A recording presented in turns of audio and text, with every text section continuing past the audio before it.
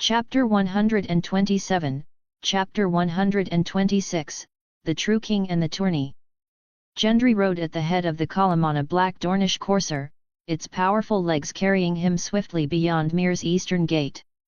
At his side rode Angui, Sir Yoram Mormont, Longspear Rockero, and several other trusted companions.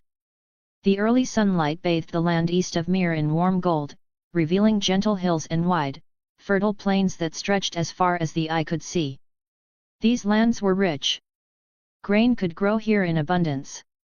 Orchards flourished with pears and olives, and even gunpowder herbs thrived in the loamy soil. From a civilian perspective, this was paradise. From a military perspective, it was a nightmare. The land east of Myr, much like the disputed lands beyond it, was flat and open. There were no mountains, no forests thick enough to slow an army, no narrow passes that could be easily defended. It was terrain made for cavalry, especially for the horse peoples of the Dothraki Sea. That was precisely why Essos had become their playground. As the riders passed, free folk working the fields set down their tools and bowed. Gendry stood out immediately, even among mounted warriors. At 6 feet 4 inches tall and still growing, his broad shoulders and solid build made him impossible to miss. The Liberator! The Liberator! The cries rose from the fields, spreading like ripples across the farmland. Gendry raised a hand in response, acknowledging them with a brief wave. Myr's climate was mild, its seasons forgiving, and its land generous. With proper development and protection, it could support not only its people, but vast armies. Given time, it could become a war engine. This land is too good, Sir Yora said grimly, gazing toward the distant east. Too open. Too exposed. The free cities fear these plains for a reason. The Dothraki have haunted them for generations. He paused before continuing, his voice heavy. They're terrified. Yora had lived among the Dothraki. He understood them better than most men alive. In Westeros, castles dominate the land, Yora went on. Casterly Rock, Storm's End, the airy fortresses that cannot be taken by brute force alone. Even smaller lords maintain keeps and towers, each bound by feudal duty to raise men in war. He gestured broadly at the plains. But here? Outside the city walls, there is nothing. No towns. No castles.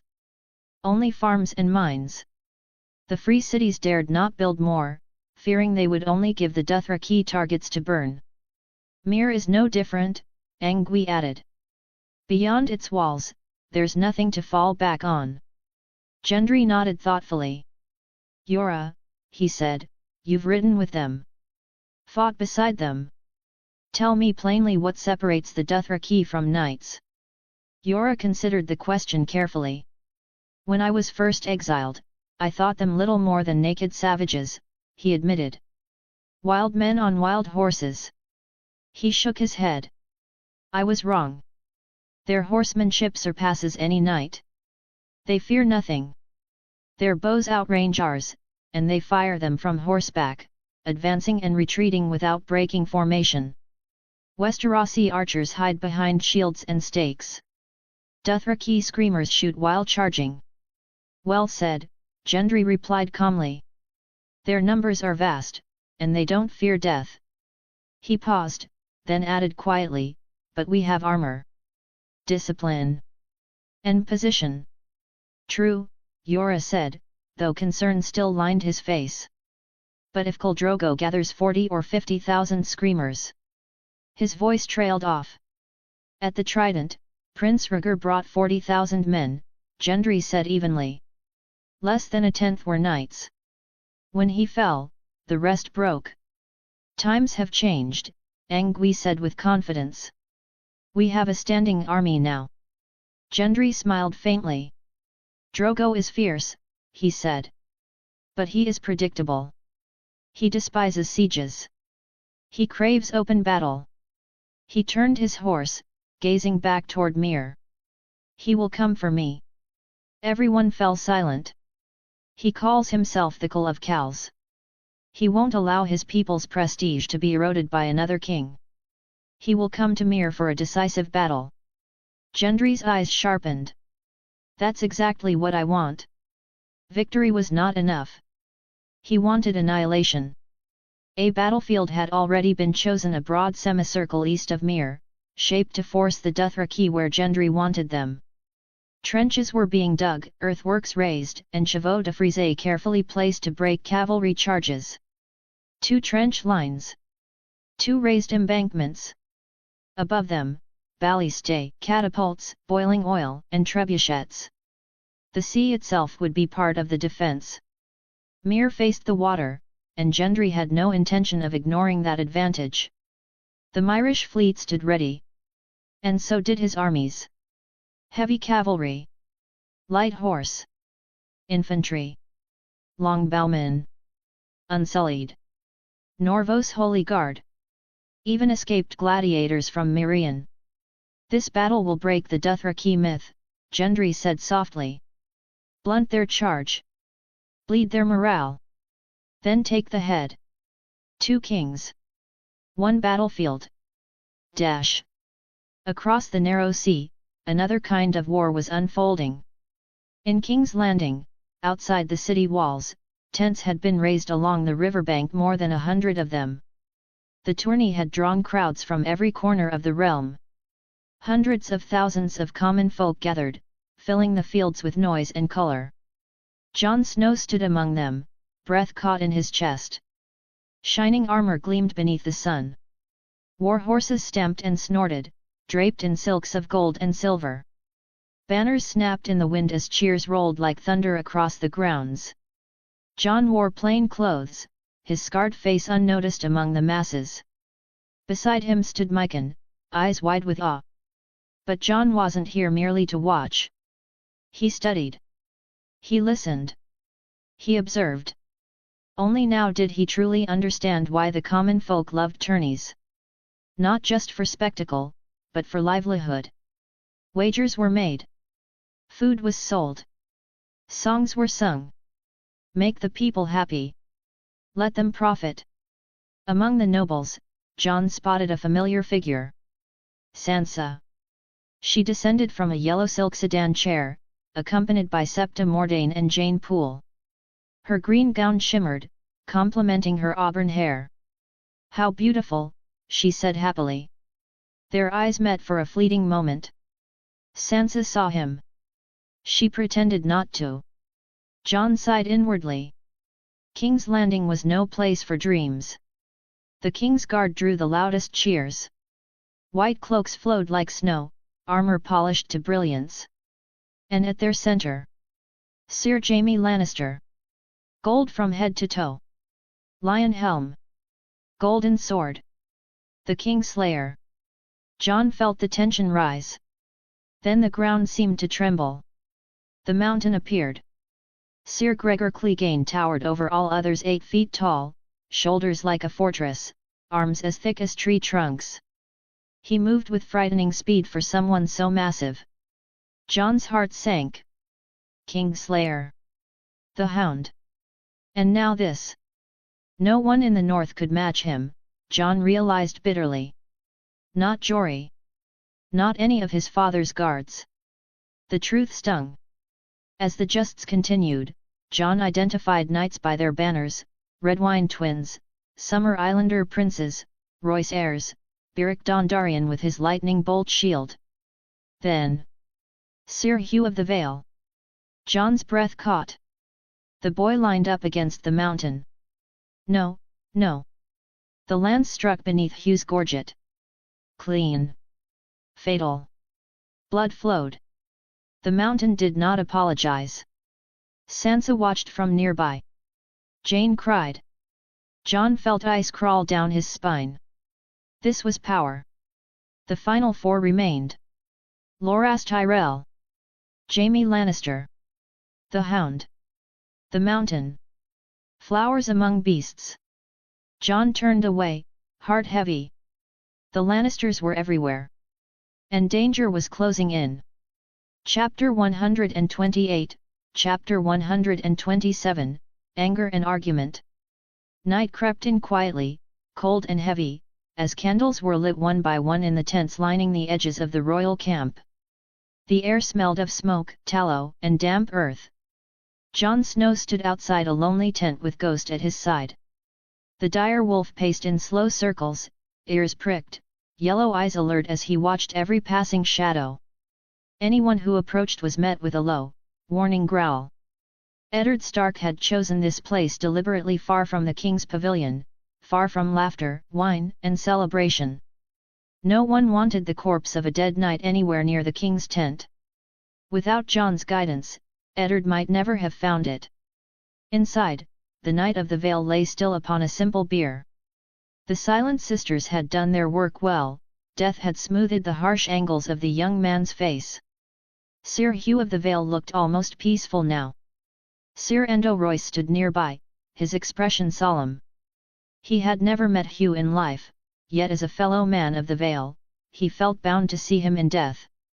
"I have come at a bad time," Eddard said quietly, gazing at the body of Lord Arryn's former squire. Hugh had not been handsome.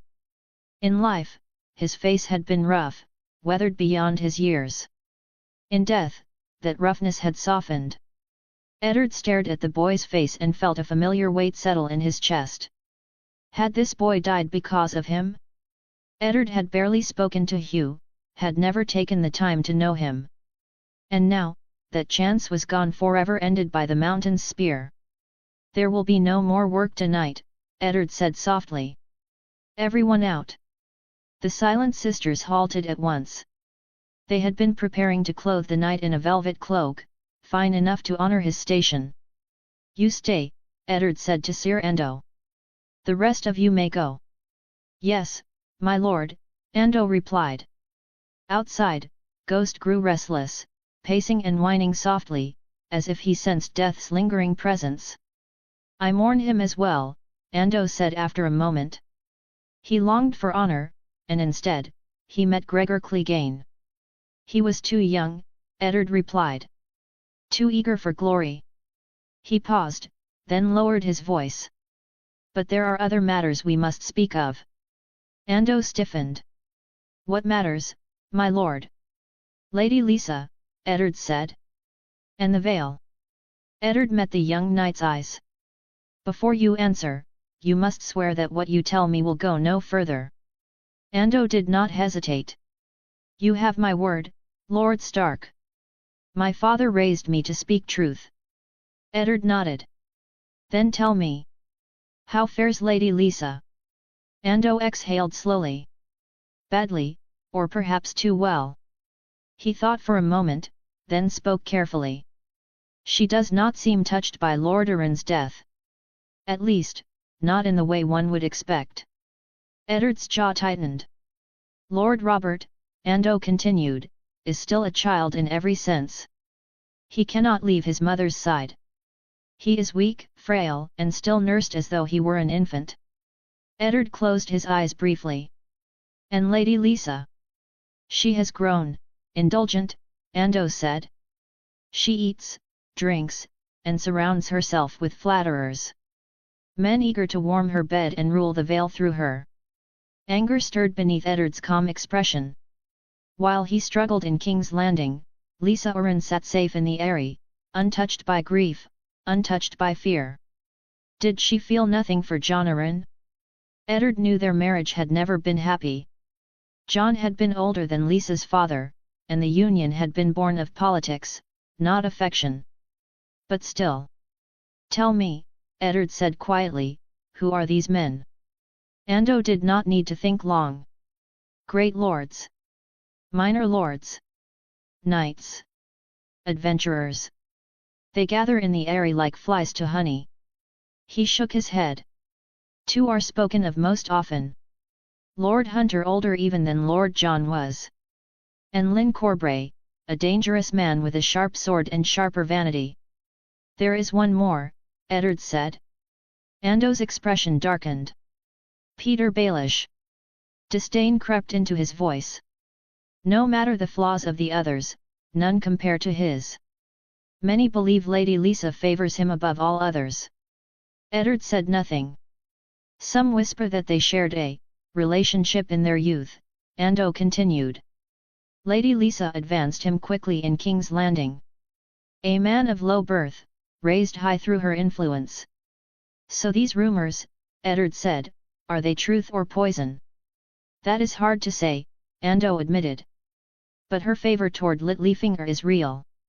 As for the rest, perhaps it is simply hatred for a rival. Eddard placed a hand on Ando's shoulder. You have spoken well. As he turned to leave, the words echoed in his mind. Lisa does not love Jonaran. Lisa favors Littlefinger. If she did not cherish her husband, could she truly be trusted? Outside the tent, Eddard encountered Sir Barristan Selmy. Lord Stark, the old knight said softly. I wished to keep vigil for the boy. He had no one here, Barristan continued. Only a mother in the Vale. Hugh served Lord Arryn faithfully for 4 years, he added. The king knighted him before we rode north. Eddard stared at the blood-stained blue cloak embroidered with the crescent moon of the Vale. He should not have died, Eddard said. Is war a game? Barristan sighed. It never is. After a moment, he gestured toward the camp. The king's feast is about to begin. Will you join us? Eddard shook his head. Not tonight. As he walked away with Jon, his thoughts churned. Lisa. Littlefinger. Neither could be trusted. On the other side of the camp, Sansa Stark felt as though she had stepped into a song. Today had been the most dazzling day of her life. She had watched the tourney, seen knights from stories ride beneath fluttering banners. Of them all, 2 figures captivated her heart. One was Sir Loras Tyrell, the Knight of Flowers, who had given her a red rose and whispered, even the greatest victory is not as beautiful as you. The other was Stranger. A short man with a pointed beard, streaks of silver in his hair, and eyes far too knowing. Someone had whispered his name, Lord Peter Baelish, Master of Coin. He had spoken of her mother. The Queen of Love and Beauty, he had called her. His fingers had brushed Sansa's cheek as he touched her hair. What a strange man, she thought. Soon, the feast began. 6 enormous oxen turned on roasting spits beside the river, basted with butter and herbs until the air was rich with scent. Sansa sat upon a raised platform beside the king and queen. She had never known such splendor. When Joffrey sat beside her, her heart leapt. Tonight, he smiled. He kissed her hand. My lady, he said smoothly, Sir Loras has good taste. Sansa felt as though she were floating. Wine flowed. Music filled the air. Jugglers danced. The king's jester mocked lords and septons alike. Then the king roared. Shut up! Robert Baratheon stood, drunk beyond measure. If I say we fight tomorrow, then we fight. Cersei's voice cut like ice. You may soon be a grandfather, your grace. The king's face darkened. Shut up! Tension gripped the feast. I am a warrior. Robert bellowed. No one stops me. He shoved Jaime aside and laughed wildly. Jaime rose slowly, face grim. Yes, your majesty. And Sansa watched, trembling, as the beauty of the feast cracked, revealing the violence beneath. Chapter 129, Chapter 128, Crisis and a Way Out. Night fell gradually over the royal encampment. From the direction of the great pavilion, laughter, music, and drunken shouts drifted endlessly through the air. Torches burned brightly, and the smell of roasted meat and spilled wine clung to the wind. Yet Eddard Stark found no comfort in it. The feast felt hollow to him, too loud, too careless, as if the realm were not already teetering on the edge of disaster. Without drawing attention, Eddard led Jon away from the main camp. Their destination was a secluded tent, far from the noise and revelry. Because of its isolated position, it was easier to avoid prying eyes. Jon followed silently, his expression composed but alert. Once inside Eddard's temporary study within the Red Keep's grounds, Ghost immediately began pacing the perimeter. The dire wolf moved soundlessly, nose low to the ground, ears pricked, ensuring that no one dared approach close enough to overhear. Only when Eddard was certain they were alone did he speak. "Do you remember how the Knight of the Vale died today?" Eddard asked quietly. Jon nodded at once. Gregor did it deliberately. He could have defeated the boy cleanly, but he chose the cruelest way possible. "Yes," Eddard said gravely. "King's Landing is far more dangerous than we anticipated." Jon lowered his voice. "I observed the tourney grounds carefully. Gregor Clegane, the Hound, and Jaime Lannister are all exceptional fighters. In addition, there are several white-cloaked knights whose backgrounds are unclear." Jon had received systematic knightly training in the north, but he was not arrogant enough to believe himself capable of matching such men. Eddard understood this well. The gap between individuals could be vast, and in King's Landing, that gap was often the difference between life and death. They could not afford hesitation. "How did things go with Sir Endo of the Vale?" Jon asked after a pause. Eddard exhaled slowly. "Terribly, especially where Lisa is concerned." There was no point in hiding the truth. He had once believed Lisa Oren might still support him in uncovering the truth behind Jon Arryn's death. Now it was painfully clear that she cared little for justice or even stability. Instead, she seemed determined to drag everyone down with her. Perhaps, she had never truly loved her husband at all. "My lord," Jon said calmly, "if I may speak harshly, love can turn a woman into a monster. That is a truth known throughout the world." Eddard closed his eyes briefly. Yes. Of course he knew. Time had not erased Lisa's bitterness. She still despised Jon Arryn, and she still loved Peter Baelish with the same destructive devotion. Her marriage had never been born of affection. Years ago, Peter had been gravely wounded by Brandon Stark in a duel. Lisa had stayed by his side to nurse him, and in that time, she gave him her maidenhood. Yet even as they lay together, Peter had called out Catelyn's name. Soon after, Lisa discovered she was pregnant. Lord Hoster Tully, furious beyond measure, forced her to drink moon tea. The child was lost. Peter was sent away, and Lisa's future was decided for her. Peter's family held no political value. With her honor compromised, suitable matches were scarce. Yet Lord Hoster was determined. He arranged for Lisa to wed Jon Arryn, the elderly, childless Lord of the Vale. Jon Arryn needed the Riverlands' support during Robert's rebellion. And so the marriage was agreed. Lisa and Catelyn were wed on the same day, in the same September. But while Catelyn's groom became Eddard Stark, Lisa's marriage became a prison. "In our current situation," Jon said thoughtfully, "it's nearly impossible to gain meaningful support in King's Landing. Only the king favors you, but even a king is still a king." Eddard said nothing. The North was always at a disadvantage here. Their customs, their faith, even their speech marked them as outsiders. Financially and politically, they held no advantage. "Damn it all," Eddard muttered. "They've truly forced me into a corner." He did not know whom to curse: Robert, Lisa, Stannis, or the unseen hands moving pieces behind the scenes. If not for Robert's negligence, King's Landing would never have rotted this badly. The sense of crisis pressed heavily on his chest. The first thing he needed to do was write to Catelyn. But Lisa's betrayal could not be mentioned openly. "I'll attend tomorrow's tourney," Eddard said at last. "I need to see things for myself." Jon nodded. "Then I'll escort my fiancée back into the city. I'll make sure she's not harmed." On the other side of King's Landing, the royal feast ended in quiet humiliation. Prince Joffrey ordered Sandor Clegane to escort Sansa Stark away. The Hound had removed his armor and now wore a red wool tunic, a snarling dog's head stitched onto his chest. By torchlight, the scars on his face looked almost molten. Every step beside him was agony for Sansa. This was not the gallant knight of songs. The Hound had drunk heavily. His words slurred as he spoke, calling her a pretty little bird in a mocking tone. He spoke openly, too openly. He told her Gregor was no knight. He told her the truth about the Vale Knight's death.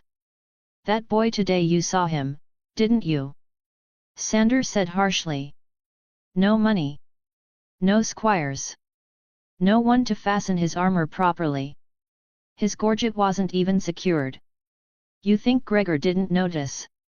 Then he forced her to look at his face. The right side was harsh but intact, sharp cheekbones, thick brows over grey eyes, a large hooked nose. The left side was ruin. Burned flesh. Missing ear.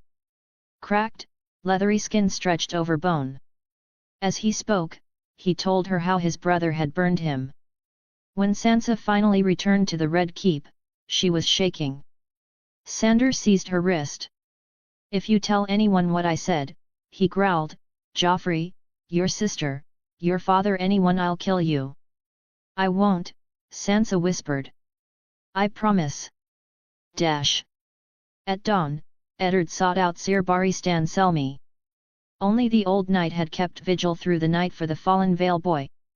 After exchanging quiet words, they went together to see the king. The camp was awakening. Squires hurried about, cooks tended fires, sausages sizzled and dripped grease into the flames.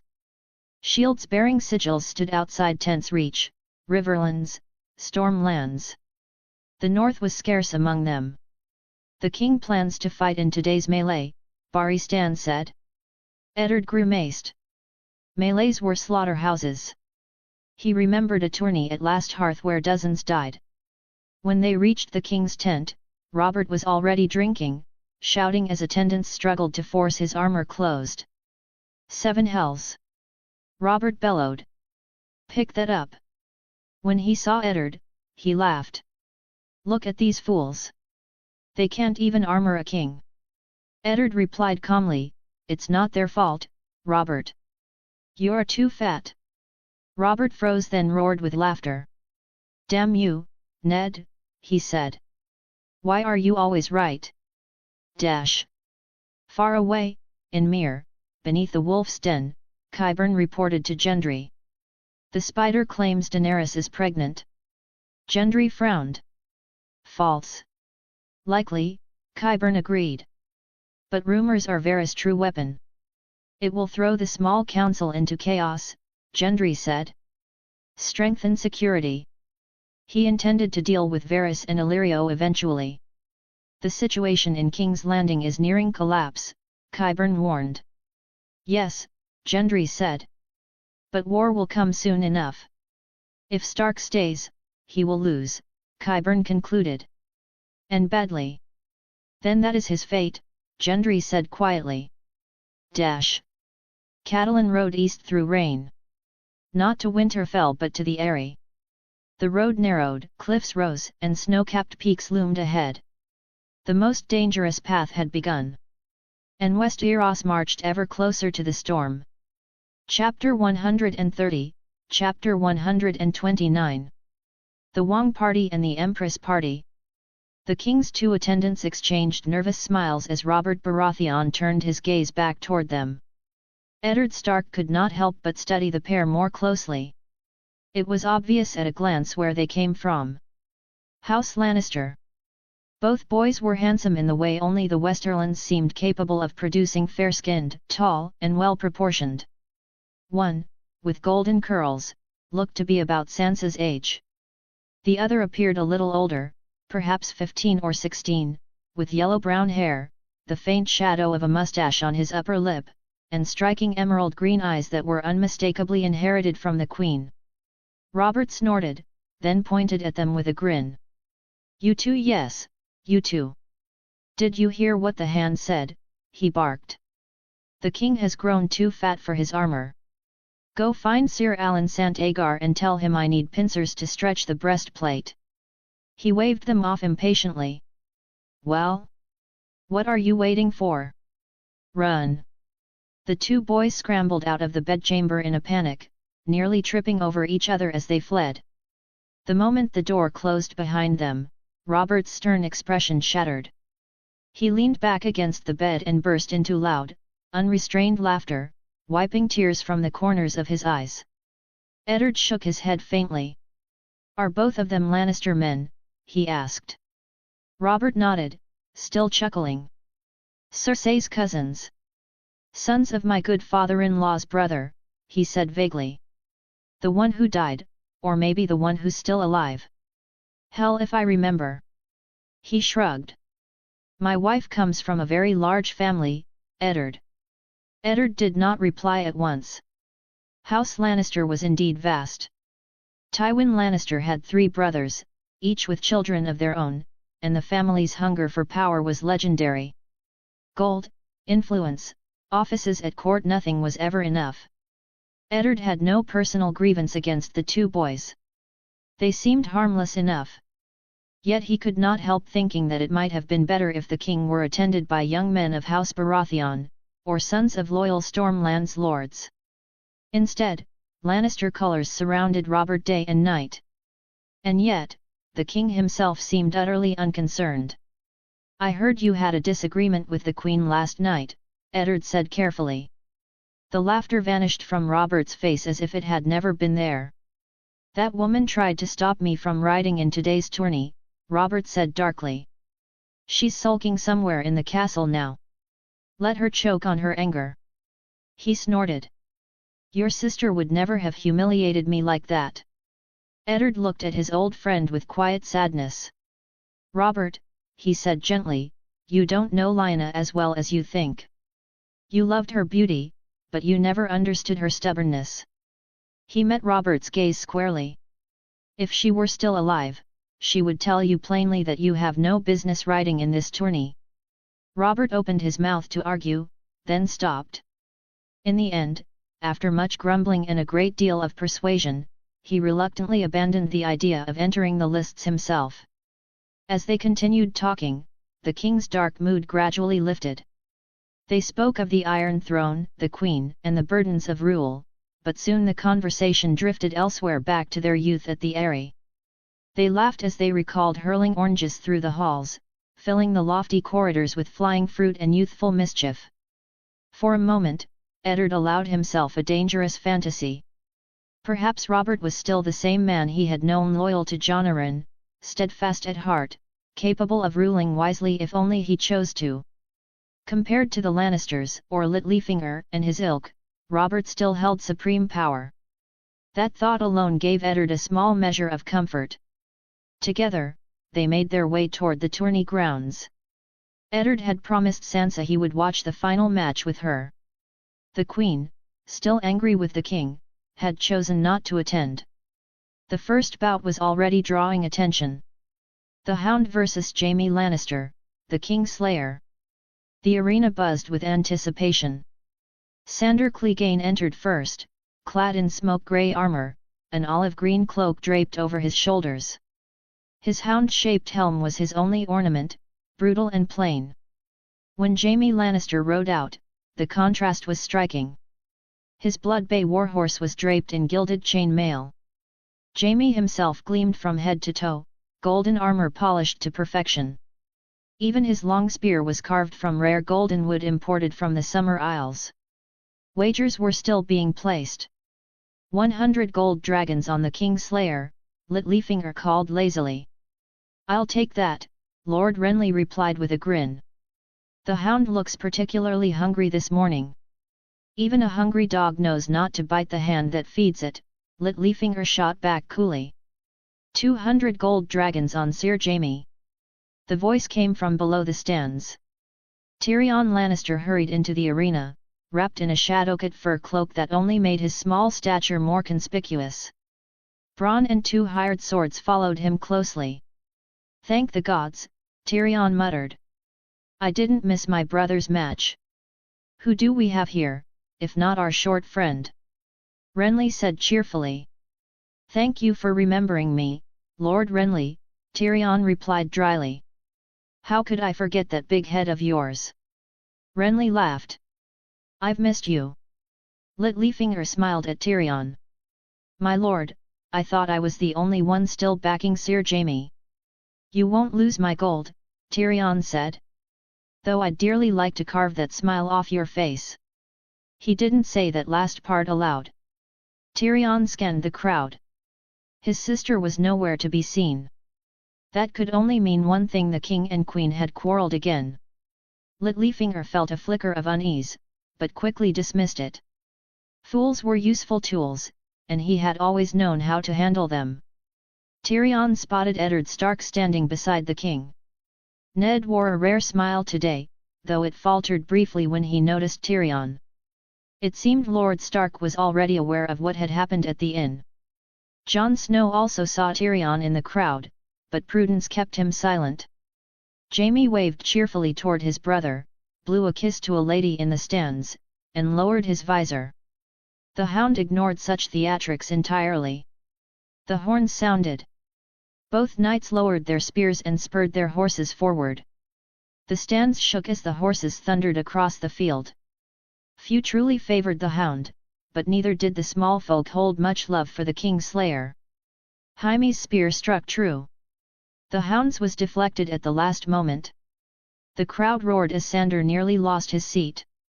"I told you," Tyrion said smugly. But the second pass decided everything. Both spears shattered, but it was Jaime who was unhorsed. He rolled in the mud, golden armor dented and smeared. The king laughed louder than anyone. Tyrion rose from his seat. "I should go see to my brother." As he descended, he spotted Jon Snow in the crowd. "Jon," Tyrion said quietly. The game, it seemed, was only just beginning. Chapter 131, Chapter 130 Conflict and Chaos. Game of Thrones, Storm of the Bucks. Inside the smithy, sparks flew as the blacksmith carefully worked at Jaime Lannister's battered helmet. The golden lion helm, once glorious and imposing, had been bent and warped during the melee, its elaborate decoration now more of a hindrance than protection. Jaime sat nearby, stripped of his armor, nursing his bruises. Despite the violence of the tourney, he was not seriously injured. A short rest would be enough. Tyrion Lannister stood to one side, cup in hand, watching with mild interest. "Why didn't my dear elder sister attend the tourney?" Tyrion asked casually. "She usually loves nothing more than parading herself before the court." Jaime snorted. "You don't know what happened last night? Cersei and the king quarreled again." Tyrion raised an eyebrow. "Over what this time?" "Robert wanted to participate in the melee himself. The queen forbade it." "Our good king truly lives by impulse," Tyrion said dryly. "A melee isn't a game," Jaime replied. "It's closer to a battlefield than a celebration." Tyrion took a sip of wine and lowered his voice. "And what of King's Landing? What fresh chaos awaits us there?" Jaime sighed. "Not good, I'm afraid, little brother. Joffrey had an incident on the King's Road, somewhere in the Riverlands." "Oh." Tyrion leaned forward, interest piqued. "He clashed with the Stark children.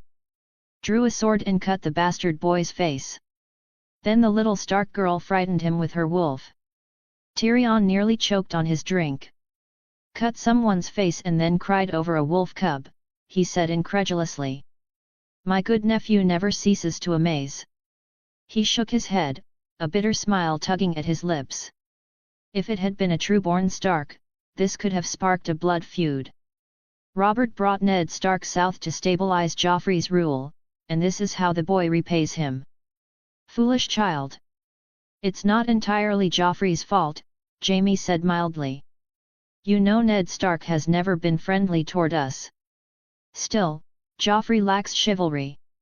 Look at the Knight of Flowers, he's barely older than Joffrey and already celebrated across the realm." Tyrion sighed. "Speaking of knights, what possessed Sandor Clegane today? I've never seen such fury." Jaime winced as the smith finally removed his helmet.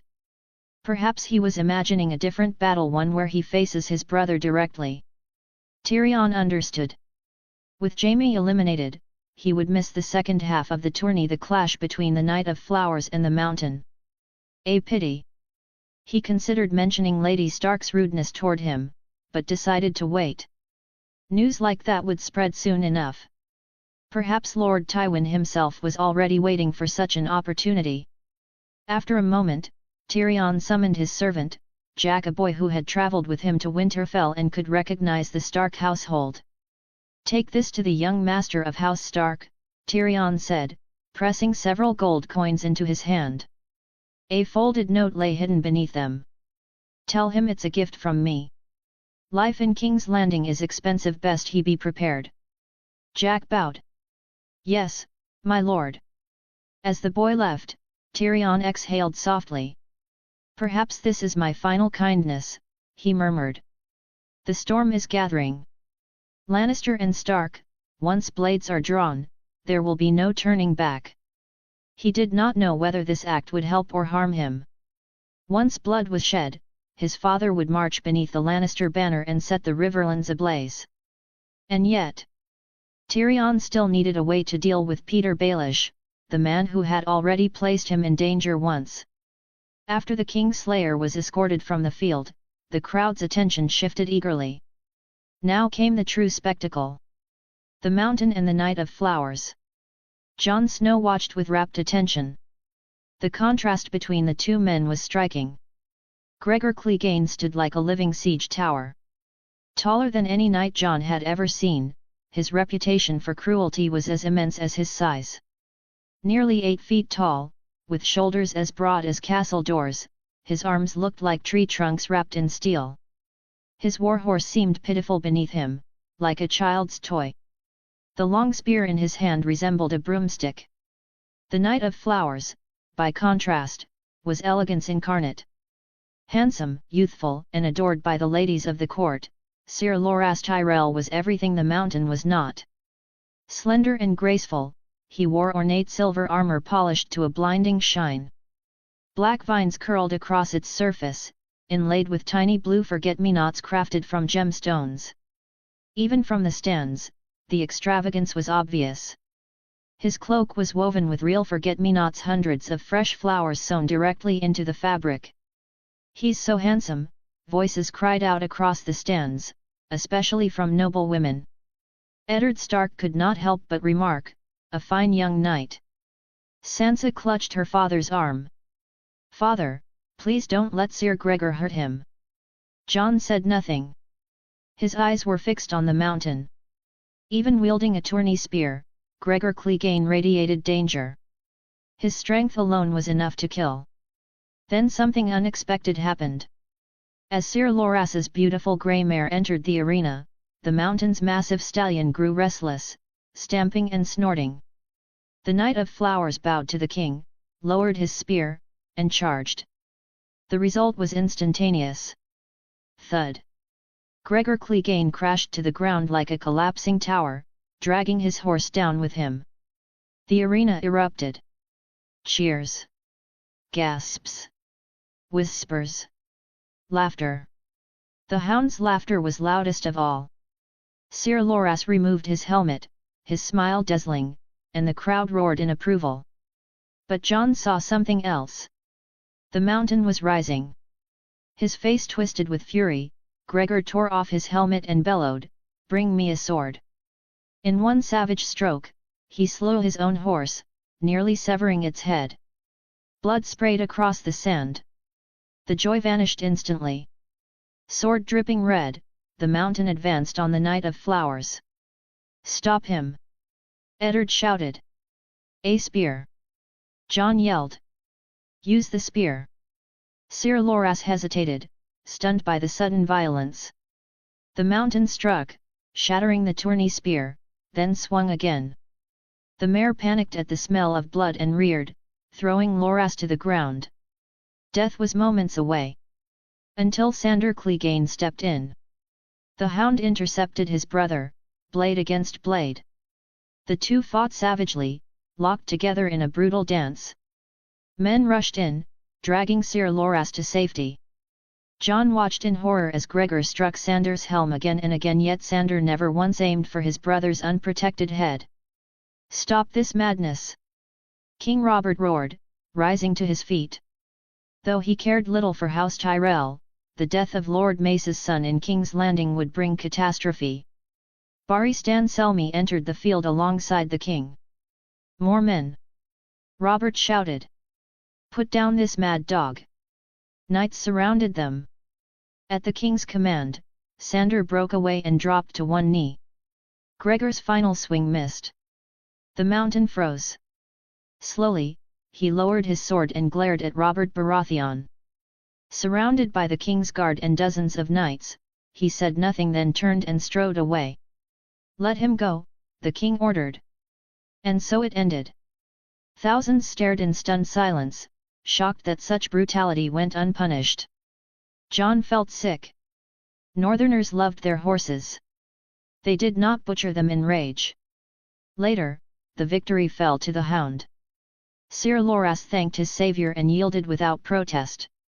The crowd drifted onward, toward the archery range. As they walked, Littlefinger smiled faintly. It seems the young Tyrell planned well. He knew what sort of horse the mountain prefers.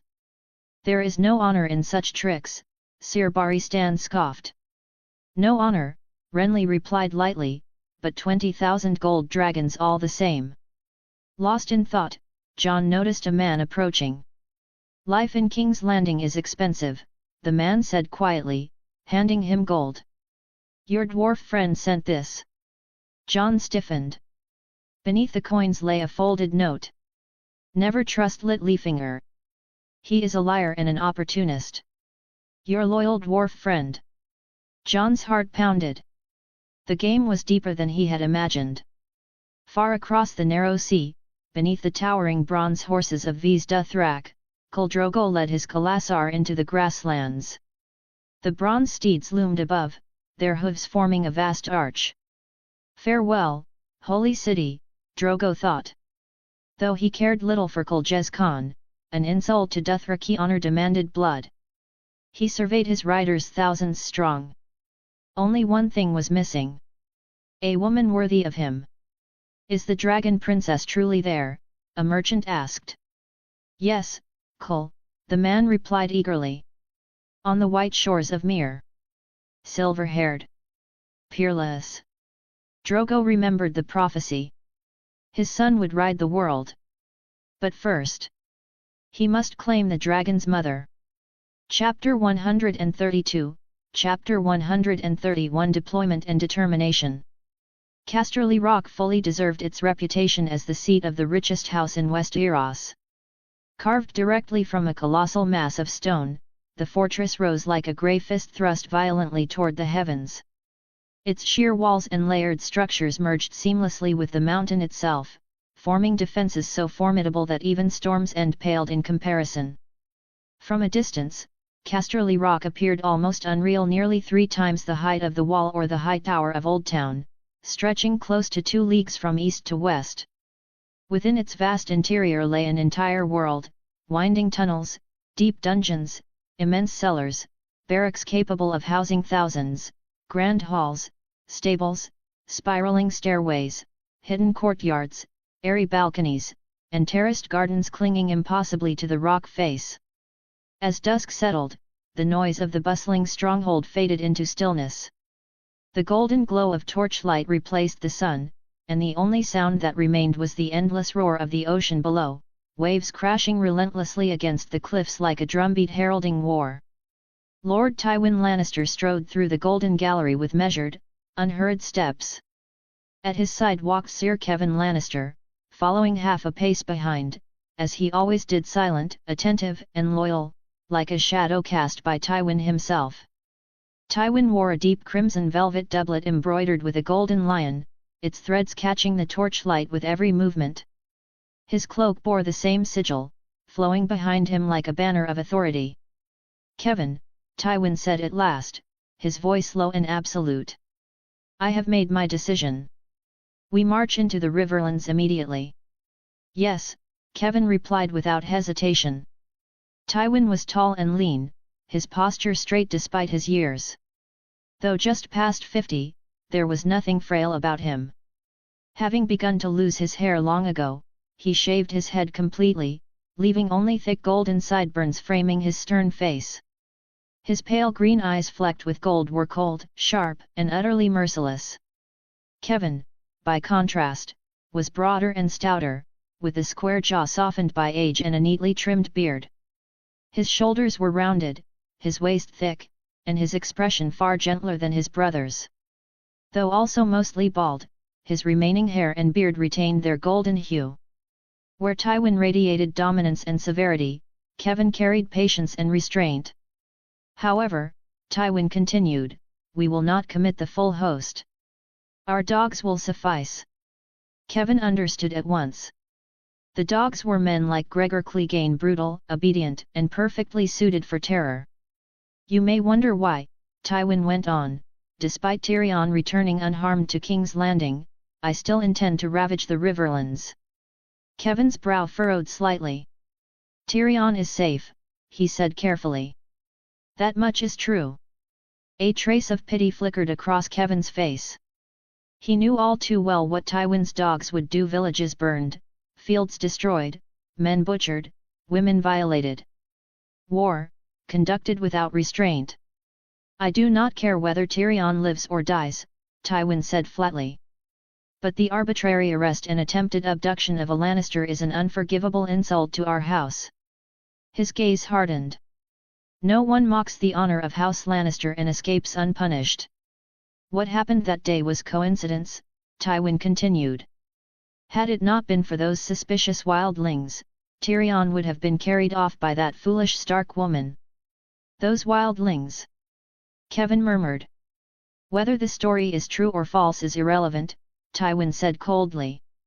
"What matters is this: House Tully must pay." Kevin hesitated. "Joffrey's betrothed is Sansa Stark.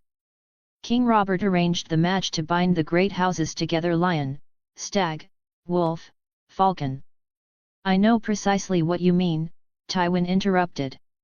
"But you misunderstand the situation." He stopped walking and turned to face his brother.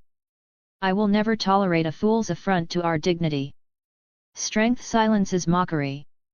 That is a lesson our father taught us well.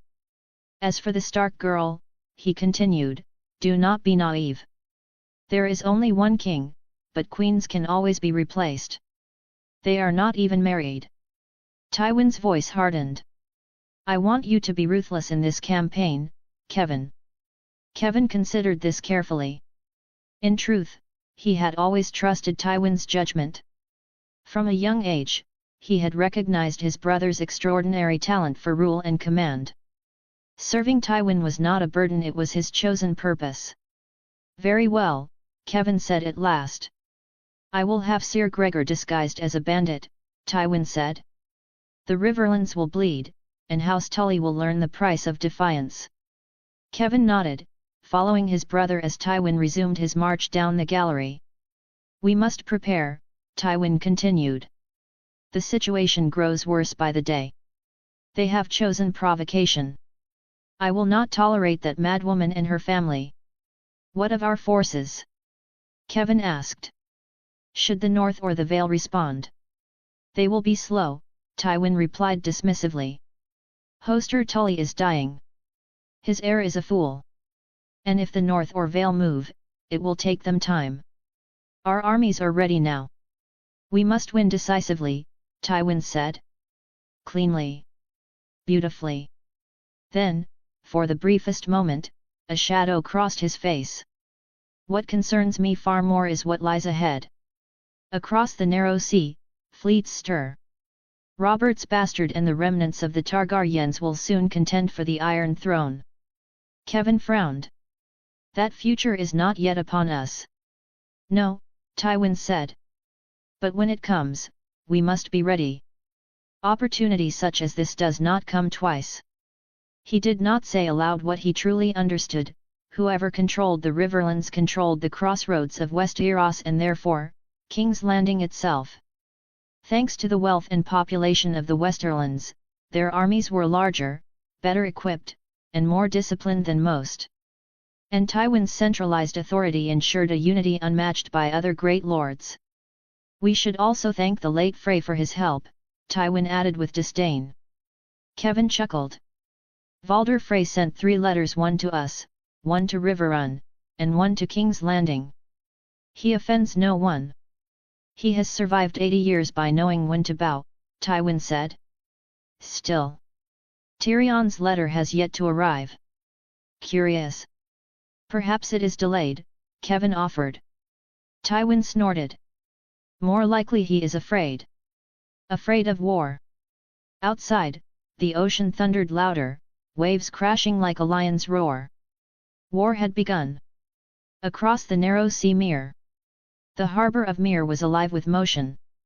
Ships of every size filled Mere Bay, merchant vessels, warships, and galleys flying the quartered banners of the two cities' fleet.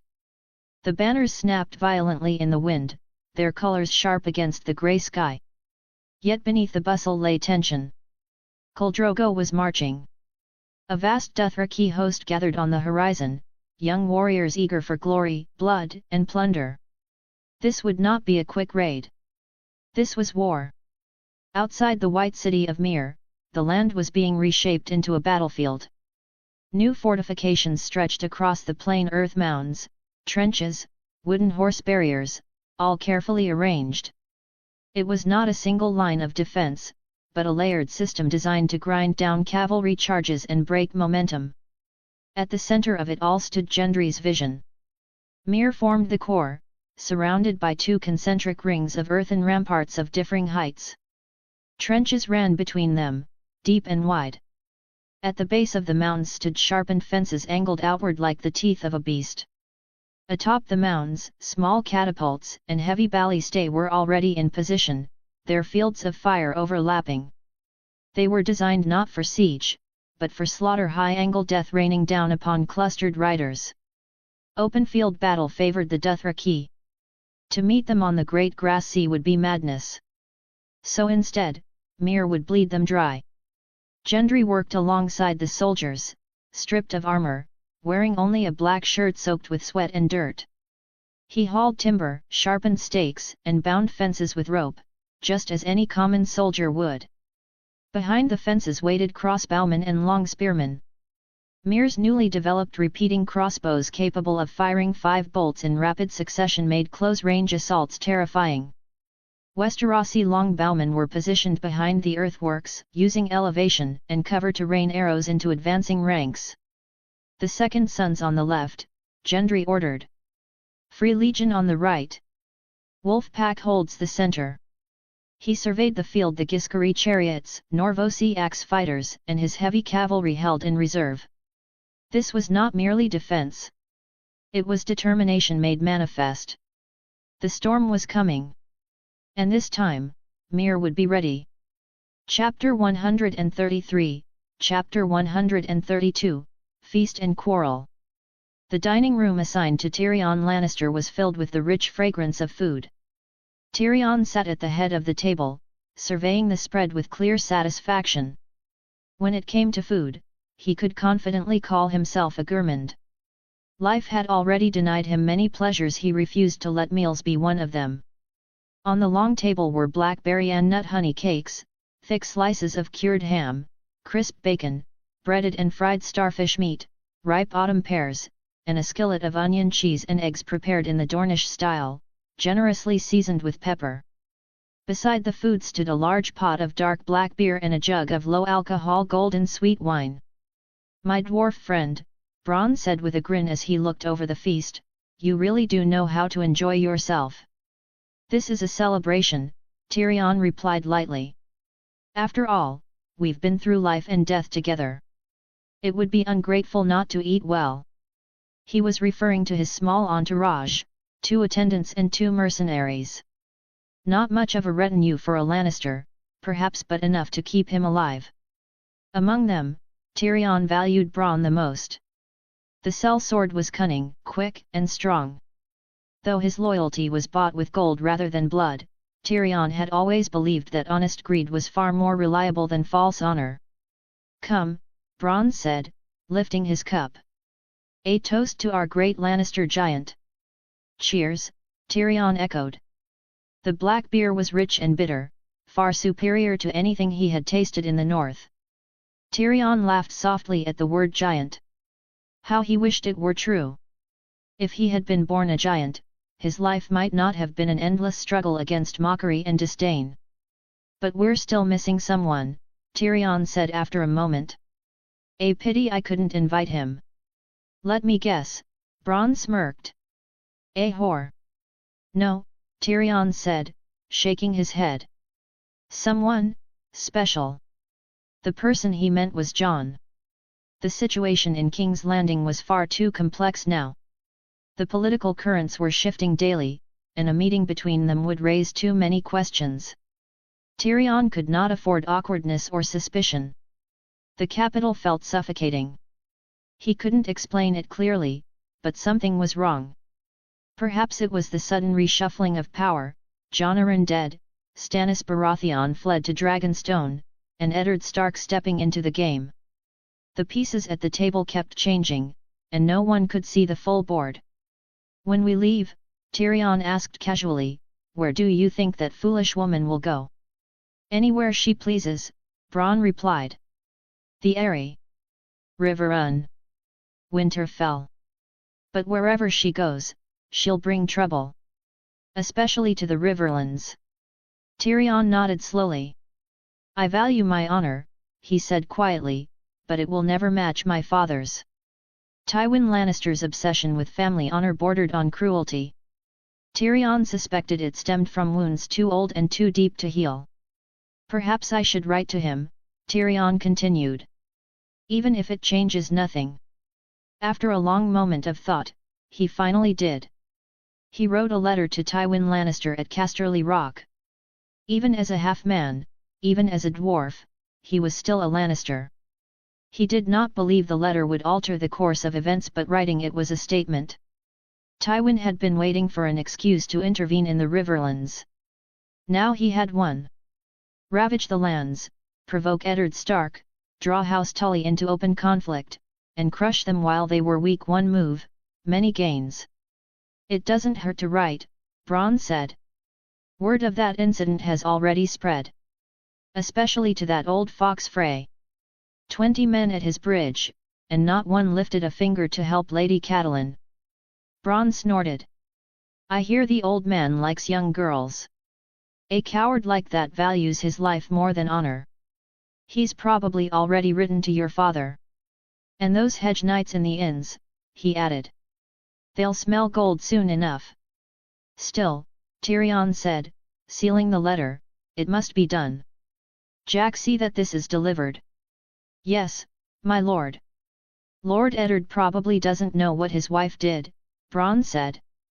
He always looks like someone owes him money. He might know already, Tyrion replied. Don't forget the man in black who travelled with us. Chagan chuckled. You know, my lord, you really should hire a monster to guard you. Someone like Sir Gregor. An 8-foot giant who would dare touch you then. Mad dogs still have masters, Tyrion said dryly. Sir Gregor only answers to my father. And Tyrion knew the truth well, men of true skill and knightly pride did not flock to him. Gold alone could not buy honor or loyalty. Tell me honestly, Tyrion asked Bronn. If you faced Sir Gregor, how long would you last? Bronn stared at him. Are you fucking mad, little monkey? That thing isn't human. He's not fast, but for his size, he's terrifying. Long reach. Endless strength. And pain barely slows him. Chagan nodded.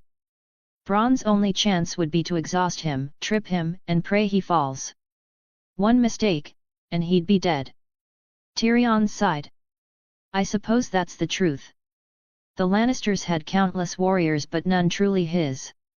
Still, Bronn said after draining his wine, it's not impossible. A knight fast enough and strong enough could beat him. They're rare, Tyrion murmured. Perhaps one across the narrow sea, or in Dorne. Then a thought struck him. Wildlings. Tyrion murmured. At the top of the Tower of the Hand, Eddard Stark paced restlessly. The morning air was cool. From the window, he could see the Red Keep's courtyard and even Littlefinger's chambers. His daughters were still dreaming. Sansa dreamed of being a lady. Arya dreamed of being a hero. Arya returned from her water dancing bruised and battered, yet smiling. They were still too young to understand the cruelty of the world. After the tourney, Varys had visited him disguised, as always. The eunuch's information filled Ned with unease. The Lannisters had planned to assassinate the king. King's Landing was firmly in their grasp. Robert's brothers hated both the king and the queen. The king's guard was compromised: Barry Stan Old, Boros and Meryn loyal to Cersei. Then there was Jonaran. Poisoned. Tears of Lys. A Knight of the Vale. Too much information. Too many sources. Littlefinger. Varys. Half-truths and lies tangled together. Lisa Oren hid in the Eyrie. Stannis fled to Dragonstone. Books. Bastards. A hidden brothel. Why had Jonaran and Stannis searched so desperately for Robert's bastard children? Eddard inhaled sharply. Then there was the dwarf. Catelyn's impulsiveness had worsened everything. Tywin Lannister would not forgive this insult. If everyone lies, Eddard thought, then who can I trust? He had never felt so alone. The small council convened. The whore is pregnant. Robert roared. I want them dead, mother and child. Eddard's blood burned. This is kinslaying, he said. You will be remembered for it. Varys spoke smoothly. If the hand gives the order, the king bears no stain. Every eye turned to Ned. Rage filled his chest. If this is politics, Eddard thought, then I should never have come to King's Landing. Chapter 134, Chapter 133, Isolation and Departure. Game of Thrones, Storm of the Bucks. The mountain road was steep, narrow, and treacherous. Cold winds howled endlessly through the peaks, carrying loose stones that rattled and fell without warning. Each step felt like a gamble with death. To make matters worse, the ever-present threat of the hill tribesmen hung over the journey like a shadow, those savage clans who struck without warning and vanished just as quickly. Catelyn Stark rode in grim silence, her cloak pulled tight against the biting cold. Every mile of the journey filled her with dread, yet she had no choice but to press on. This was for her house. No matter how dangerous or exhausting the road became, she could not turn back. Damn the hill tribesmen, she thought bitterly.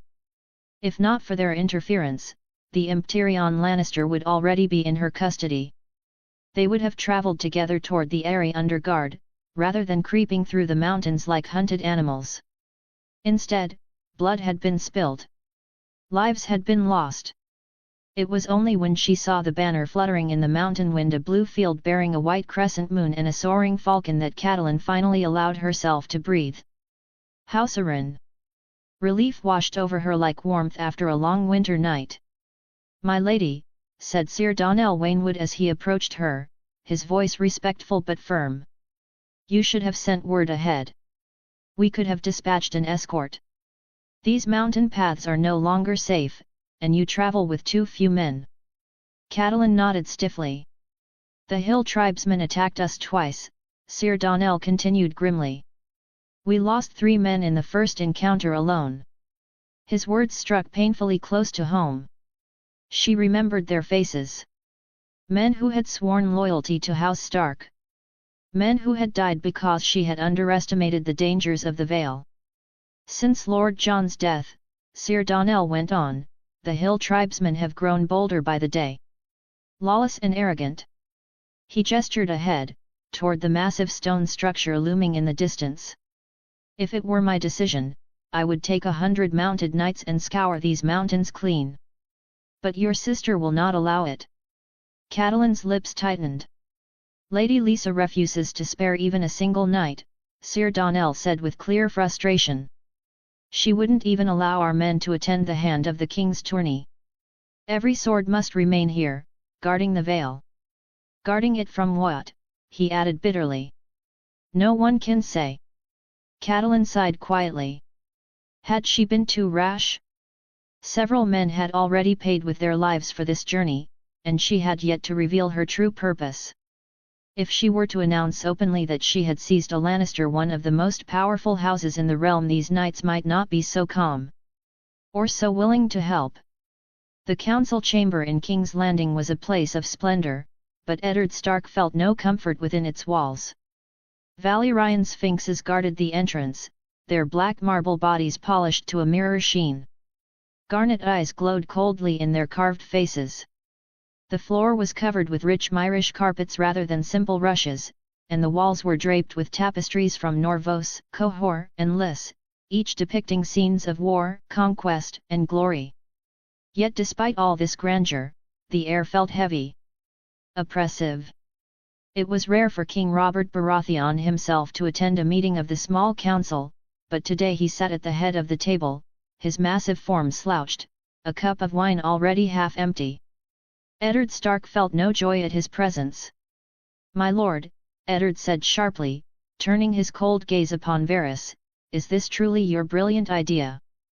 The eunuch spread his hands placatingly, the cloying scent of perfume drifting across the table. "I do not act for the sake of one life, Lord Hand," Varys replied smoothly, "but for thousands. Blame me if you wish," he continued softly. "So long as the realm survives. I am not blind enough to miss the shadow of the axe hanging above my own neck." "There is no immediate danger," Eddard insisted. "This is an old matter, rooted in the past. What might happen is still unknown." "Unknown?" Varys echoed, his voice barely above a whisper. "My lord, would I fabricate falsehoods to mislead his grace and the council?" Eddard's eyes hardened. Varys's power in King's Landing rested entirely upon secrets and whispers.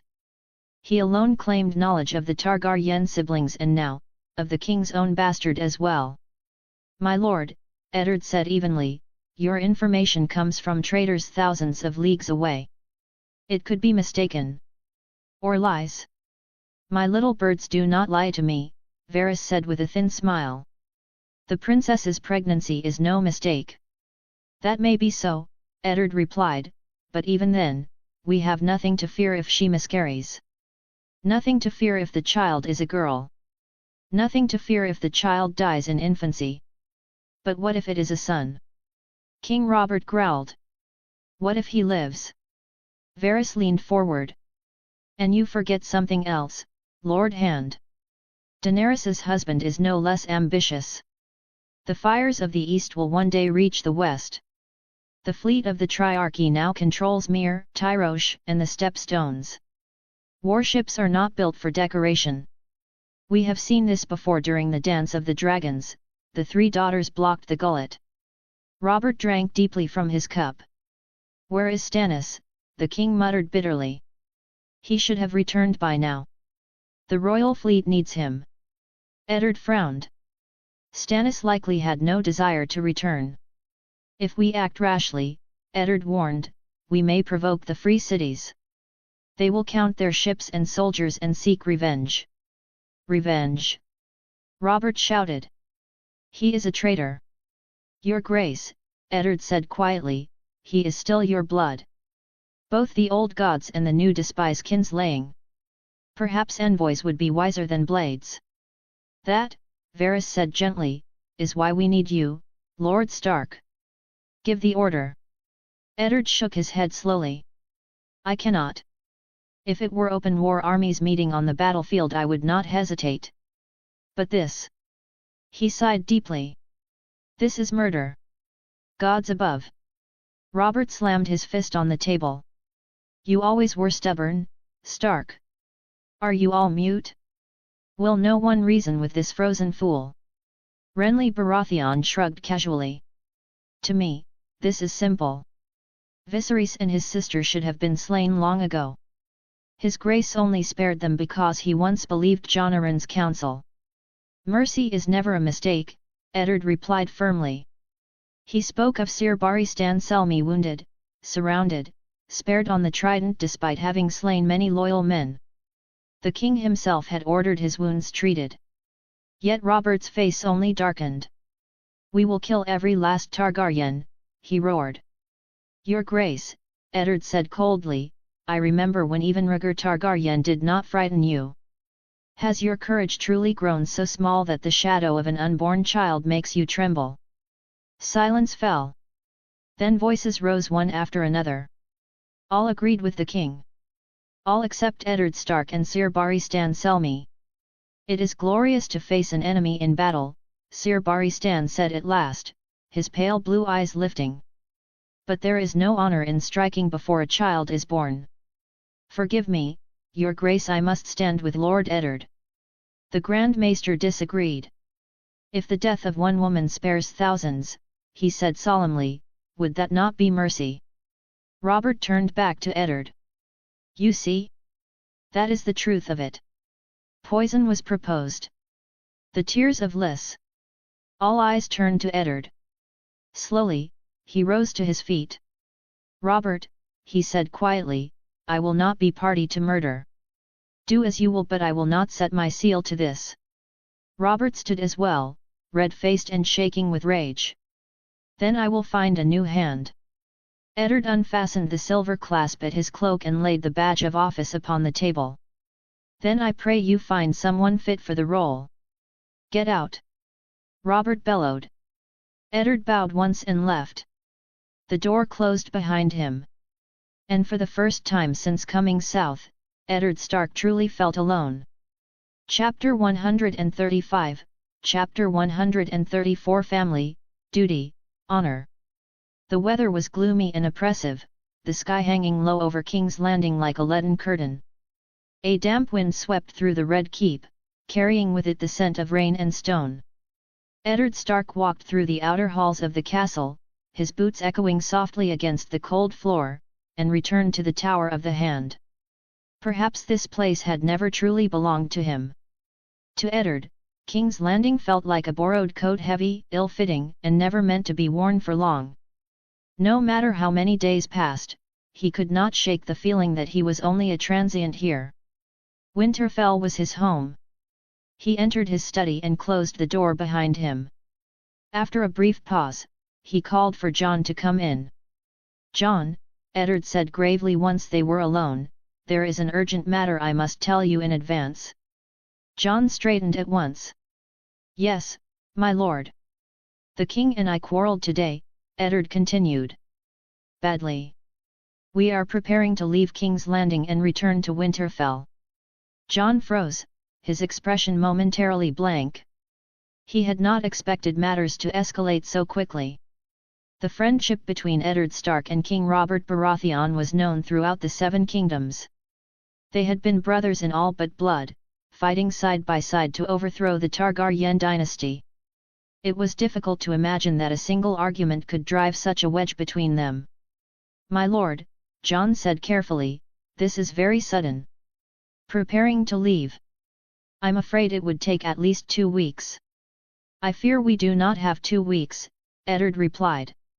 I am not even certain we have a single day. He frowned deeply. The king was so enraged he said he would have my head mounted on a spear. John's eyes widened slightly. Eddard shook his head. I do not truly believe Robert would harm me. He was speaking in anger. Still, unease lingered in his heart. Robert Baratheon had never let go of his hatred for Rhaegar Targaryen. Even after 15 years, the wounds of the past remained raw. That bitterness, combined with recent events, made everything more dangerous. There was also the matter of the dwarf.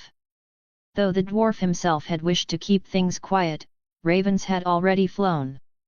The king might not care much for Tyrion Lannister, but the incident had undoubtedly bruised his pride.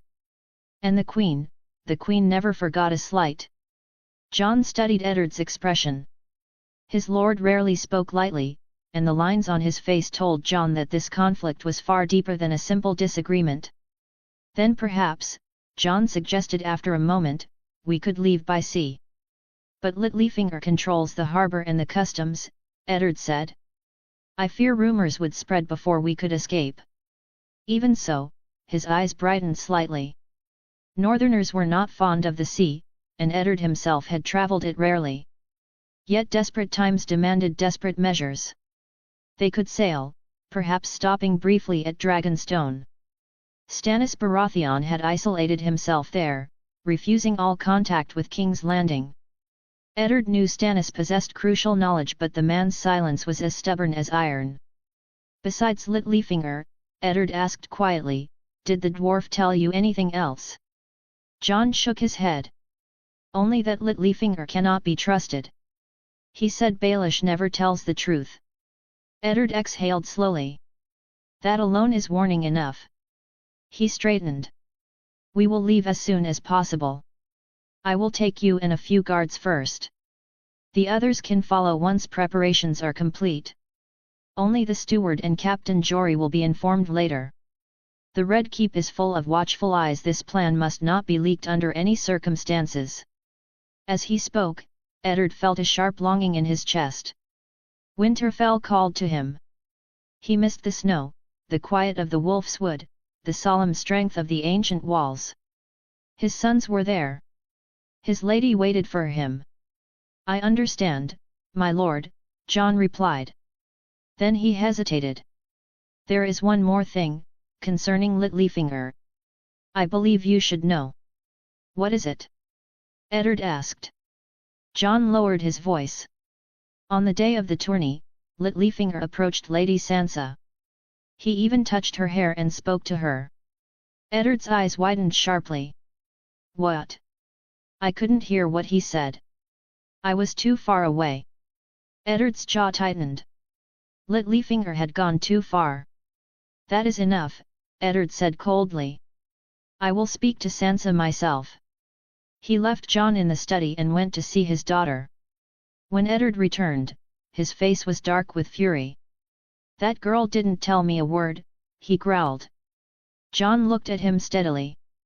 Do you remember what Arya once said, my lord? Eddard nodded slowly. He remembered it all too clearly. Arya heard everything in the secret passage. John's voice remained calm, but his words carried weight. Do you believe what she heard was true? Yes, John said firmly before Eddard could answer. Arya would never lie. Sometimes, children see more clearly than adults. His hands clenched. The two men said they would kill you.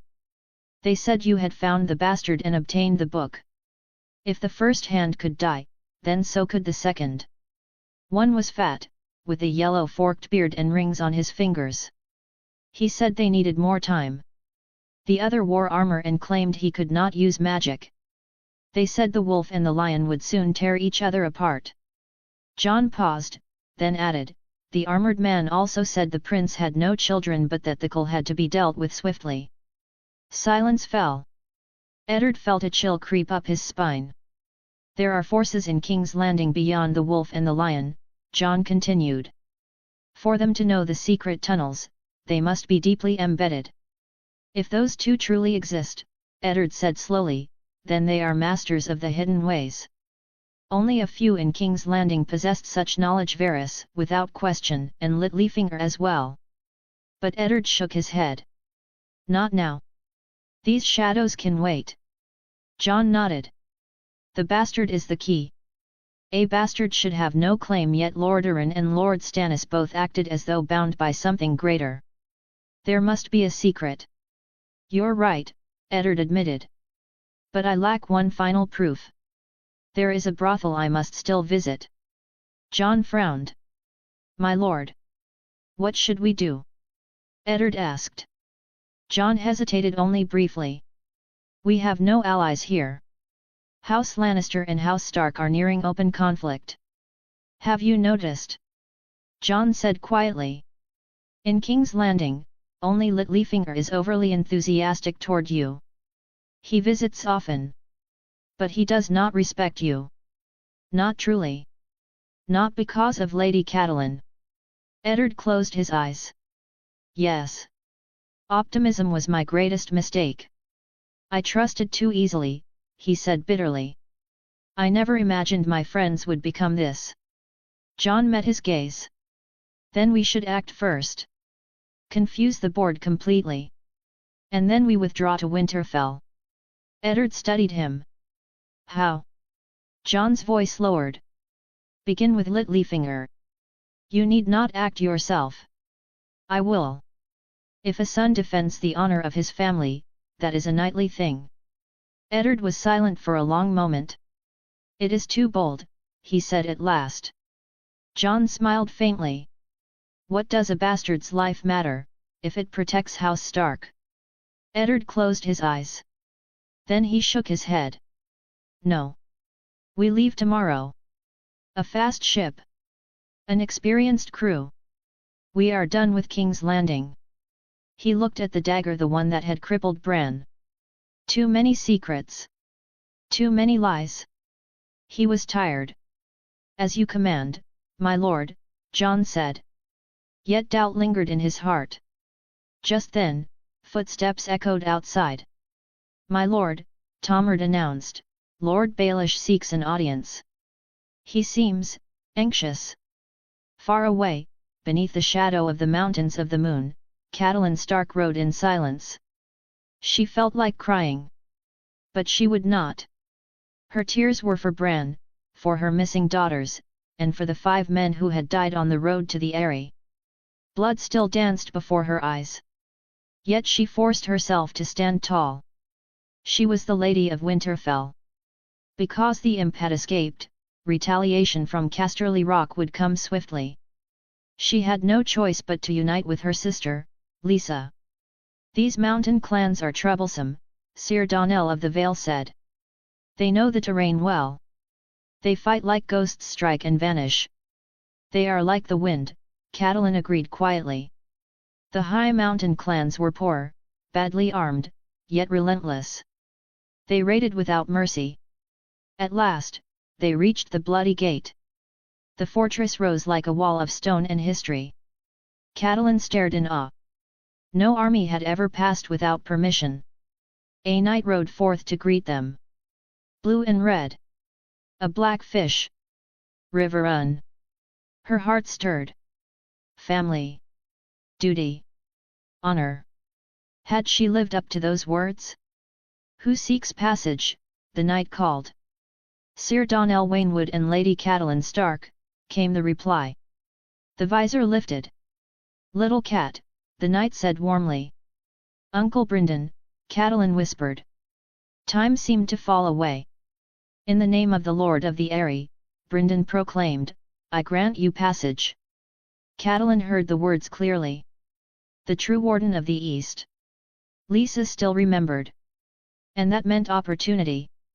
Chapter 137, Chapter 135 Conflict and Declaration of War. Littlefinger strolled into the hand's study with effortless ease, as though nothing of consequence had occurred earlier that morning. His steps were light, unhurried, almost mocking in their calm, as if the Red Keep itself bent willingly around him.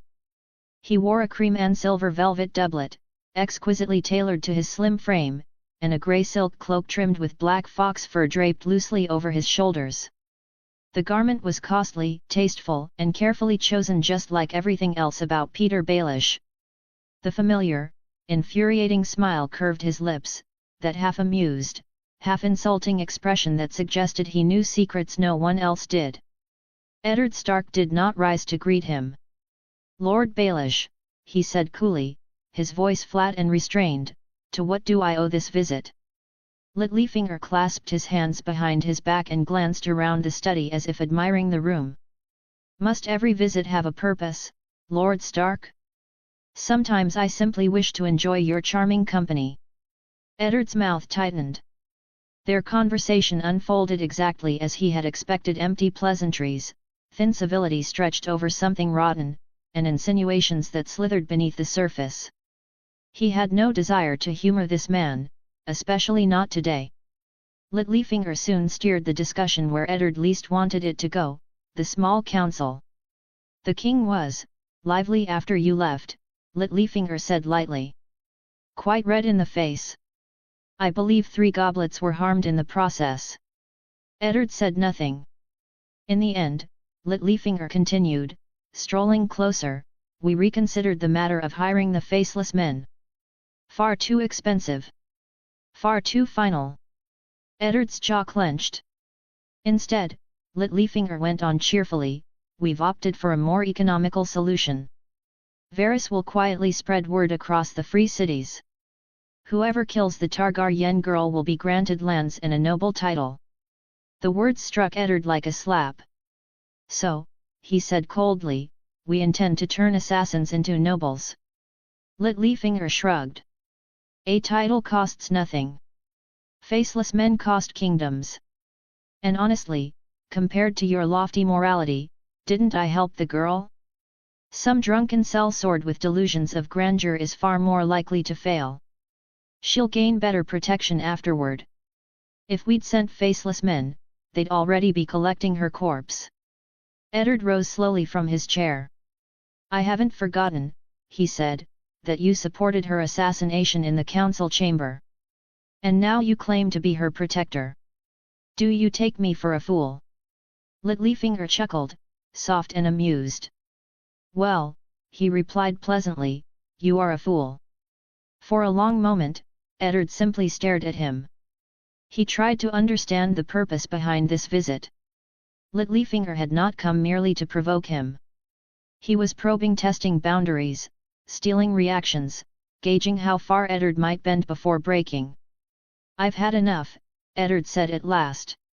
King's Landing had never felt so isolating. Littlefinger cocked his head. When do you plan to return to Winterfell, Lord Stark? That is none of your concern. Perhaps not, Littlefinger said smoothly. But if you happen to still be in the city tomorrow evening, I could show you a certain brothel your men failed to find. His smile widened. I won't even tell Catelyn. Eddard's restraint snapped. Do not speak my wife's name, he said, rising to his full height, his voice hard as ice. I have no interest in your games. Guards. Before the word had fully left his mouth, the door burst open with a thunderous bang. A young man stormed into the room, his face flushed with fury. The mocking smile slid from Littlefinger's lips. The intruder was lean and sharp-featured, with brown hair, grey eyes, and a long face unmistakably marked by House Stark. A thin knife scar ran along his cheek. He was not handsome in any conventional sense, but his resemblance to Eddard was undeniable, grim, severe, unmistakably northern. Are you mad, Lord Stark? Littlefinger exclaimed. Control your household. Jon, Eddard said sharply, I did not summon you. Jon Snow ignored him. He stepped forward, his hands clenched so tightly his knuckles had gone white. Apologize for your past insults, Jon said, his voice trembling with barely restrained rage. Lord Baelish, I challenge you for the honor of Winterfell. He did not draw his sword. Instead, Jon swung his scabbard with brutal force. Littlefinger had no time to react. The blow struck him across the ribs, knocking the breath from his lungs. Jon followed with savage precision fists, elbows, and the heavy scabbard crashing down like a winter storm unleashed. Littlefinger's martial ability was mediocre at best, against Jon's raw fury, it was nothing. Eddard moved to intervene, but before he could reach them, his guards rushed forward, wrenching the two men apart. Littlefinger staggered backward, gasping. Though he bore no serious wounds, his fine velvet clothing was smeared with dust, and sharp pain burned along his back and ribs. Is this your idea of hospitality, Lord Stark? He shouted, his composure finally cracking. Eddard began, then stopped. Ross O'Brien and several of Littlefinger's guards burst into the room moments later. My lord, are you injured? Rosso asked urgently. It seems, Littlefinger said darkly, straightening his cloak with shaking hands, that we are not welcome. You are not leaving, Eddard said. He gestured sharply. Watch them. The Winterfell guards stepped forward, dire wolf sigils gleaming as they drew their swords. They outnumbered Littlefinger's men 2-1. Rosso reached for his weapon, but Littlefinger stopped him with a raised hand. The Red Keep guards will arrive soon, Littlefinger said, his voice measured once more. Then we will wait, Eddard replied. Lord Baelish, I intend to accuse you before the king. For the first time, true panic flickered in Littlefinger's eyes. This was madness. This was not the cautious, honorable Eddard Stark he knew, but the fire of Brandon Stark's blood burning hot beneath the surface. You! Littlefinger said slowly. Very well. So this is how you treat your friends. He stepped closer, lowering his voice. Shatte's brothel, Lord Stark, he whispered. You want the truth? I'm still offering you a choice. Eddard's face darkened. The man knew him far too well. Moments later, 3 Kings Guard arrived: Sir Barristan Selmy, Sir Meryn Trant, and Sir Boros Blount along with Red Keep guards. They took in the scene at once, the furious young man, the battered master of coin, and the grim hand of the king. Enough, Eddard said. I will speak. This man has ruined my honor, Eddard declared.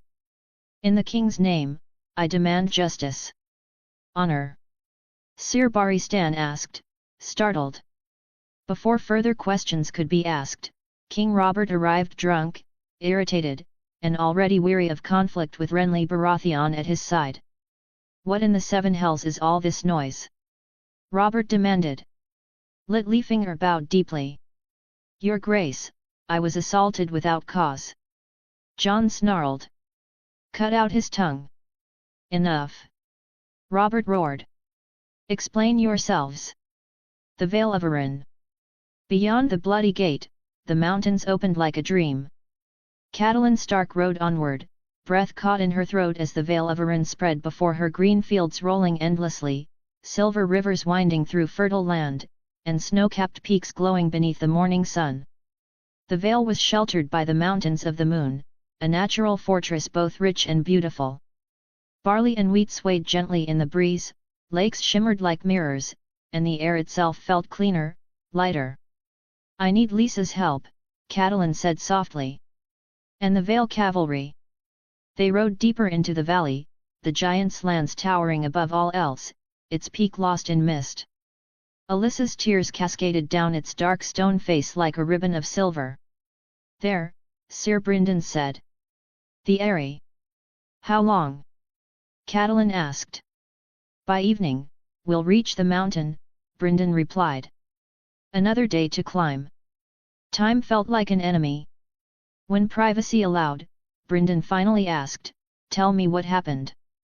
Catelyn told him everything: Lysa's letter, Bran's fall, the dagger, Littlefinger, Tyrion's capture. Brynden listened in silence. You abducted the imp, he said slowly. Yes. And you understand who his father is? I do. Brynden sighed. Then you've brought the lion to your sister's door. Catelyn shifted uneasily. She warned us, she insisted. She feared the Lannisters. Brynden's voice softened. Child. I hope you are right. But his doubt was unmistakable. Chapter 138, Chapter 136: Backstabbing and Break. What in the 7 hells is going on? The king's roar shook the study like thunder. Such chaos, right under my own roof. He jabbed a thick finger toward the gathered courtiers. You, and the rest of you out. I don't need half the court crowding my room.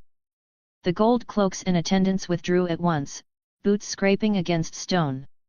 When the doors closed, only a handful remained. King Robert Baratheon. Sir Barristan Selmy, Lord Commander of the King's Guard. Lord Renly Baratheon, Master of Laws. Lord Eddard Stark. And Peter Baelish Littlefinger. The air grew heavy. Robert turned his bloodshot eyes toward Eddard. What's wrong with that son of yours, Ned? I don't remember him being so impulsive. Eddard stepped forward, his back straight, his voice calm but resolute. I accuse Lord Peter Baelish of damaging my family's honor through repeated slander. I demand judgment according to the law. He paused, then inclined his head.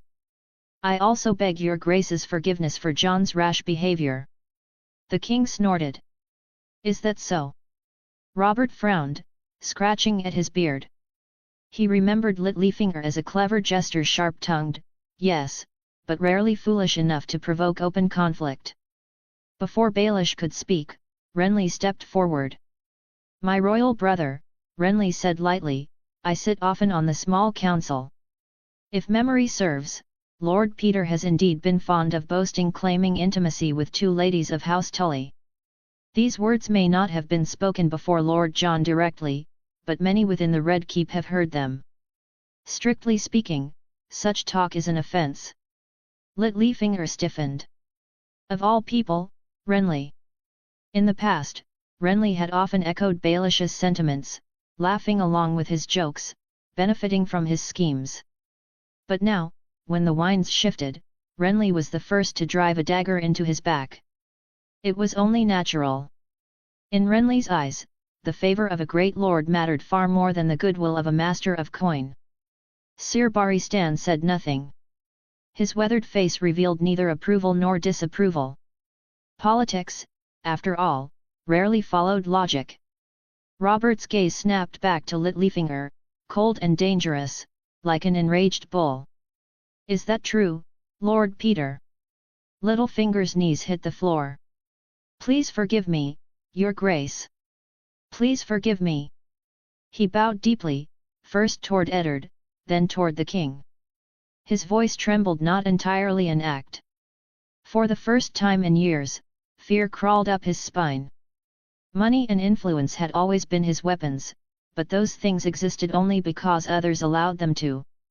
Against raw power, clever words meant nothing. The Eddard Stark of the past had been trapped by honor and restraint. But now that Stark had stepped free of that mental snare, he would not hesitate. Blood trickled down Littlefinger's forehead as he kowtowed again and again, his head striking stone. "King's Landing is not my foundation," he thought wildly. The Eyrie is safer." "Lisa, foolish, devoted Lisa." "Peter," Robert growled, hauling him upright with one massive hand. "You really should control your mouth." The king's bulk dwarfed Baelish's slender frame, sun to star. Lord John's patience speaks well of him. Lord Eddard has every right to be angry. Robert's voice hardened. "Lady Catelyn is Eddard's wife. Lady Lisa was Lord John Arryn's widow. Neither is fodder for your rumours." Smack! Robert's hand struck Littlefinger's face. Smack! Smack! Despite his bloated form, the king's strength was terrifying. Colours exploded behind Littlefinger's eyes. The room spun. "I was spreading rumours," Littlefinger sobbed. "I admit it. I await your Grace's judgment." "We are friends, Lord Eddard," he pleaded weakly, gasping for breath. "For old time's sake." Eddard did not respond. "Renly," Robert said, wiping his hand on his tunic. "How should this be handled?" Renly considered for a moment. If an ordinary man slandered a high lord, his tongue would be cut out. But Lord Peter is himself a high official. "It is better left to your Grace's wisdom." Robert grunted. "Then I'll decide." He turned to Eddard. "For today, this should satisfy you. Control your son, don't let him act so recklessly again." Then his eyes returned to Littlefinger. "You will keep your position as master of coin. But you will not return to your manse. There's somewhere more fitting for you, the Red Keep's dungeons. When you learn to hold your tongue, you may come out." Littlefinger exhaled shakily. "Thank you, Your Grace." It felt like a pardon. As long as he lived, as long as he could speak again one day, there would be chances to rise. He caught the hesitation flickering across Eddard's face, the familiar struggle between leaving and staying. "Stay," Littlefinger thought viciously. "Stay, Stark. That will be your death." Eddard bowed. "Thank you for your Grace's wisdom." Yet inside, he hated himself. Hated that he still lacked that final, ruthless edge. His honor bound him once more, forcing him to compromise. "Take him," Renly said coolly. Littlefinger managed a crooked smile as guards led him away. "Think carefully, Stark," Robert said, his voice calmer now. Moments later, the king departed, and the farce ended. That night, rain fell over King's Landing like black curtains. "My lord," John said quietly. "The ships we need." "This matter must wait," Eddard replied. Littlefinger gave me a lead. If I don't follow it now, I never will. But if we delay again... You're right, Eddard said tiredly. Yet some things cannot be abandoned. Responsibility had shaped his entire life. Leaving now would mean betraying old vows and a dead friend. The brothel was easy to find. It was an expensive establishment, frequented by princes and lords. Its owner was a tall woman from the Summer Isles, dark as polished obsidian, dressed in flowing feathers. Eddard found the girl quickly. She was young. Plain, by courtly standards.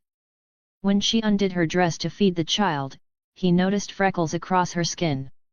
I named her Bera, the girl said softly as the baby suckled. She looks like him, doesn't she? His hair. His nose. Very much, Eddard murmured. The infant's dark hair slid through his fingers like silk. He remembered Robert's first child also dark-haired. That girl had grown up in the Eyrie. Robert had adored her once. Are all his children like this? Eddard wondered grimly. My lord, the girl pleaded, hope bright in her eyes. If you see him, tell him she's beautiful.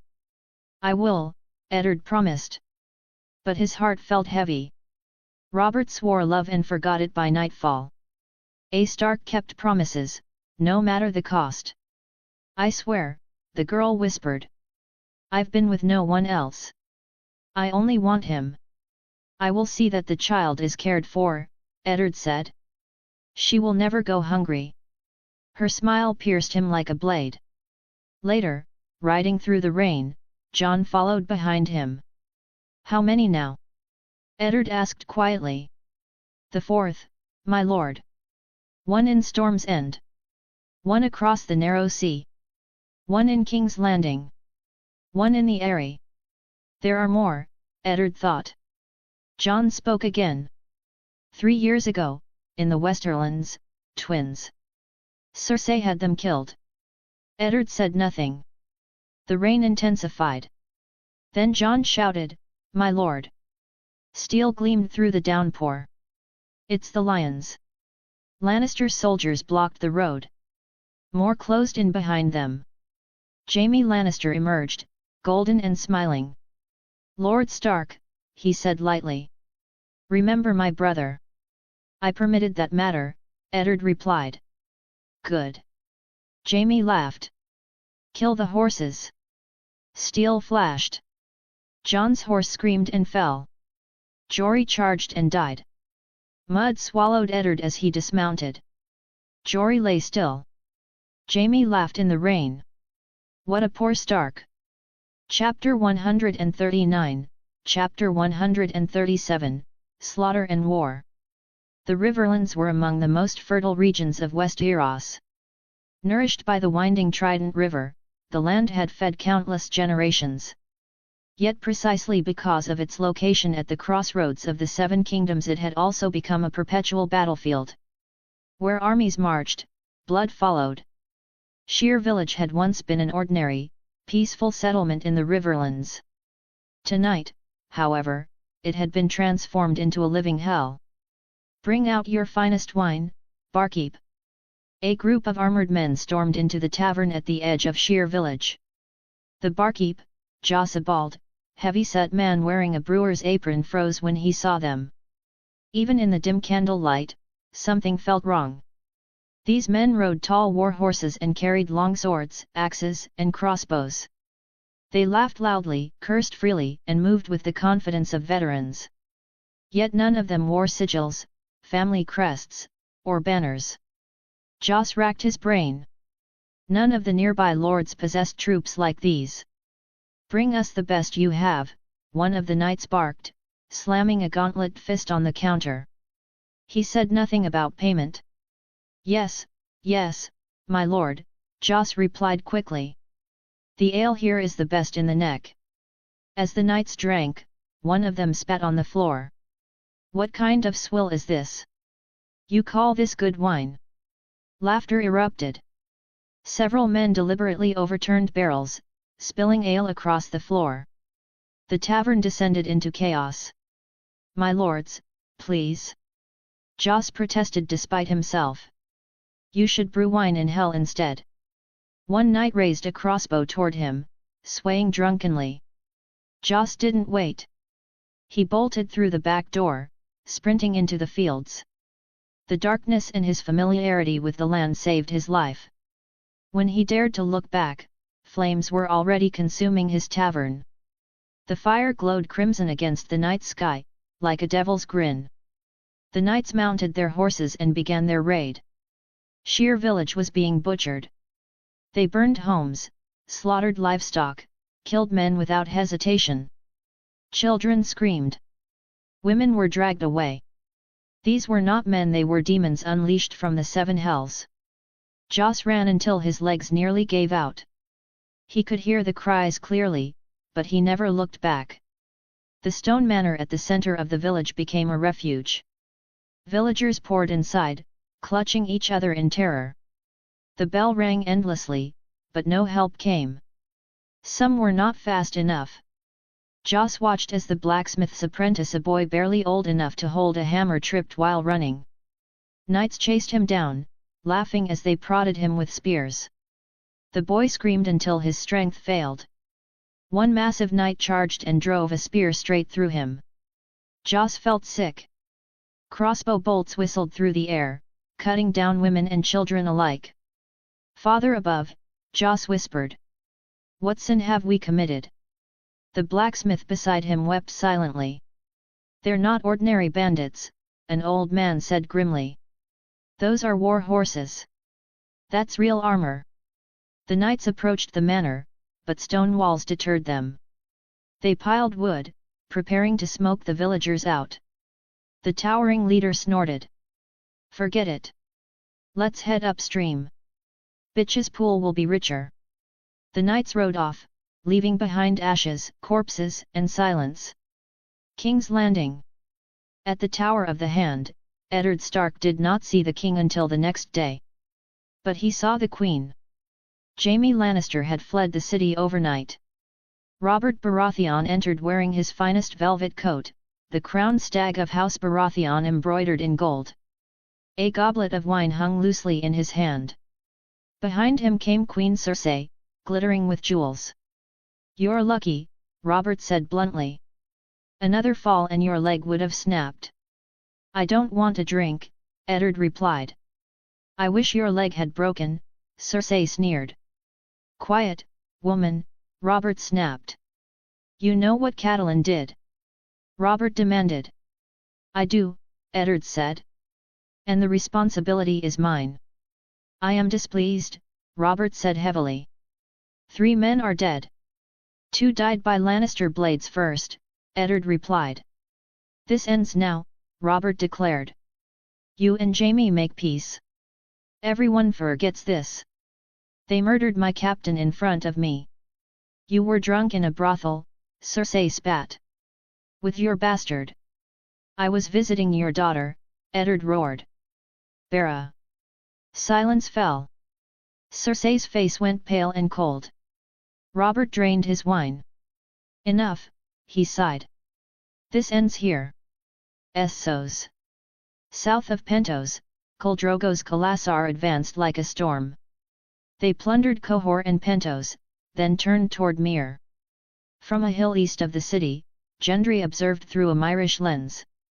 The Dothraki were countless. The war begins now, Gendry said. When night falls, Angui replied, we strike.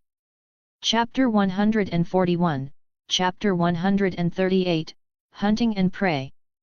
The plains of Myr stretched endlessly beneath the sky, flat and open as far as the eye could see. From horizon to horizon, dust clouds rose like dark smudges against the pale blue, heralding the approach of the Dothraki. They advanced like a living storm, vast, relentless, and impossible to ignore. A chaotic era was dawning. In the east, war gathered like thunder. In the west, blood had already begun to flow.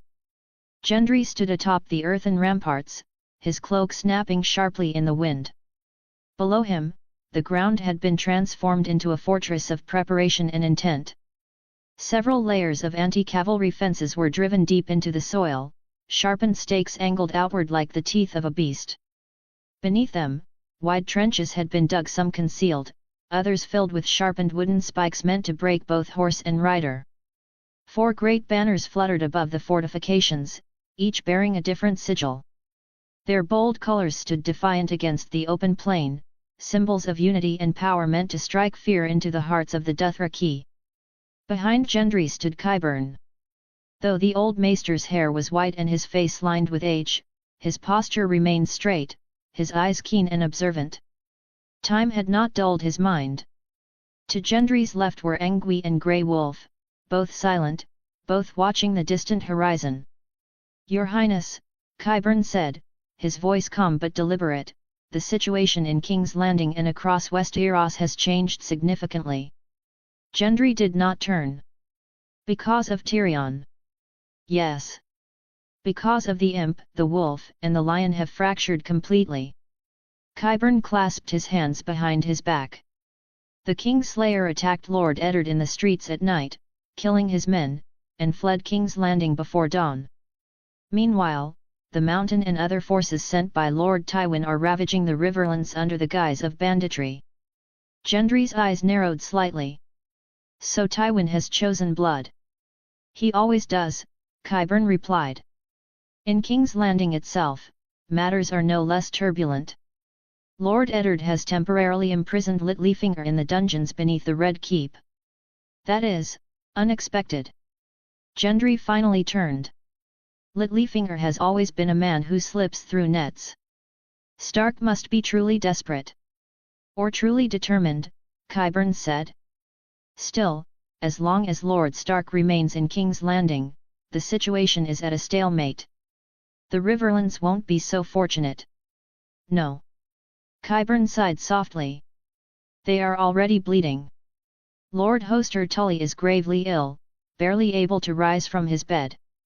Command has fallen to his son, Sir Edmure, young, impulsive and untested." "Tywin will strike hard," Gendry said thoughtfully. "He will send men through the Golden Tooth. Edmure will respond by dispatching Lords Vance and Piper to guard the crossings, but they won't hold against Tywin or Jaime, if he returns. The Riverlands are wealthy," Qyburn continued, "but fractured. Like the Reach, they are filled with powerful lords, each with their own ambitions. House Tully's authority, granted by the Conqueror, has always been fragile." Angui crossed his arms. "Too many lords who don't like being told what to do." "Precisely," Qyburn said. "House Bracken and House Blackwood feud endlessly. House Vance and House Piper guard vital roads. The Freys control the Twins and the crossing of the Trident. House Mallister of Sigurd boasts ancient blood and strong defences. House Mouton of Maidenpool is wealthy and well-positioned." "And Harrenhal," Gendry added quietly. "Yes." Qyburn nodded. "A monstrous castle, fit only for kings or curses." Angui shuddered. "Everyone's heard the stories. That place eats its masters." Qyburn chuckled softly. "Once, Harrenhal belonged to House Harroway. In their time, they were the greatest vassals of House Tully. Manisa Harroway herself married Lord Hoster. But the curse has not spared them. Their line withers year by year." Gendry committed each name to memory. One day, he would deal with all of them. "What of Catelyn Stark?" Angui asked. "That woman stirred this whole mess. Where did she run off to?" "The Eyrie," Qyburn replied. "After the failed abduction, she was seen on the mountain road. Her red hair makes her hard to miss. Lady Lisa is devoted to Littlefinger. If she hears of his imprisonment, Lady Catelyn may find herself unable to leave. So Stark's family is scattered," Angui muttered. "Children in King's Landing, wife in the Vale, boys ruling Winterfell. A dangerous position," Qyburn agreed. "Winterfell will likely call its banners soon. Once they do, this war will consume the Riverlands entirely." "There are 2 keys to the war," Gendry said. "King's Landing and Harrenhal. The capital is the heart of the realm, but Harrenhal is the crossroads. Do you intend to take King's Landing?" Qyburn asked. Gendry shook his head. Not yet. It's a port city too exposed, too difficult to govern. The people there are volatile. Harrenhal is more useful. And many lords of the Crownlands and Riverlands once supported the king, Qyburn added. If we move swiftly and decisively, they will bend the knee. Angui's expression hardened. I want Tywin. And the mountain. You will have them, Gendry said evenly. But first, we end Khal Drogo. The three men turned as one toward the distant dust cloud. When the Dothraki advance another half-day, Gendry continued, we prepare for a night raid. Yes, your highness, Angui said. I will return to Westeros, Gendry said quietly. Sooner than many expect. He paused, gazing westward. There is said to be a white stag in the Kingswood. Only the chosen may hunt it. Qyburn's eyes gleamed but he said nothing. Inside the Tower of the Hand, the air was thick with tension. Is this your justice? Eddard Stark demanded, his voice trembling with restrained fury. If so, then I am glad I no longer serve as your hand. Politics, he thought bitterly, should not be this hollow. Cersei Lannister sneered. If anyone spoke to a Targaryen king that way. Do you take me for Ares? Robert interrupted sharply. I take you for the king of the Seven Kingdoms, she replied coldly. Your kin have been attacked, insulted, humiliated, and you do nothing.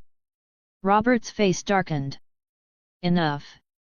You cower, Cersei continued. You ask if his leg pains him, offer him wine, while he insults you to your face. Robert struck her. The sound echoed through the chamber. She fell, silent, touching her swelling cheek. I will wear this as a badge of honor. Wear it quietly, Robert growled. Later, alone with Eddard, the king seemed smaller somehow.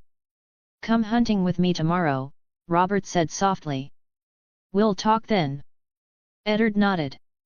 He had no choice. Far to the south, beneath the orange trees of Dorne, Prince Doran Martell sat in his chair as ripe blood oranges fell and burst upon the marble floor. The water gardens are still beautiful, he murmured. They are, Oberyn replied. But the world is burning. I fear you'll die, Doran said quietly. I fear doing nothing more, Oberyn answered, smiling. Everyone is hunting now. And I wish to hunt as well. To kill the mountain. Yes. No one has ever killed a viper, Oberyn said softly. And somewhere, far away, war answered him. Chapter 142, Chapter 139 Conspiracy and Regicide. Littlefinger dared not imagine how deep the black cells truly ran beneath the Red Keep. All he knew was what his eyes and nose told him, the walls were a sickly pale red, mottled with damp saltpeter, the air was thick with rot and old despair. The door to his cell was made of splintered grey wood, reinforced with iron bands, at least 4 feet thick. It looked less like a door and more like a final judgment. When the guards pushed him inside, the darkness seemed to swallow him whole. For a fleeting moment, Peter Baelish felt himself falling back into another memory river years ago, lying helpless on a bed soaked with his own blood after Brandon Stark had cut him down. That same suffocating helplessness. That same gnawing fear. But fear never ruled him for long. Even here, in the bowels of the Red Keep, Littlefinger maintained his composure. As long as Eddard Stark remained in King's Landing, and as long as the game continued to shift, he still had a chance. There was always a way out. This place truly is dreadful. The sudden voice startled him not because it was unexpected, but because it was female. The torchlight flared brighter, stabbing at his eyes. As his vision adjusted, he made out the familiar silhouette beneath a hooded cloak. A smile curled his lips. Your Grace, Littlefinger said lightly, inclining his head as much as his chains allowed. I apologize for receiving you in such accommodations. The Queen of the Seven Kingdoms studied him with cool disdain. Straw littered the floor, soaked with filth. The stench of urine clung to everything.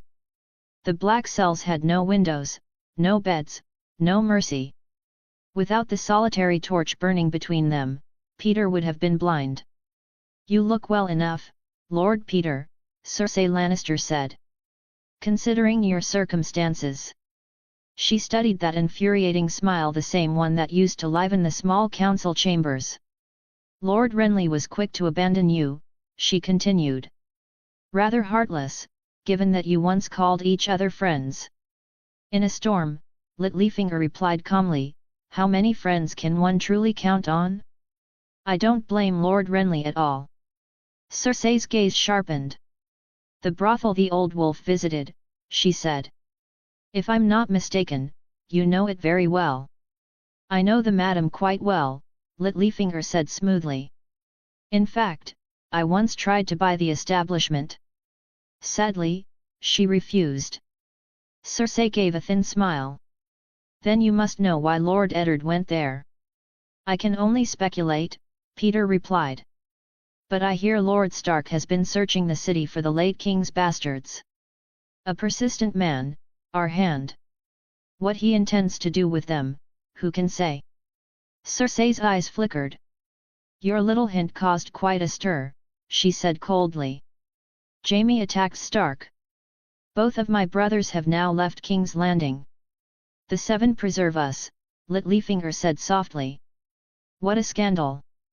Cersei studied him for a long moment. "Good," she said at last. "It seems there's nothing seriously wrong with your mind."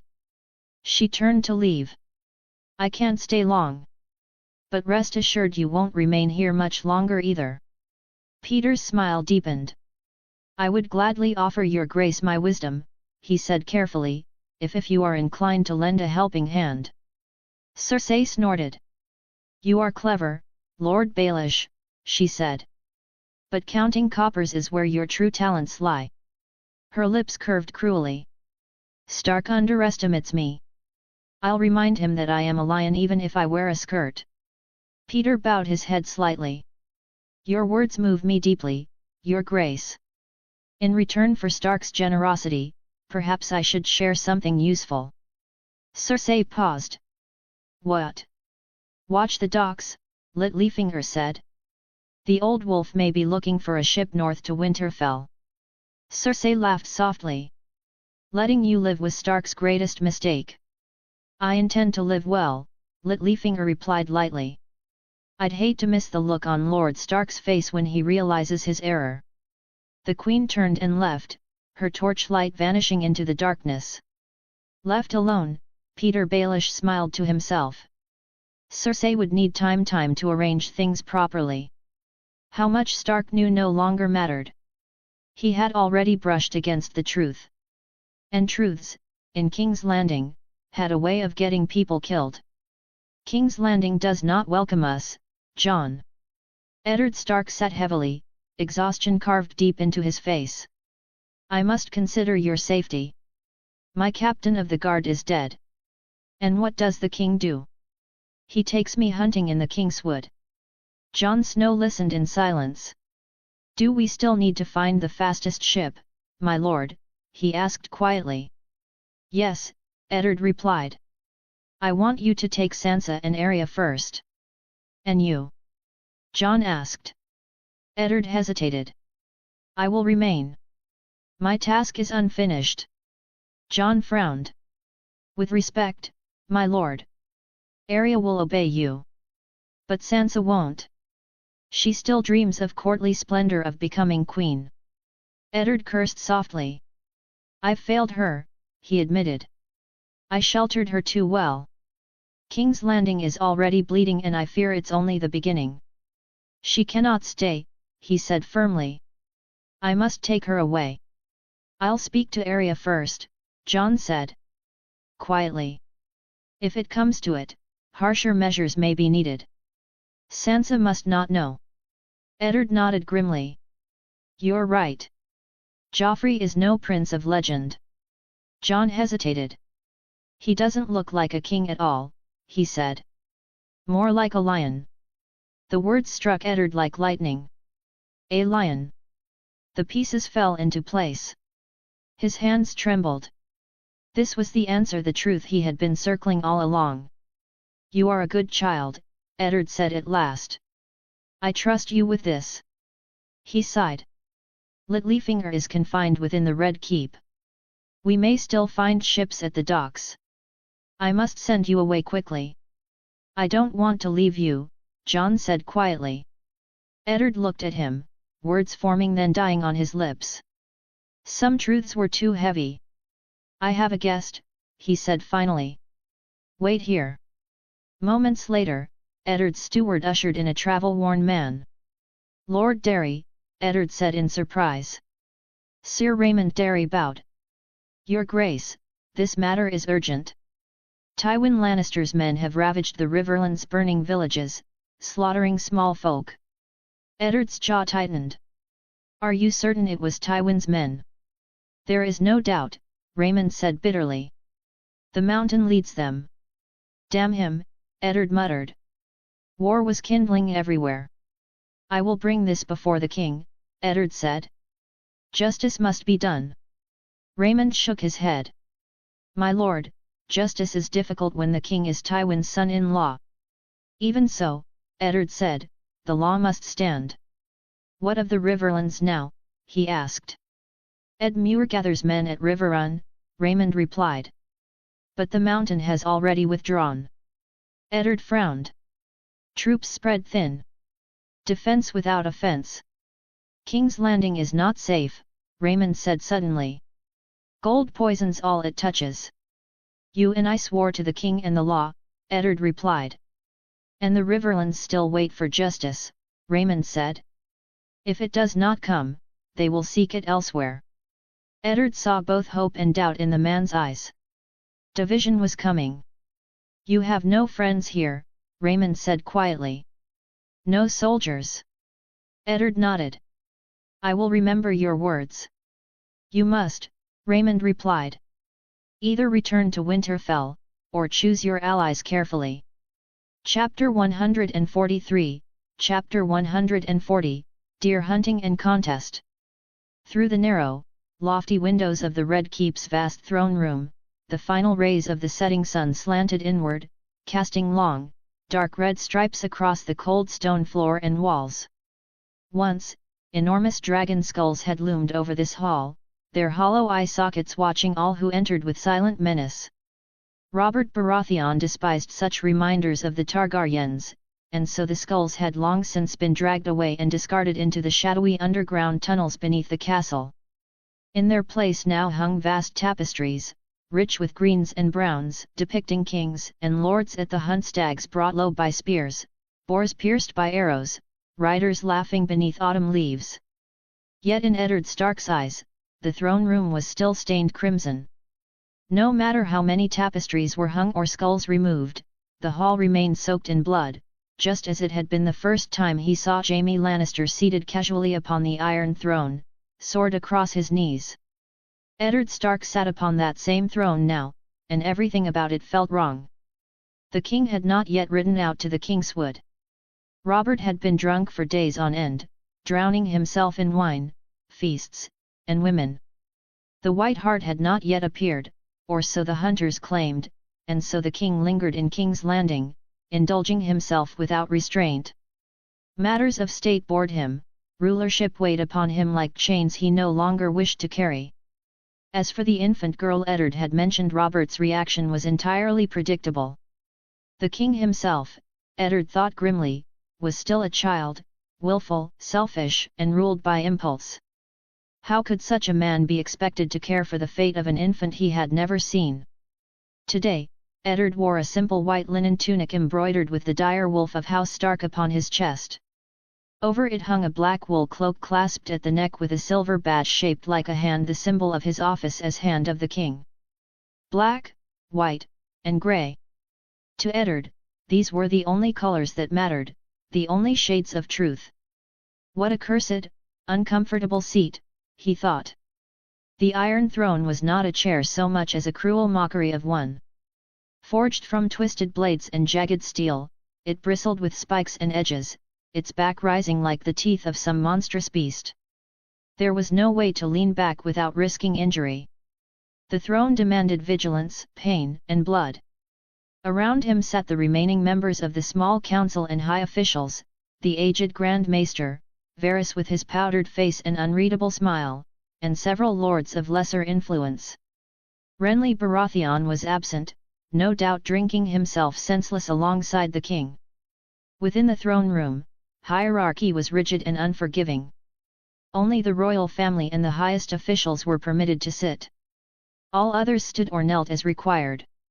Petitioners clustered near the great doors, knights, nobles, and ladies stood beneath the tapestries, common folk were kept farther back, spilling into the corridors beyond. Gold cloaks and guards in grey stood motionless, armoured and imposing, their presence a reminder of the crown's authority. Eddard looked upon the petitioners and felt a familiar heaviness settle in his chest. The rise and fall of kingdoms always crushed the small folk first. He had done everything in his power to avoid war. Yet his wife's rash actions had hastened its approach, and Tywin Lannister had clearly been preparing for conflict long before that. This war, Eddard knew, was no sudden accident. Before him knelt villagers from the Riverlands, men, women, and children alike. They wore rags soaked with blood and mud, their bodies thin, their faces hollow with terror. Behind them stood 3 knights who had escorted them to court. "Are you certain they were bandits?" Varys asked mildly. Not a flicker of emotion crossed the eunuch's face. "Bandits?" Sir Raymond Darry scoffed. "Of course they were bandits. Lannister bandits." At the mention of that name, the air in the hall tightened. Everyone present knew the power of House Lannister and the ruthless reputation of Lord Tywin. Sir Carol Vance stepped forward. Wine-red birthmark marred one side of his otherwise handsome face, and his eyes were filled with grief. He gestured toward the kneeling villagers. "Lord Stark," he said hoarsely, "these are all that remain of Sheer Village. The rest, like the people of Windwater and Bitch's Pool, they are dead." "Rise," Eddard commanded. He never trusted words spoken from a kneeling man. "All of you. Rise." One by one, the villagers stood. Their clothing looked painfully out of place amid the marble and banners of King's Landing. Eddard studied their faces carefully, judgment demanded that he see them as they truly were. They spoke, slowly at first, then with growing anguish. A bald, thick-armed man in a brewer's apron described how armoured riders had burned his tavern to the ground. A farmer followed, his voice shaking as he told of fields trampled, livestock slaughtered, and his home reduced to ash. "They rode my apprentice down," said a short, broad-shouldered blacksmith, his head wrapped in a blood-stained bandage. "Chased him like it was sport. Laughing. Jabbing him with spears until he fell. Then, the biggest one killed him." A young girl lifted her tear-streaked face toward the throne. "Your Grace, they killed my mother. And then they... Her voice broke, and she dissolved into quiet sobs. Sheer Village, Eddard realized, had been fortunate. In Windwater, the villagers had barricaded themselves inside their manor, but it was made of wood.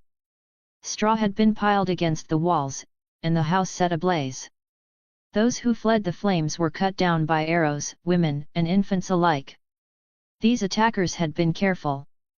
They wore no Lannister colours, carried no banners. Yet their fine horses, heavy armour, and steel weapons betrayed them. These were no common brigands. The truth was plain. The mountain. Still, Eddard listened carefully. However obvious the culprit, duty demanded proof and action. Someone would need to be sent to the Riverlands once more. The knights from the Riverlands burned with fury. Blood, they believed, could only be washed away with blood. For a moment, Eddard considered leading the force himself. Yet he also needed to ride with the king, to gauge Robert's thoughts away from the council chamber. Without the hunt, such a conversation would never happen. In the north, a man who passed sentence carried out the execution himself. But King's Landing was not Winterfell, and Eddard's burdens were many. "Forgive my weakness," he thought bitterly. Dash! Far across the narrow sea, Khal Drogo reined his horse to a halt. Before him rose massive earthworks, high and unyielding, ringed by deep moats. They reminded him of the walls of Myr itself, cunning defences built by sheepmen who feared the scream of hooves. Scorpions and trebuchets lined the ramparts, waiting. Defences were a coward's strategy. But the Dothraki dared not approach the sea, and so the walls must be broken. Drogo's dark eyes fixed upon the banners fluttering above the earthworks, quartered standards bearing dragons, war amurs, broken chains, and wolves. Whose banners? He demanded. The king of Myr, his blood rider replied. And beneath them the banner of his great general. Yora. Drogo smiled. Break them. I will crush that king's bones and take his bride. He was the Khal of Khals, taller than any warrior, his bronze skin gleaming, his long black braid heavy with bells that chimed softly. 50,000 screamers rode with him. Send the slaves forward, Drogo ordered calmly. Fill the moats. From the walls, Yoram Mormont watched the black tide gather. This will be my last war, he thought, and wondered if his father yet lived in the cold north. Chapter 144, Chapter 141 Hammer and Anvil. From the heights above Myr, Gendry stood with the Red Viper, Sir Yoram Mormont, Angui, and several other commanders, gazing down at the vast Dothraki host spreading across the plain like a living black tide. The thunder of hooves rolled endlessly across the land, shaking the ground itself. Yet for all their ferocity, the Dothraki cavalry could not simply trample their way through what lay before them. Deep trenches and high earthen ramparts cut the plain apart, forming a brutal obstacle that even the fiercest riders could not ignore. Against such fortifications, speed and courage alone meant little. Gendry wore black scale plate armor, dark and severe, with a quartered banner stitched into the cloak draped over his shoulders. Beside him, Sir Yora stood in polished silver mail, his green cloak marked with the black bear of House Mormont. The Red Viper, by contrast, wore far lighter armor scaled copper and leather, ideal for the swift, deadly style favored by the Dornish. This earthen fortress, Gendry said calmly, I call it Myr Fortress. Myr Fortress, Oberyn Martell echoed with a faint smile. Or perhaps it will soon be remembered as Horse Slaughter Fortress. Below them stretched a massive ring of packed loess walls encircling the approaches to Myr. Though crude compared to stone keeps, the structure was brutally effective. Catapults and scorpion crossbows were positioned along the ramparts, long bowmen standing ready between them. The moat was nothing less than a wide, deep trench, and heavy gates reinforced the entrances, every one of them firmly shut. The height of the earthen walls nearly matched that of Myr's stone defences behind them. Though the construction had been laborious, it was perfectly suited to its purpose. The Dothraki feared water and could not easily cross trenches. Forced into a frontal assault, their greatest strength cavalry momentum would be slowly bled away. Khal Drogo has brought everything he owns, Gendry said, raising his telescope. Through the lens, the Dothraki screamers appeared endless. Bare-chested warriors rode beneath fluttering braids, their bodies marked with paint and scars. Behind them, crude palaces of woven grass stood clustered together, housing the old, the weak, the women, and the children of the Khalasar. These are no starving nomads, Gendry remarked. The Dothraki sea must be far richer than most believe. Sir Yora nodded grimly. Khal Drogo seeks to become Khal of Khals. Avenging Khal Jezkan is not a matter of pride alone, it is survival. If he loses his fearsome reputation, the free cities will stop paying tribute. These horses, Angui muttered, licking his lips. They're enough to make a man drool. Still dreaming of fine mounts? Yora said with a snort. Archers love three things, Angui replied cheerfully. Good horses, good bows, and women. And you've blocked my path to wealth, my lord. If I were in King's Landing, I could win an archery contest and live like a king for a month. You're that confident? Yora asked, amused. If it were anyone else, I wouldn't dare boast, Angui said. But Sir Baristan is from the marches, and I've watched him shoot. He's excellent, but I'm better. The Red Viper glanced sideways at Angui, curiosity flickering in his eyes. Gendry's forces were filled with unexpected talents. If you can shoot Drogo, Gendry said lightly, his warhorse is yours. Angui clenched his fist. Drogo himself might be difficult, but any other rider I drop, I'll be keeping their horse. Then I look forward to witnessing your divine archery. Angui lifted his longbow. Westerosi bows are made for footmen. I'll need the right moment. I regret that I could only bring 500 men, Oberyn said thoughtfully. 300 cavalry and 200 spearmen. 500 Dornish under your command are worth more than 1,000 others, Gendry replied. One great general is rarer than 10,000 soldiers. You flatter me, Oberyn said, watching the Dothraki formations shift below. This will be a battle of 40,000 or more. One man alone cannot decide it. The Dothraki deployed in their familiar fashion, light cavalry forming the core, scouts ranging ahead, flanks guarded by swift riders. Gendry's forces, by contrast, were meticulously arranged.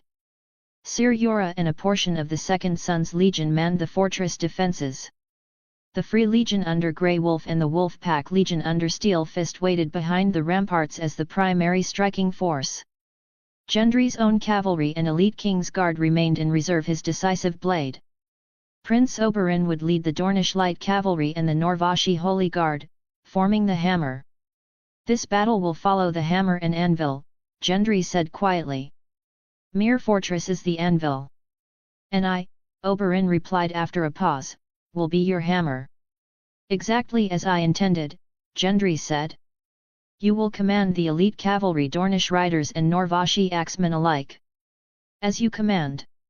You're lightly armored, Gendry noted. Are you certain? Oberyn laughed softly. Dorne fights like the wind. I intend to live long enough to see both the Mountain and Tywin Lannister die. Sir Jorah, Gendry said, turning. The fortress is yours. I will hold it, Jorah replied solemnly. Sound the horn. The mournful blast echoed across the plain. Catapults creaked into motion. Below, Khal Drogo raised his arak, his long black hair flowing unbound, proof that he had never known defeat. Cowards! Drogo roared. Hiding behind dirt and walls. Slaves, sheepmen were driven forward first. Short, flat-faced farmers and herders screamed as whips lashed their backs. Hay bales were piled onto their shoulders, slowing them as they stumbled toward the trenches. The first stones fell. Boulders smashed bodies apart like overripe fruit. Blood, bone, and flesh scattered across the earth. Archers atop the ramparts loosed volleys, crossbows, horn and sinew bows, yew longbows, and the rare golden heart bows Black Billy had gathered with great expense. Jorah lowered his telescope. 7 Forgive us. War grants no forgiveness, Gendry replied. Behind them, envoys from Pentos, Qohor, and Norvos watched in silence. Cruel, murmured Magister Oldero. But effective. If a stone strikes Drogo, Gendry said evenly, this war ends today. Khal, one blood rider growled below, we're running out of sheepmen. Drogo's eyes burned. Attacking at night would be worse. He knew it.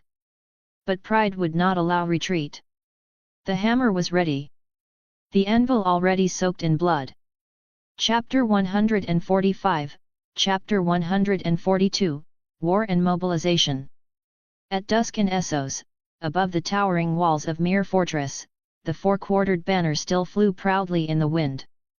The soldiers' morale was high.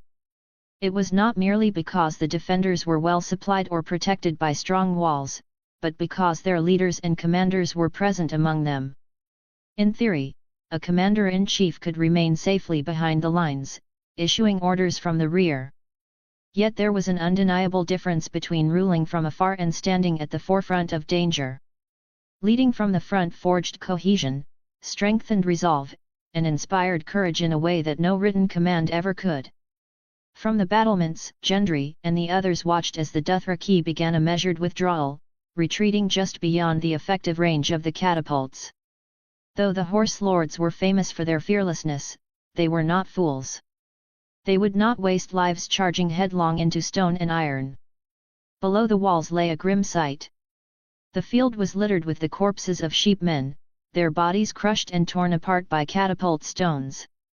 Blood soaked the earth, turning the ground a dark, glistening red. Loose flaming arrows. Burn the bodies, Sir Jorah said gravely, staring down at the carnage. Moments later, flaming shafts rained from the walls, hissing through the air before embedding themselves among the dead. Fire spread quickly, sending thick smoke curling skyward. That's wise, the Red Viper said in agreement. We must guard against the blood plague. If corpses were left to rot, disease would follow. Military camps and cities were fertile breeding grounds for pestilence, and the blood plague had haunted armies since the Dawn Age. Once it spread silently through the ranks, it could destroy an army more completely than any blade. Gendry felt a measure of relief. The free cities, for all their flaws, maintained better standards of hygiene than many places in Westeros. Myr and Tyrosh did not reek like King's Landing. More importantly, Gendry had pushed for the widespread use of medics within the legions. In Westeros, monks and nuns often filled this role, but they lacked proper training. Countless soldiers died not from wounds, but from infection and malnutrition. Fortunately, Gendry said, watching Khal Drogo's Khalasar in the distance, the Dothraki lacked technical skill. For that, he was deeply grateful. The Dothraki relied on brute force. Had they possessed siege engines of their own, they might have hurled diseased corpses into the city to spread plague. The catapult fire is fierce, Sir Jorah said uneasily, but today the Dothraki only sent sheepmen to fill the trenches. Drogo's real assault will likely begin tomorrow. The Dothraki have no real tactics for storming fortresses, Angui said. If we hold Myr long enough, we can seize the initiative. Like archery, victory lies in timing. I doubt Drogo will withdraw, Sir Jorah replied, shaking his head. If Khal retreats without victory, he is branded a coward. He would never survive such shame among his people. I agree, the Red Viper said. Our priority should be to pin Drogo here. If he escapes back to the Dothraki Sea and scatters his forces, defeating him will become far more difficult. Don't worry, Gendry said calmly. Drogo will stay. Drogo embodied the Dothraki ideal of fearless, relentless assault. In the histories, Khals who hesitated or retreated rarely lived long. Gendry remembered how, in another tale, Drogo had died not in grand battle but from a festering wound, a victim of his own recklessness. Should we strike their granaries? Angui suggested. Cut off their supplies. That won't work, Sir Jorah replied. The Khalasar guards its stores closely, and their scouts are vigilant. Even if we succeeded, the Dothraki can survive on horse meat.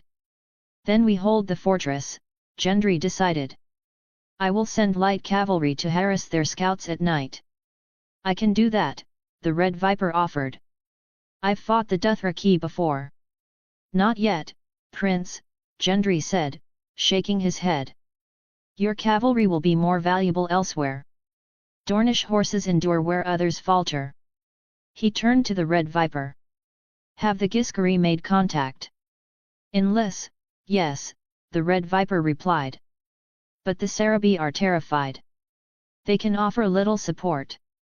He sighed. Once, their kingdom ruled the Sarn Basin and the Silver Sea. Now fewer than 30,000 remain, hiding in a single city. That explains their fear, Gendry said with a short laugh. Those 30 scythed chariots they sent are likely all they have left. The Giscari and their allies Qohor, Norvos, Pentos were cautious. They would only commit fully once victory seemed assured. Scythed chariots are obsolete, the Red Viper muttered. Better to dismantle them and give the horses to cavalry. The Giscari way of war was rigid and outdated. Their chariots, once fearsome, had been annihilated on the Great Grass Sea. If Drogo keeps attacking like this, Gendry said, we'll draw him into a war of attrition. After 5 days, reduce the catapult fire. I want to test his patience. Yes, Your Highness, Sir Yor replied. Angui, Gendry continued, send word. Spread reports of Dothraki atrocities. Strengthen the 2 cities and the stepstones. Place elite forces on standby. Angui nodded, already thinking of ravens. Fear, Gendry knew, was as powerful as steel. To unite the cities, the people had to believe they faced monsters. The Red Viper studied Gendry quietly. Despite his youth, he understood both war and politics. Some men, it seemed, were born for such burdens. Far away, above the mountain stronghold of Gold Tooth, the lion banners of House Lannister flew proudly. Jaime Lannister stood upon the walls, golden armor gleaming, gazing down at the Riverlands forces below. I see trout banners, he said coolly. Idiots and chickens. They have 4,000 men, Lord Lefford said disdainfully. Then they're already dead, Jaime replied. Wait for my father's command. When it comes, we will crush them and then march on Riverrun. Jaime rested his hand on the sword that had slain a king, confident that war was finally upon them and that the Riverlands would soon learn the price of defiance. Chapter 146, Chapter 143 Kingdoms and Families. The Reach was beautiful beyond words. Highgarden, built of pristine white marble, stood like a jewel amid rolling green hills, radiating purity, wealth, and abundance. Its tall towers rose above the surrounding countryside, offering sweeping views across leagues of fertile estates and golden fields. Wild flowers bloomed freely between vineyards and farmlands, while golden roses, the pride of House Tyrell, flourished wherever the soil was rich. The castle's godswood was just as renowned. Unlike the dark, ancient groves of the north, Highgarden's godswood was bright and open, filled with sunlight and gentle breezes. 3 massive heart trees stood together at its center, their pale bark smooth and unmarred, their red leaves whispering softly. They were known collectively as the 3 Singers, and legend claimed they had been personally planted by the Green Hand himself. Today, however, the House of Tyrell had not gathered here to admire beauty or tradition. They had come to speak of secrets. 2 letters lay at the heart of the gathering, one sent from King's Landing, the other from across the narrow sea. The godswood had been chosen not only for its privacy but also to avoid the ever-present ears of the spider. Varys's little birds rarely ventured here, and if they did, the ancient trees would hear before men ever could. Willis Tyrell, heir to Highgarden, broke the silence. Seated comfortably despite his crippled legs, Willis read aloud the letter from King's Landing. It had been sent by his younger brother, Sir Loras Tyrell. As the words were spoken, Lord Mace Tyrell's face darkened with rage. That mad dog, Mace roared, clenching his fists. That brute nearly killed my son. The mountain's name needed no further explanation. Gregor Clegane Tywin Lannister's monstrous hound had attacked Loras in full view of the court. The Queen of Thorns snorted sharply. Loras is still a child who plays at tourneys with sticks, she said coldly, and the mountain is Tywin's most vicious dog, twice his age and 10 times his cruelty. If even Tywin's dog dares act so brazenly, look at what King's Landing has become.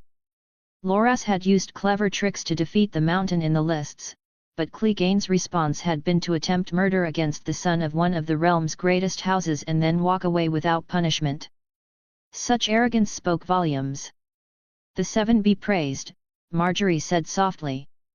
If not for the hound, Loras would be dead. But that brute is terrifying, Lord Mace added grimly. Loras was fortunate. Next time, luck may not favor him. Sir Garland nodded in agreement. In a joust, the mountain may be clumsy, he said, but on the battlefield, he is death itself. That the king ignores such behavior. He shook his head. It bodes ill. Willis shifted the conversation. There was more in Loras's letter, he said calmly. He urges us to give our full support to Lord Renly. Lord Mace rubbed his chin. I think it has merit.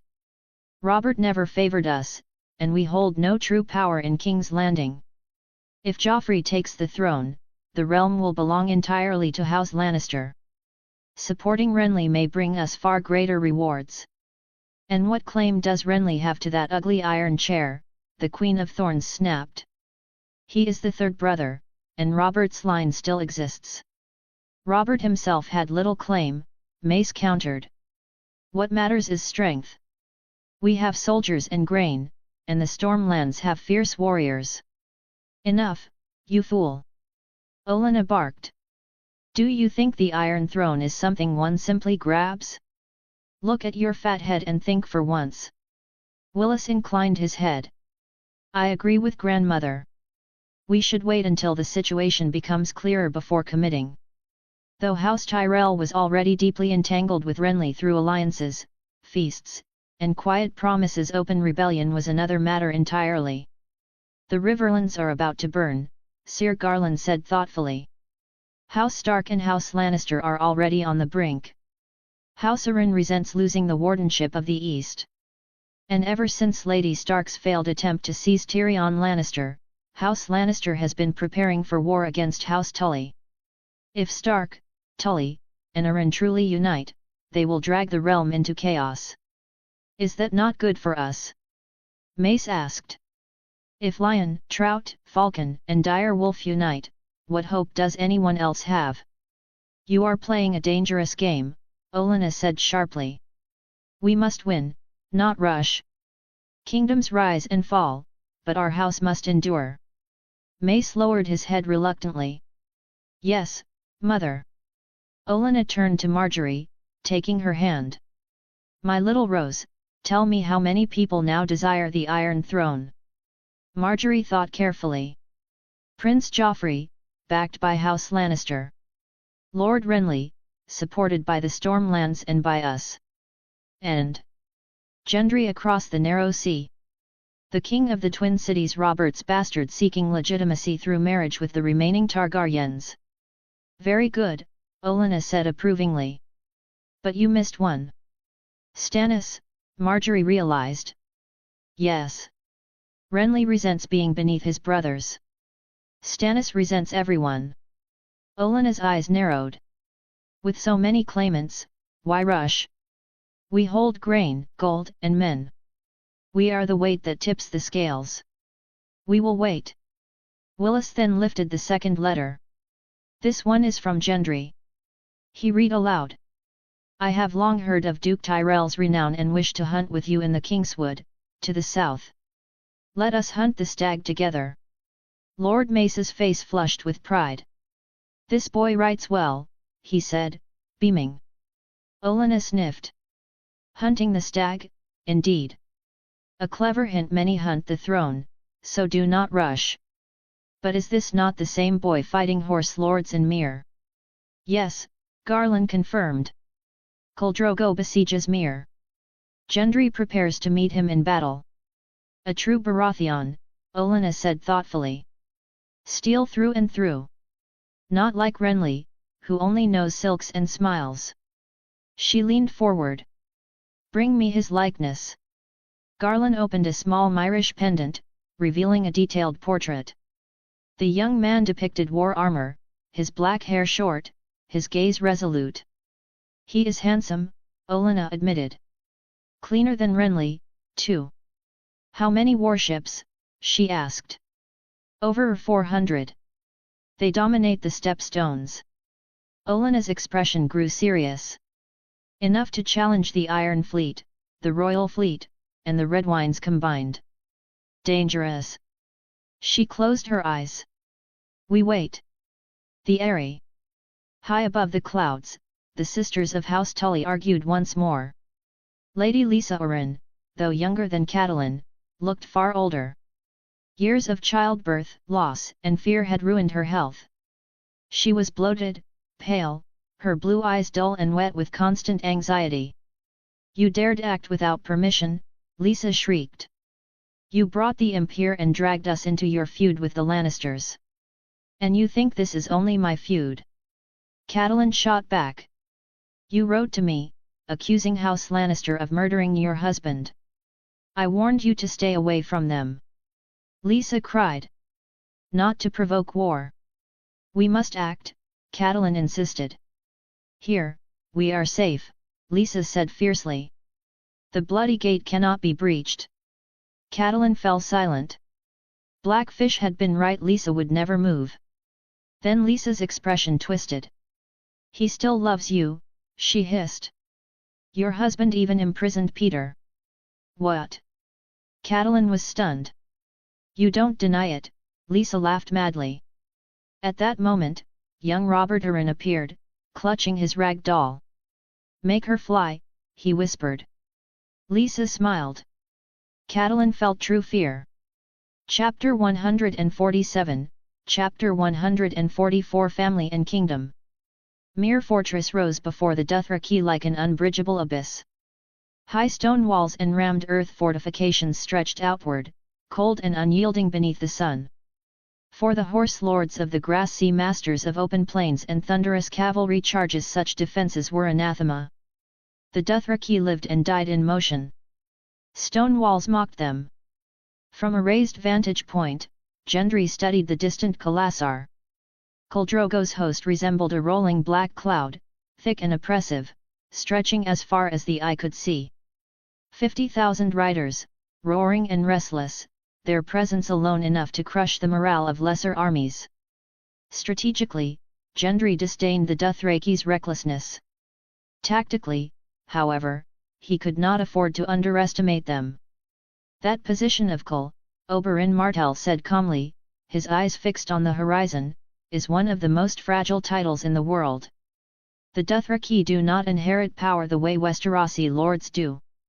Hereditary khals are rare, almost impossible to maintain. Gendry nodded. The moment Khal Drogo dies, Oberyn continued, his Khalasar will fracture. The Dothraki power structure was brutally simple. There were no ancient houses, no enduring bloodlines, no castles passed down through centuries. Khal ruled because he was strong, because no man could best him in battle or challenge his authority while he still rode. Once Khal could no longer mount a horse, he lost his right to lead. And succession was even bloodier. The heir to Khal was a Khaleesi, but the Dothraki would never follow an underage woman. Upon Khal's death, the Khos, his captains, would turn on one another, each attempting to seize control. The young Khaleesi would be killed before she could become a rallying symbol. That Drogo had inherited his Khalasar smoothly was the exception, not the rule. As long as Drogo dies, Gendry said quietly, this vast force will vanish like smoke. He was confident in this assessment. Khal Drogo appeared invincible, huge, powerful, undefeated, but even the strongest warrior could fall to a sudden wound or disease.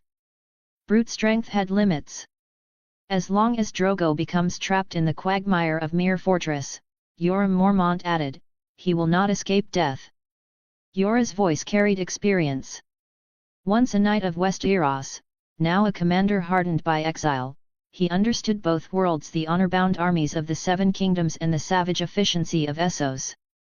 War is breaking out on both continents, Oberyn said thoughtfully. The war in the east will end first. The real storm is gathering in the west. Everyone present understood what he meant.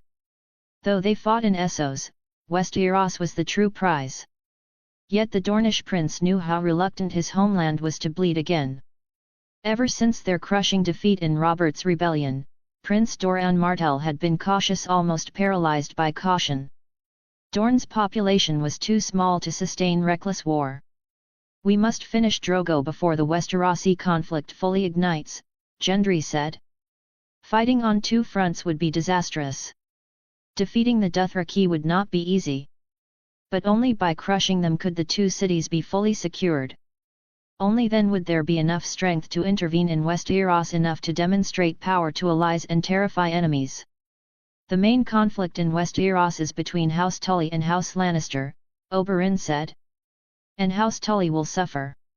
He spoke without emotion. Their only hope lies with the north and the Vale. Gendry agreed.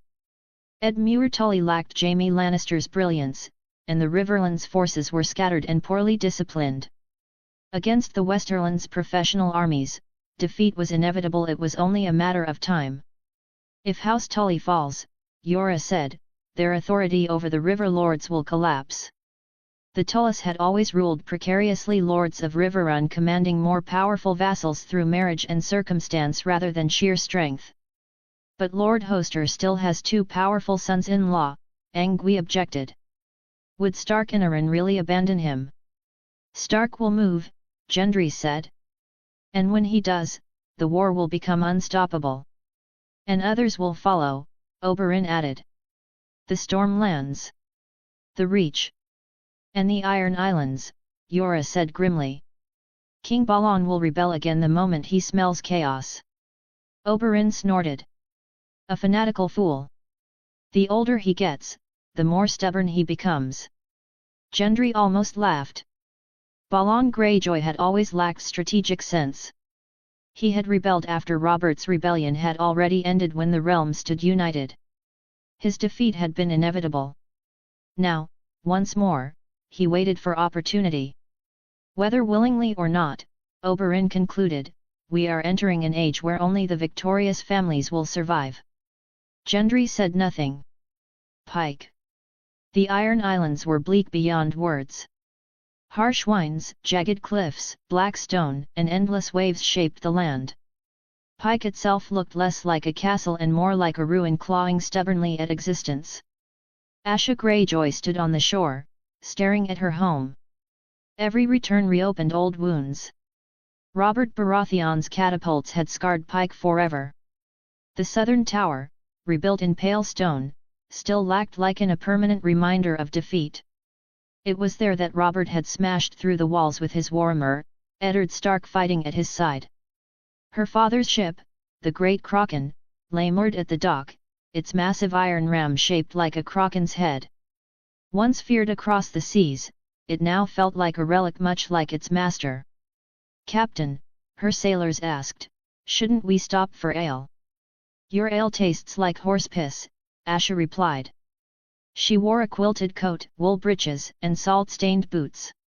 She looked every inch an iron-born raider. After dismissing her crew, she crossed the bridges to the sea tower alone. The final bridge swayed wildly, ropes creaking like living things, but Asha crossed without fear. She had done so all her life. The sea tower rose like a broken sword from the rock. Salt crusted its base, lichen smothered its upper walls. At the top burned a watchfire that never went out. King Balon awaited her. Once a fearsome reaver, he was now gaunt and skeletal, his flesh boiled away by time and sea. His black eyes remained sharp. Have you seen her? He asked. Yes, father. Is she the same? The cough is better. Balon dismissed his wife without regret. Forget Theon, he said sharply. He is no Ironborn. But he is still my brother. Your brothers died, Balon snapped. Theon reeks of wolves. Asha fell silent. War was coming. Balon felt it in his bones. When the time comes, he said, we will pay the iron price. Yes, father. His will was iron. And iron would soon taste blood. Chapter 148, Chapter 145 Rock and Waves. The early morning sea breeze carried a faint chill, though Mir's low latitude ensured that the overall climate remained warm and comfortable. The sun rose slowly above the horizon, its pale golden light spreading across the fertile plains beyond the city walls. Dew clung to the grass, shimmering briefly before evaporating under the growing heat. The 3 daughters had always been wealthy. Fertile land, a mild climate, and their advantageous coastal position had made Mir, Tyrosh, and Lys rich beyond reason. Trade flowed endlessly through their harbors, and gold passed through their markets like water. Yet wealth, like blood, had a way of attracting predators. Outside Mir Fortress, the ground trembled beneath pounding hooves. Dothraki screamers surged forward in a thunderous tide, their fierce war cries echoing across the open land. They brandished curved araks high above their heads, dark braids whipping in the wind as they charged. Within the fortress, the defenders stirred. Warriors fastened armor, checked blades, and took their positions along the walls. Their faces were calm and cold, eyes fixed on the approaching horde. They had seen this before countless times and fear had long since burned away. The Dothraki were tall and broad-shouldered, their skin bronzed by sun and wind. Light brown eyes gleamed beneath heavy brows, and their black hair was braided with bells that chimed as they rode. "It seems the Dothraki haven't lost many of their sheepmen slaves," Gendry observed, scanning the battlefield. "This time, it's a cavalry unit. Their numbers are only a few thousand," the Red Viper replied calmly.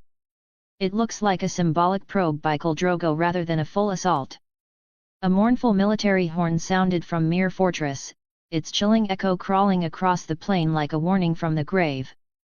Gendry heard the familiar symphony of war awaken around him, the groaning rotation of catapult arms, the creak of tightened bowstrings, the metallic clatter of steel shifting into readiness. "Fire!" Gendry commanded evenly. The catapults roared. Massive stones arced through the sky, trailing dust and debris before crashing down among the charging Dothraki. Horses screamed as bodies were crushed beneath shattered rock. Scorpion crossbows remained silent for now. Though powerful, their range was inferior to that of longbows, they would be unleashed only once the enemy drew closer. Gendry had prepared thoroughly. Spears, loose stones, arrows, everything was ready. If the Dothraki somehow reached the gates, they would be met with boiling oil and death. But judging from their formation, they would never reach that far. The Dothraki were masters of open warfare, unmatched on flat land, but they possessed no siege equipment and little patience for prolonged assaults. Yoram Mormont licked his dry lips. As the commander overseeing the fortress defences, he felt the oppressive weight of the battlefield pressing down on him. The heat, the tension, the endless noise, it all drained him. "Attack like waves," Gendry said quietly, watching the Dothraki crash forward again and again. "Defend like bedrock."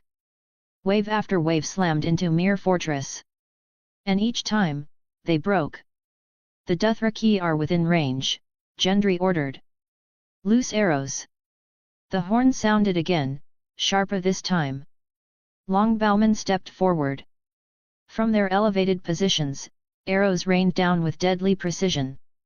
Dothraki screamers who had managed to gallop past the trench fell one after another, tumbling from their saddles.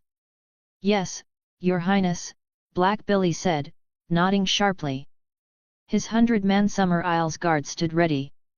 Gendry, Angui, and Black Billy led the elite archers. They drew first, their movements practiced and fluid, followed closely by the rest of the longbowmen.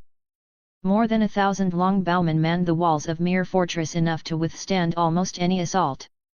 "This force is better equipped than the Golden Company," the Red Viper thought, glancing at the disciplined archers. "Perhaps even richer than the Westerlands." The Golden Company fielded 10,000 men, 1,000 archers, 500 knights each with 3 horses, another 500 attendants, and the rest infantry. The alliance of the Twin Cities possessed even more knights and longbowmen, not to mention their allied Dothraki screamers. Cavalry represented not only military strength, but immense wealth. The Red Viper's estimation of the alliance's power rose once more. Gendry's gaze locked onto a small vanguard unit foolish enough to ride straight into range. Tall Dothraki screamers, led by a massive, imposing man. Not Khal Drogo, but clearly a leader. 3 arrows each? Angui asked, eyes gleaming.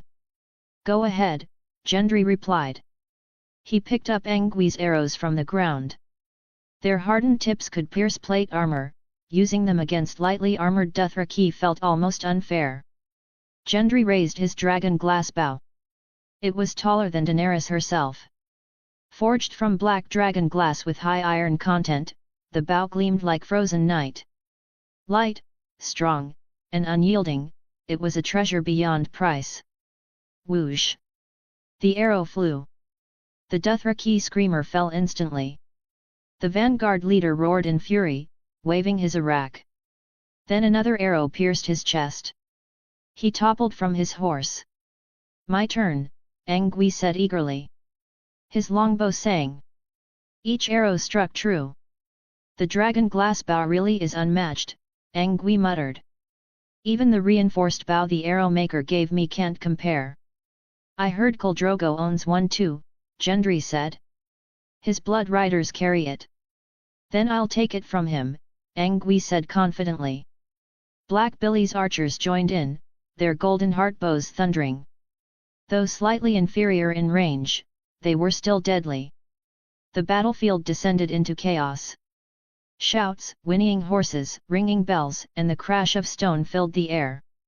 The Dothraki charged bravely, but bravery meant nothing here. They were unarmored, exposed targets. Gendry watched them die. Those struck by catapult stones became twisted piles of flesh. Those pierced by arrows collapsed silently, leaving only screaming horses behind. "Fine shooting," the Red Viper said softly. "Worthy of true marksmen." He imagined the stranger walking unseen among the fallen, harvesting souls with every volley. He had once despised archers. But time and war had changed his mind. Used properly, arrows were as deadly as any sword.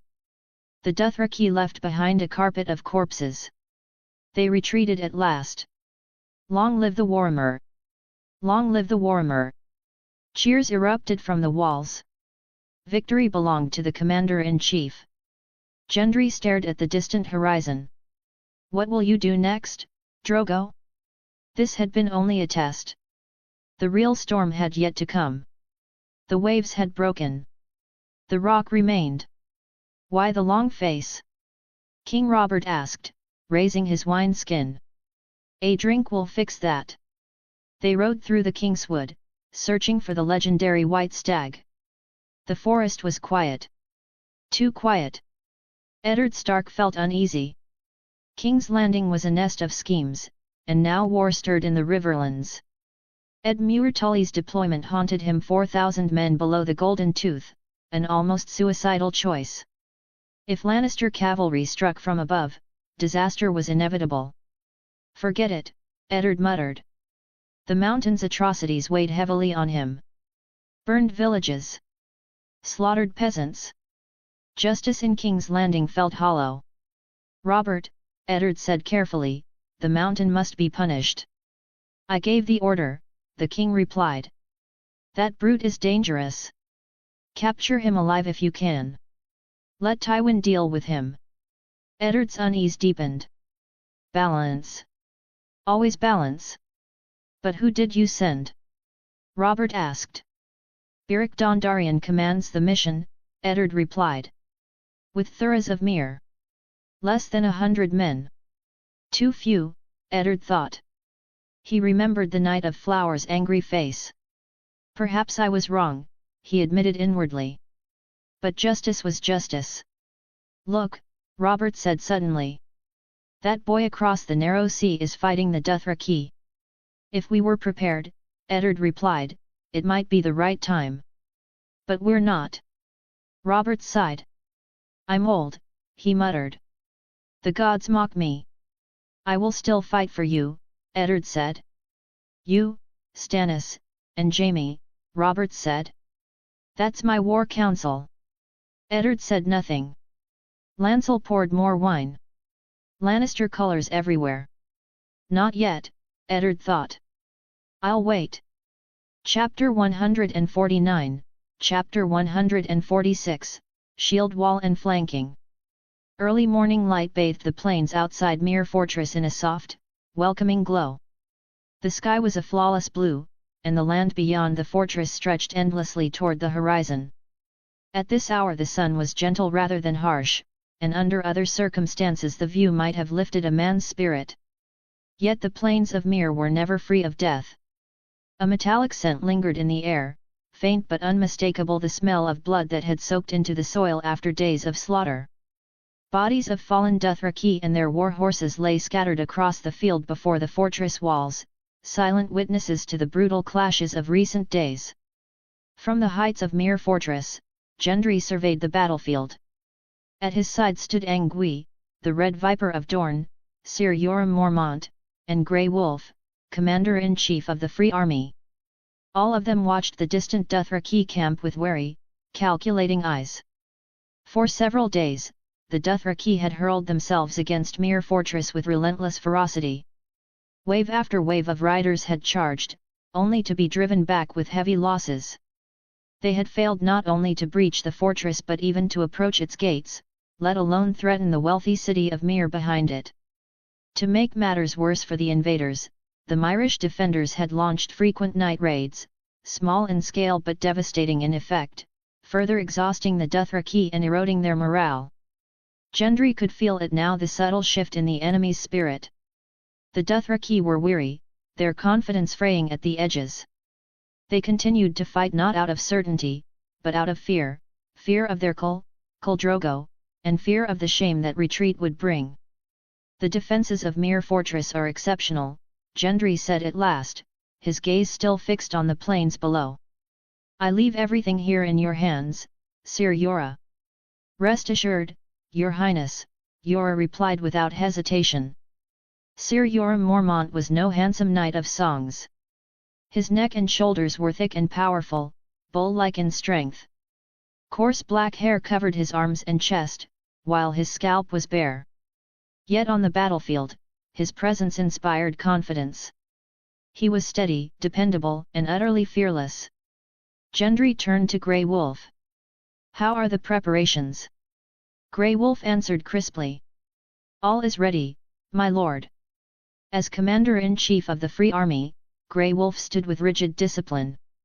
He had short brown hair, a stern face, and a resolute expression that seemed carved from stone. Though only in his 20s, he already carried himself like a veteran. His loyalty was unquestionable, and his command over the Unsullied was absolute. Below them, the infantry of the two cities stood in flawless formation. Rows upon rows of soldiers formed a dense, orderly phalanx, shields locked, spears upright. Report, Gendry said. We now have 1,500 Unsullied, Grey Wolf continued, and 2,000 heavy infantry under Lord Steelfist. Excellent. Gendry nodded in satisfaction. These Unsullied had been gathered at great cost. Some had defected from other masters, some were Dothraki Unsullied taken in battle, and others had been sent by Qohor and Pentos. Each man represented not only strength, but a hard-won victory of influence and resolve. Khal Drogo wishes to face us head-on, Gendry said calmly. Very well. I will grant his wish, but on my terms. After receiving his orders, Grey Wolf and Steelfist descended from the fortress walls. Not long afterward, the massive gates of Mere Fortress groaned open. From within marched 3,500 infantry, advancing steadily across the field in a precise rectangular formation. Their armor was uniform, black scale plate that gleamed dully in the morning sun, complemented by black quartered cloaks. Their helmets differed according to unit.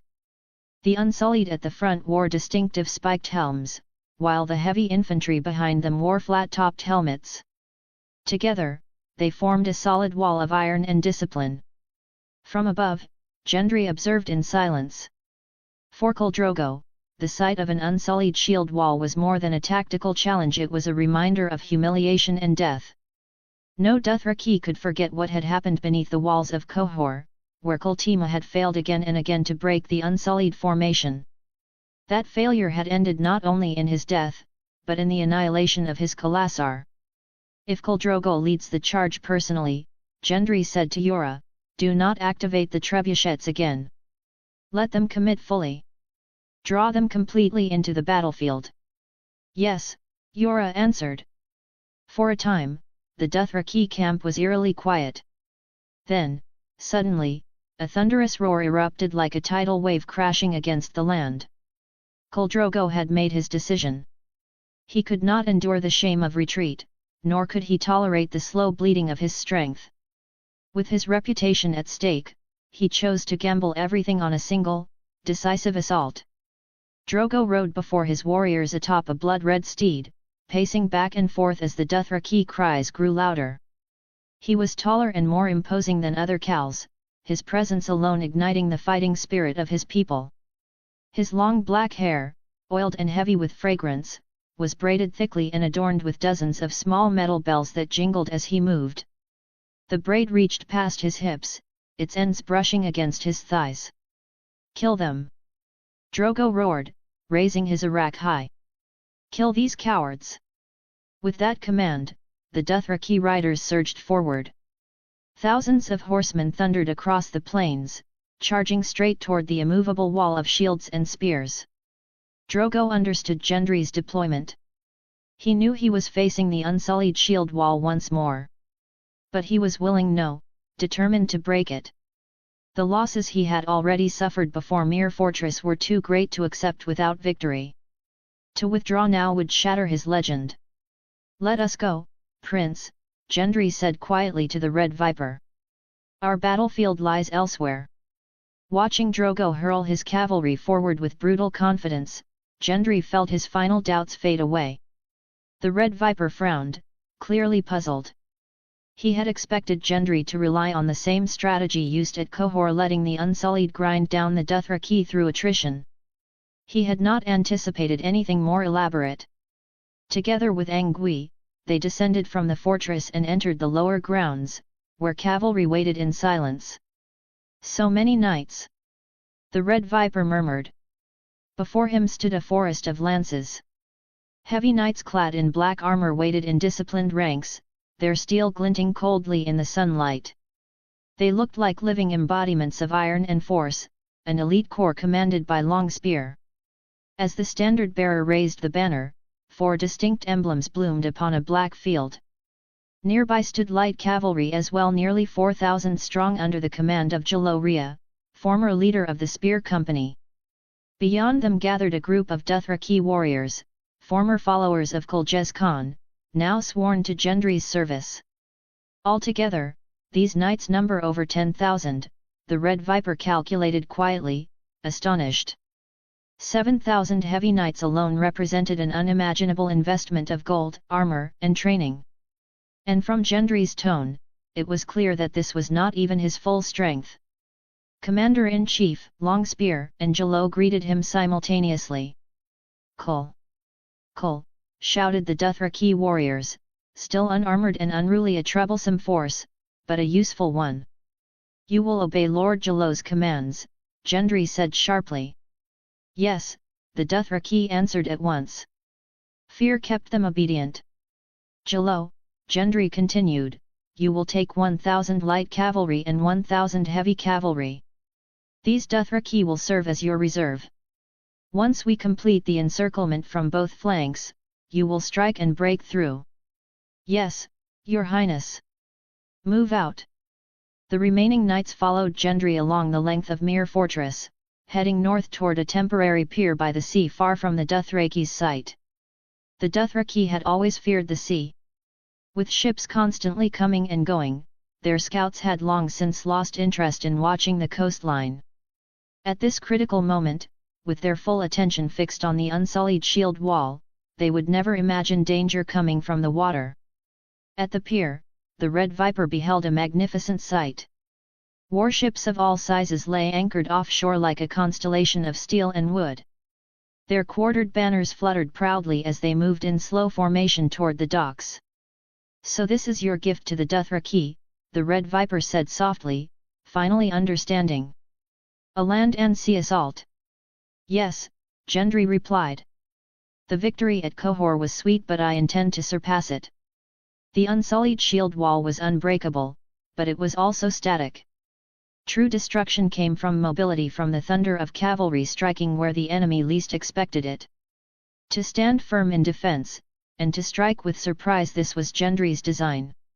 As the fleet prepared to carry cavalry along 2 close coastal routes, one truth became clear: while Khal Drogo focused all his fury on the shield wall before him, death was already moving to close around his flanks and behind him. Chapter 150, Chapter 147 Victory and Defeat. The Red Viper watched the approaching fleet with emotions tangled deep in his chest: admiration, unease, and no small measure of shock. If such warships were encountered on the open sea, they would be no different from floating fortresses. Their hulls were thick, their oars numerous, their decks crowded with soldiers and siege weapons. Unfortunately for Dorne, and much like the north, there was no true navy to speak of. Ever since Nymeria had burned her ships upon landing in Westeros, the Dornish had effectively abandoned naval power. Aside from the orphans of the Green Blood River, who relied on small rafts for fishing and transport, Dorne possessed nothing that could be called a fleet. Those vessels were never meant for war and would be torn apart in moments by real warships. Before him now lay the true strength of the Triarchy.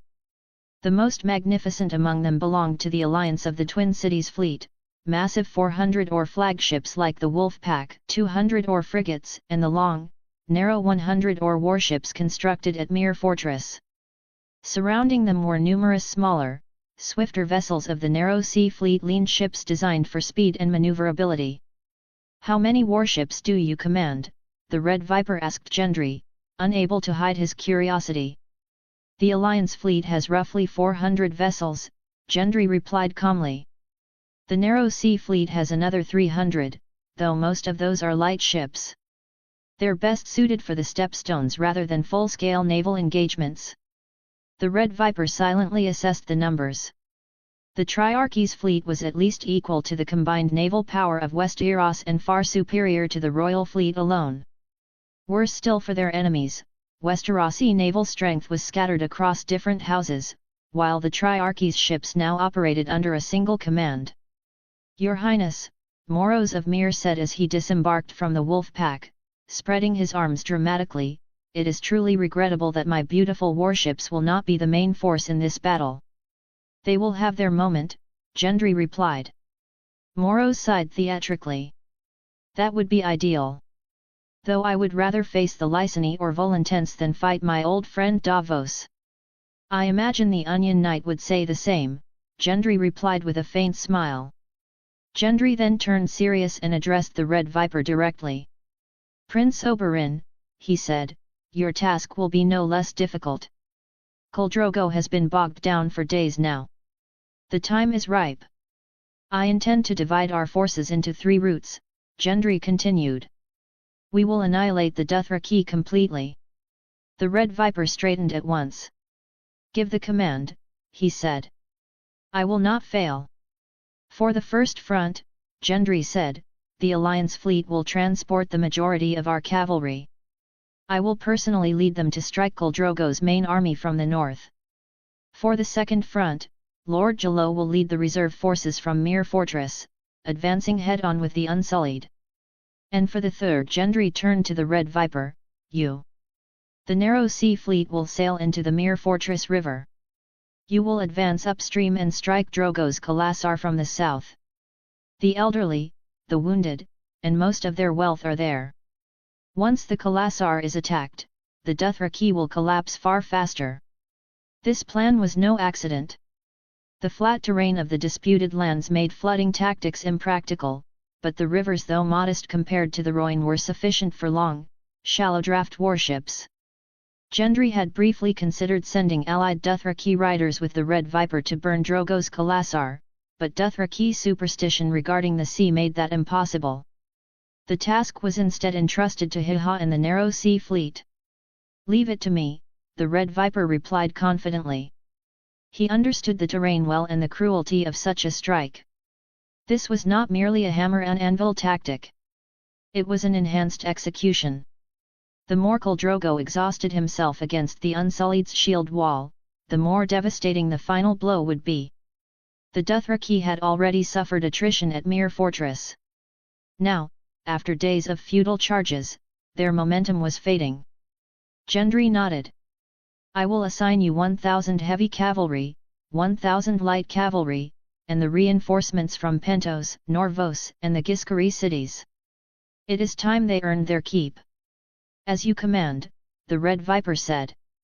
With his own 500 Dornishmen, the force was more than sufficient to devastate a Khalasar. "I will bring you news of victory," he vowed. "Board the ships," Gendry ordered. The wind was favourable, and the distance short. Soon, the warships quietly transported Gendry and his cavalry to a hidden stretch of coast behind the Dothraki lines. The knights disembarked swiftly, leading their horses onto the flat plain. Without scouts to warn them, the movement went unnoticed. Like a forest of iron, the cavalry surged inland. Khal Drogo would never have imagined such a disregard for traditional martial honor, but war did not reward honor. It rewarded victory. "Advance," Gendry commanded. At his side rode Angui and Longspear.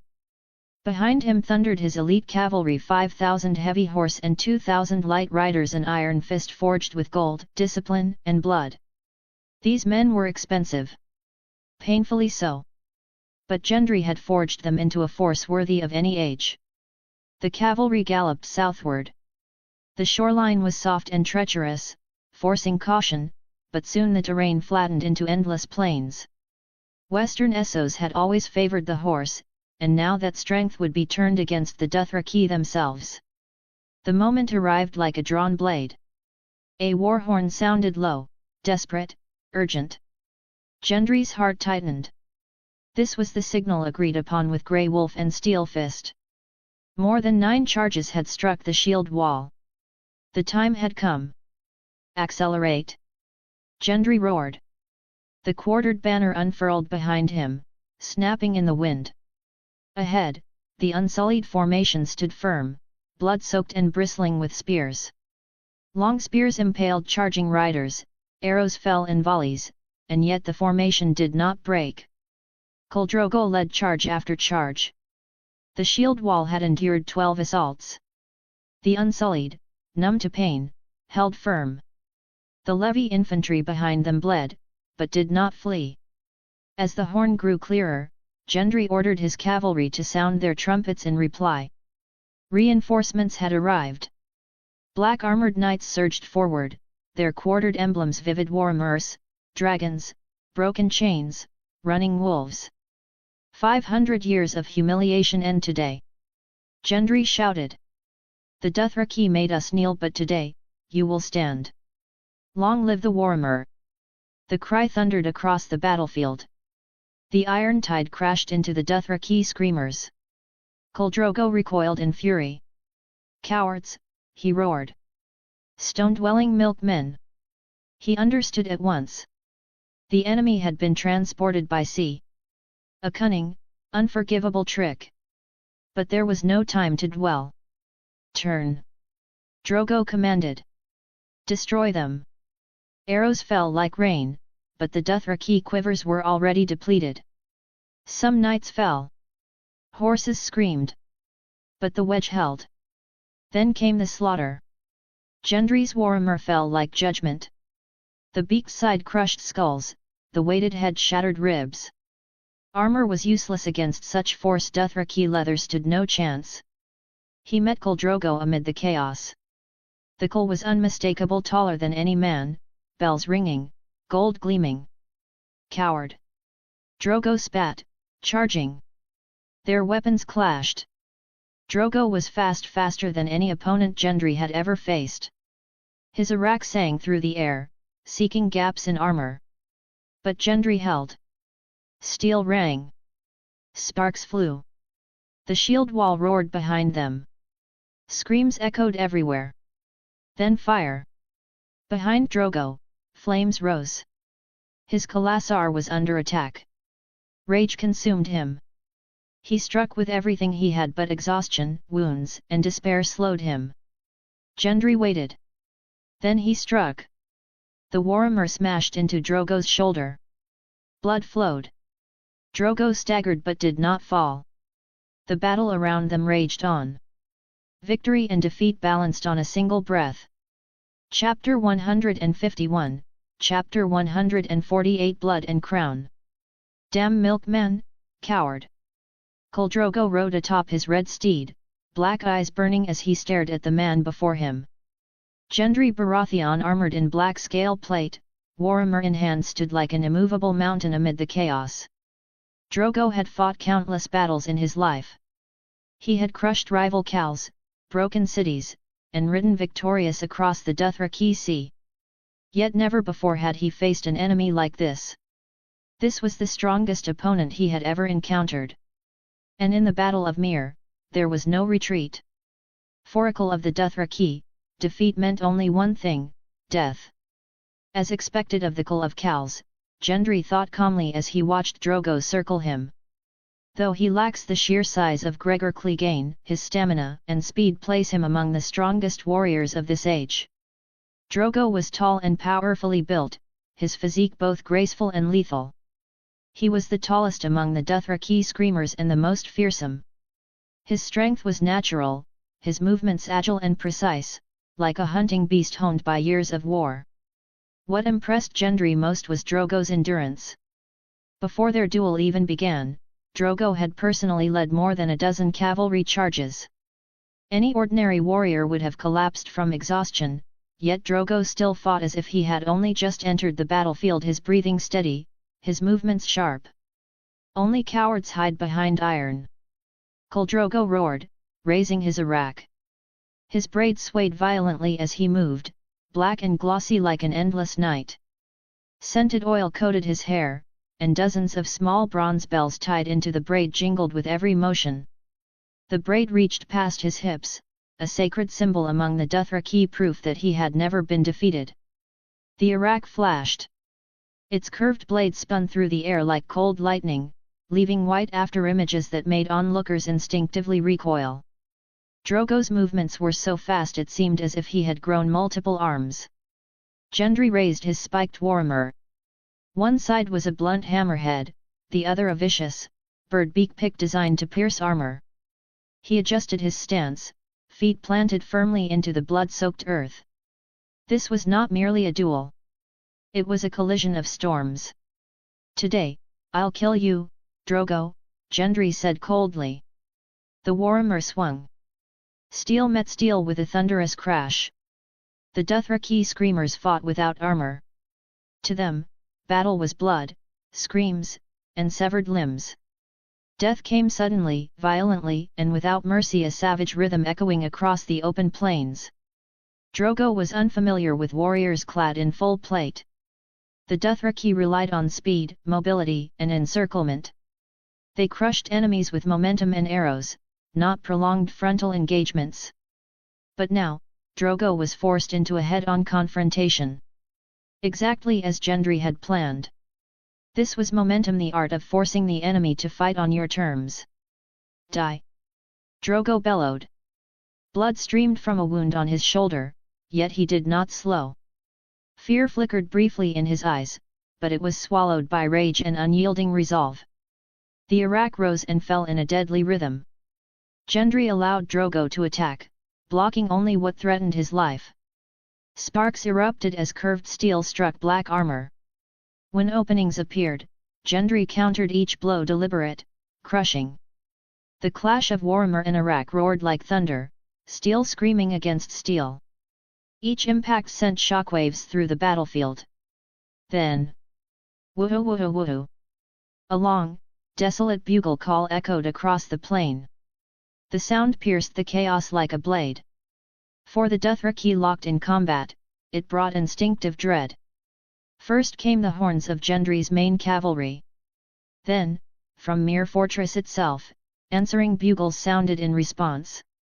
It's time, Gendry thought. The Dothraki were trapped. Long live the warhammer! Long live the commander-in-chief! Long live the liberator! Black-armored cavalry bearing quartered black banners erupted in thunderous cheers. Hooves shook the earth. The gates of Myr Fortress creaked open. Jaloria, former captain of the Spear Company, led the reserve knights in a full charge, light cavalry, heavy cavalry, and even defected Dothraki riders who had sworn allegiance to Gendry. Thump! Thump! Shield formations surged forward once more. Grey Wolf and Steel Fist rallied their men as the unsullied and heavy infantry advanced in disciplined ranks, a forest of spears and shields swallowing the field. Black-armored soldiers poured forth, long swords and long spears gleaming.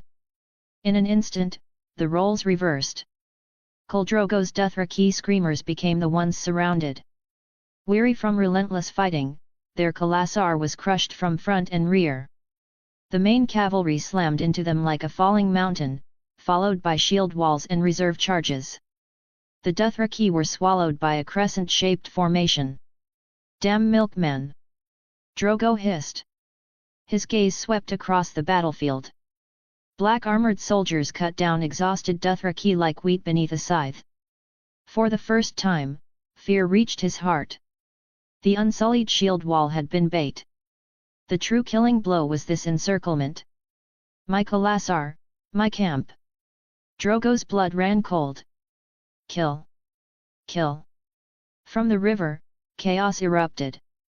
The Red Viper's surprise force landed from fast longships, crashing into the rear camp where the Dothraki's old, wounded, and plunder were kept. Fire rose. Screams followed. Drogo understood it then. He had fallen into a perfect trap. His only chance was to kill the man before him. "Now," Gendry murmured. He adjusted his timing, letting the arak strike harmlessly against his armor while the warhammer punished flesh and bone. The pick scraped across Drogo's face, slicing from ear to lip. Blood sprayed as the Khal snarled like a wounded beast. "Coward! Milkman hiding in stone and iron!" Yet even as he cursed, Drogo felt dread. Armor was heavy but this man did not tire. "Khal! Khal!" Drogo's blood riders fought desperately to reach him. An arrow whistled. Koro fell from his horse. Old, scarred, loyal Koro, the man who had once saved Drogo's life, lay still. The remaining blood riders were cut down moments later, pierced by long spear and blade. Drogo's eyes burned red. He forced himself to calm. Joints.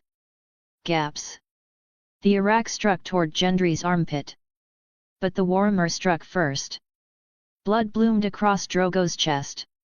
"So this is fate," Gendry thought grimly. Drogo staggered, then roared, raising his blade again. "In the Dothraki Sea, you'd already be dead." "This is not the Dothraki Sea," Gendry replied. "Surrender." Drogo laughed. Then charged. The warhammer rose.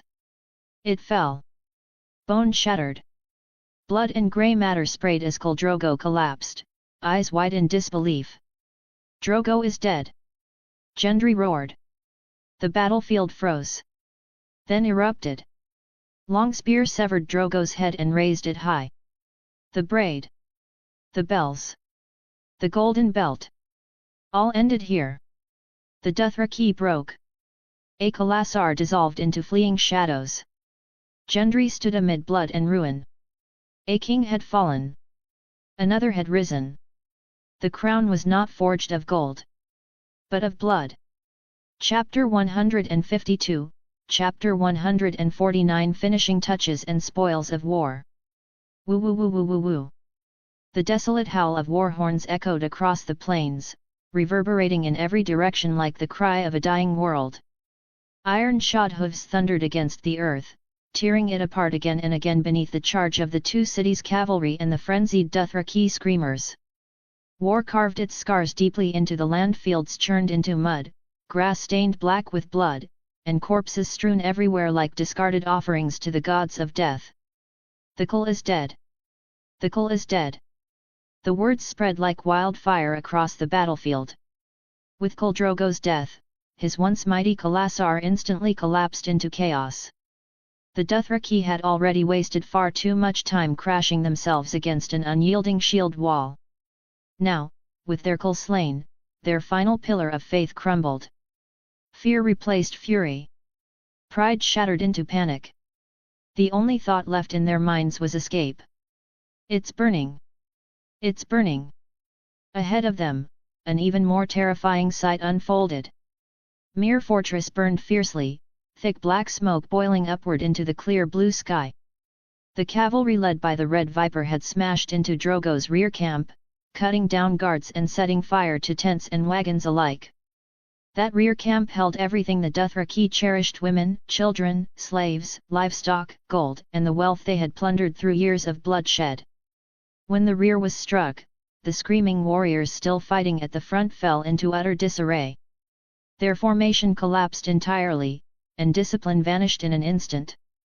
The cavalry of the two cities surged forward like a black tide, sealing the Dothraki's fate. 7,000 heavy cavalry. 4,000 light cavalry. Over 1,000 auxiliary Dothraki screaming warriors. This was Gendry's most powerful mounted force, forged through years of conquest and reform.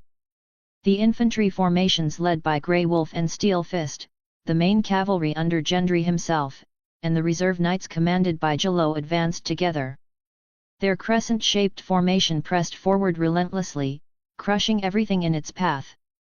Some Dothraki were cut down by flashing steel. Some were trampled beneath iron hooves. Others fell screaming beneath a storm of arrows. Their defeat was total, like a mountain collapsing into dust. From horseback, Gendry surveyed the chaos ahead. The enemy formation had dissolved into a fleeing mob. The Dothraki no longer even attempted to retrieve Khal Drogo's body. This battle was over. The deciding factor had always been the battlefield and the initiative. Heavy cavalry dominated frontal engagements, while the Dothraki excelled in speed and open terrain. Had this battle taken place deep within the vast Dothraki sea, Gendry would not have dared claim victory so confidently. But fortifying walls, clearing the fields, and striking with sudden, decisive force. That was Gendry's specialty. Surrender and live! Surrender and live! Standard-bearers shouted as they advanced, their banners snapping sharply in the wind. The quartered flags were unmistakable: the Warhammer, the three-headed dragon, the liberated slave, and the wolf pack. Yet the Dothraki were a brutal and prideful people. Many chose death over submission. Gendry, Longspear, and their cavalry rode through them like farmers harvesting wheat. Every swing of blade or hammer cut down another life. Gendry wielded two weapons, a spiked Warhammer and an arak.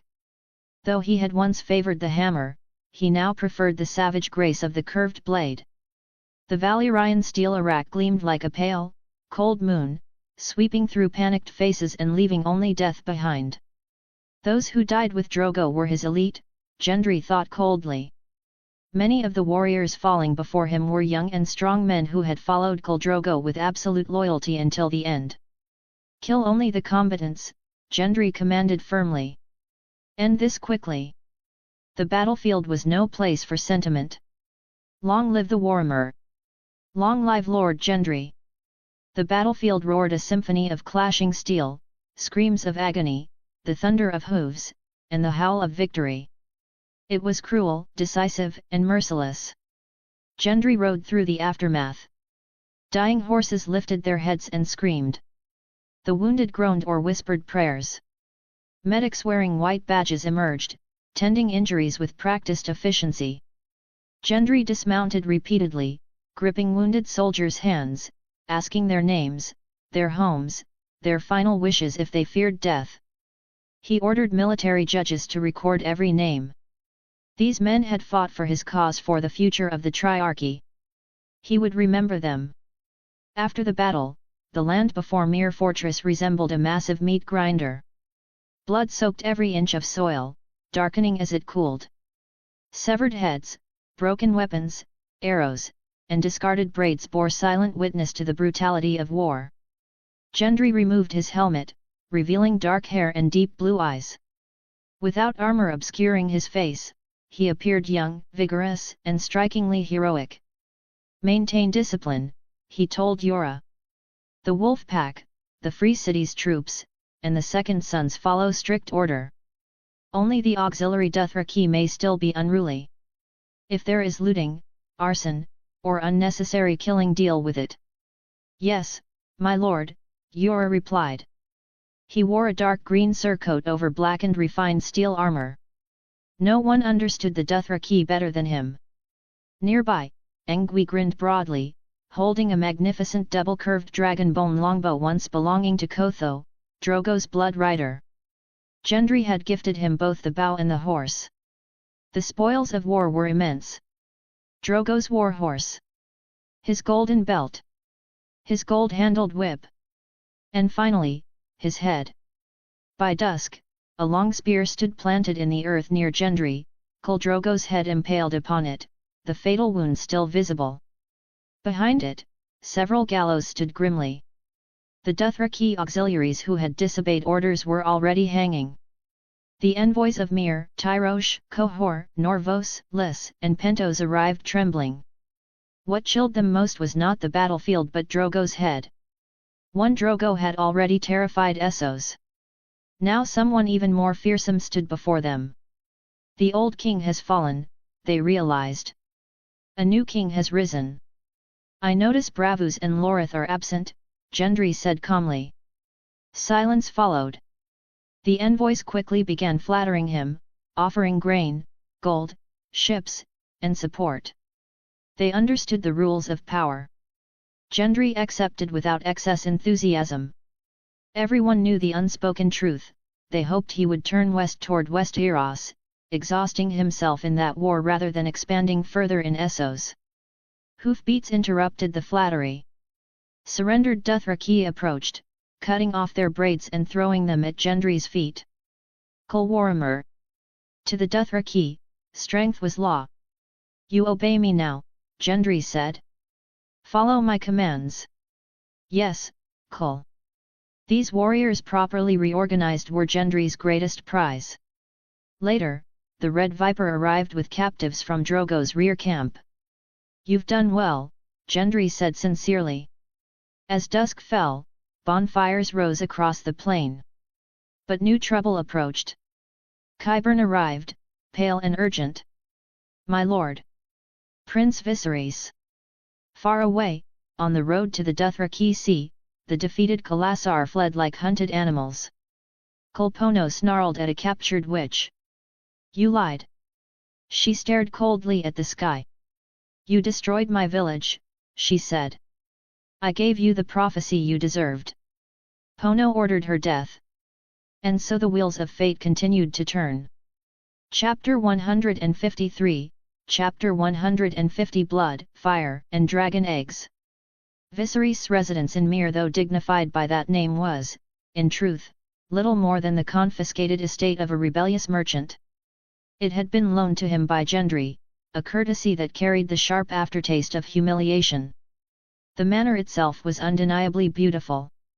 White marble pillars stood carved with flowing Valyrian motifs, fountains whispered endlessly in the courtyard, and carefully tended gardens bloomed with foreign flowers.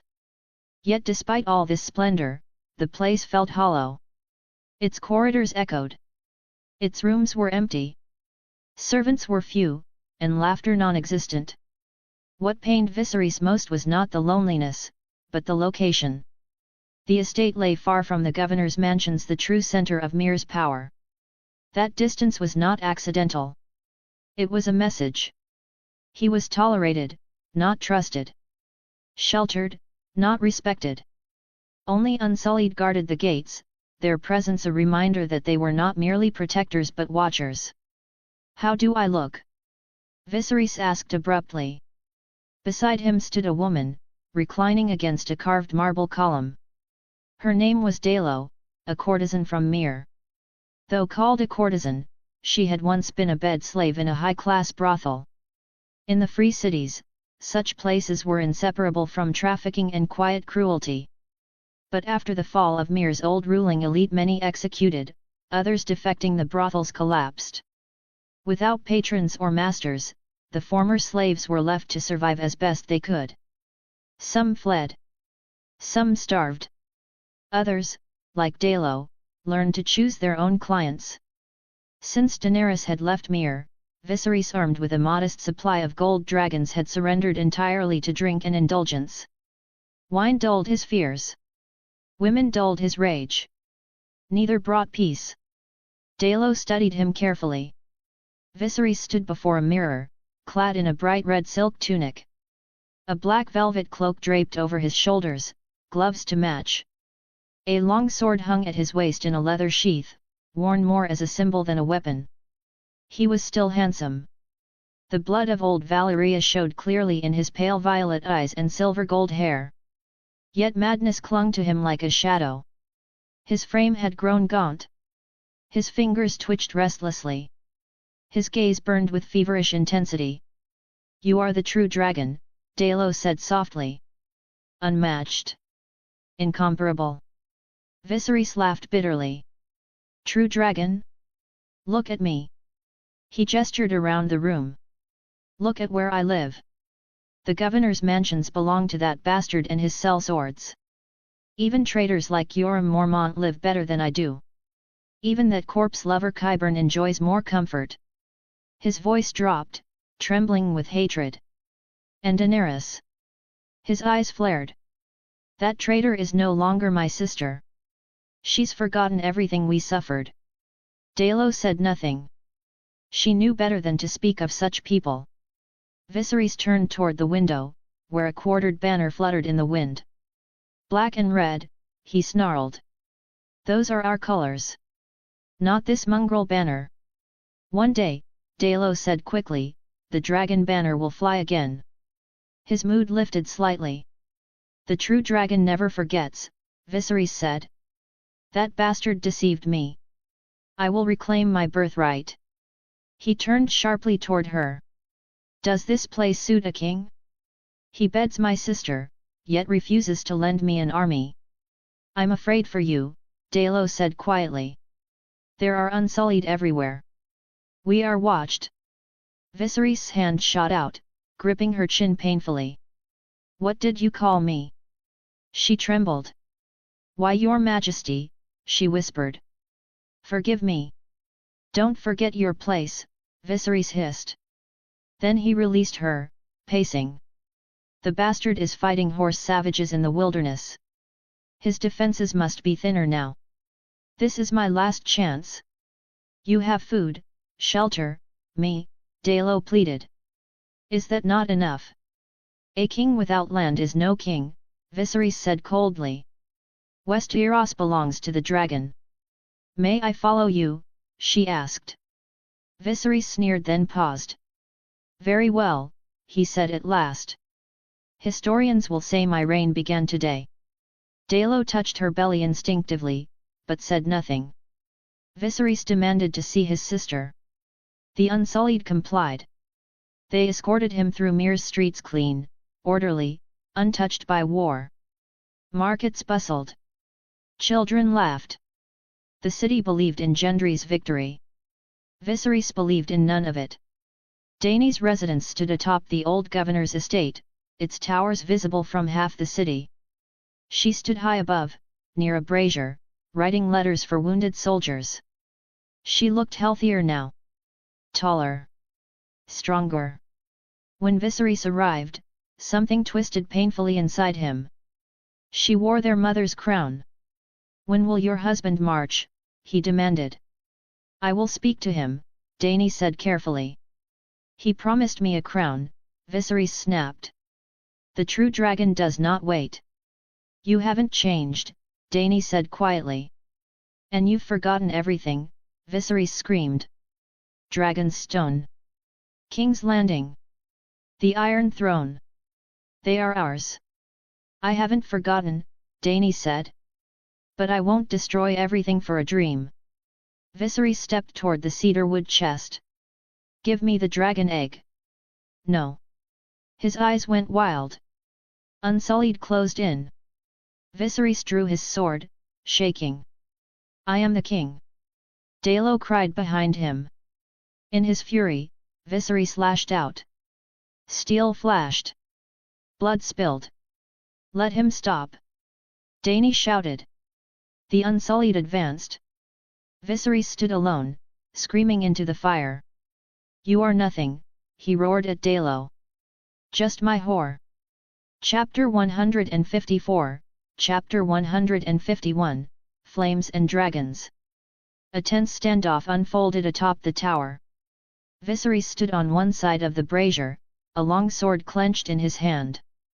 Beside him was only Dela, the lovesick woman from Lys. On the opposite side stood Daenerys, surrounded by her attendants and ranks of Unsullied guards. Thump! Thump! Thump! The Unsullied advanced slowly, clad in black breastplates, shields raised, short swords striking iron in unison. Each carried a newly forged 5-shot crossbow. One volley would be enough to end Viserys' life. No, Daenerys whispered urgently. Do not shoot yet. He is my brother. Whore! Slut!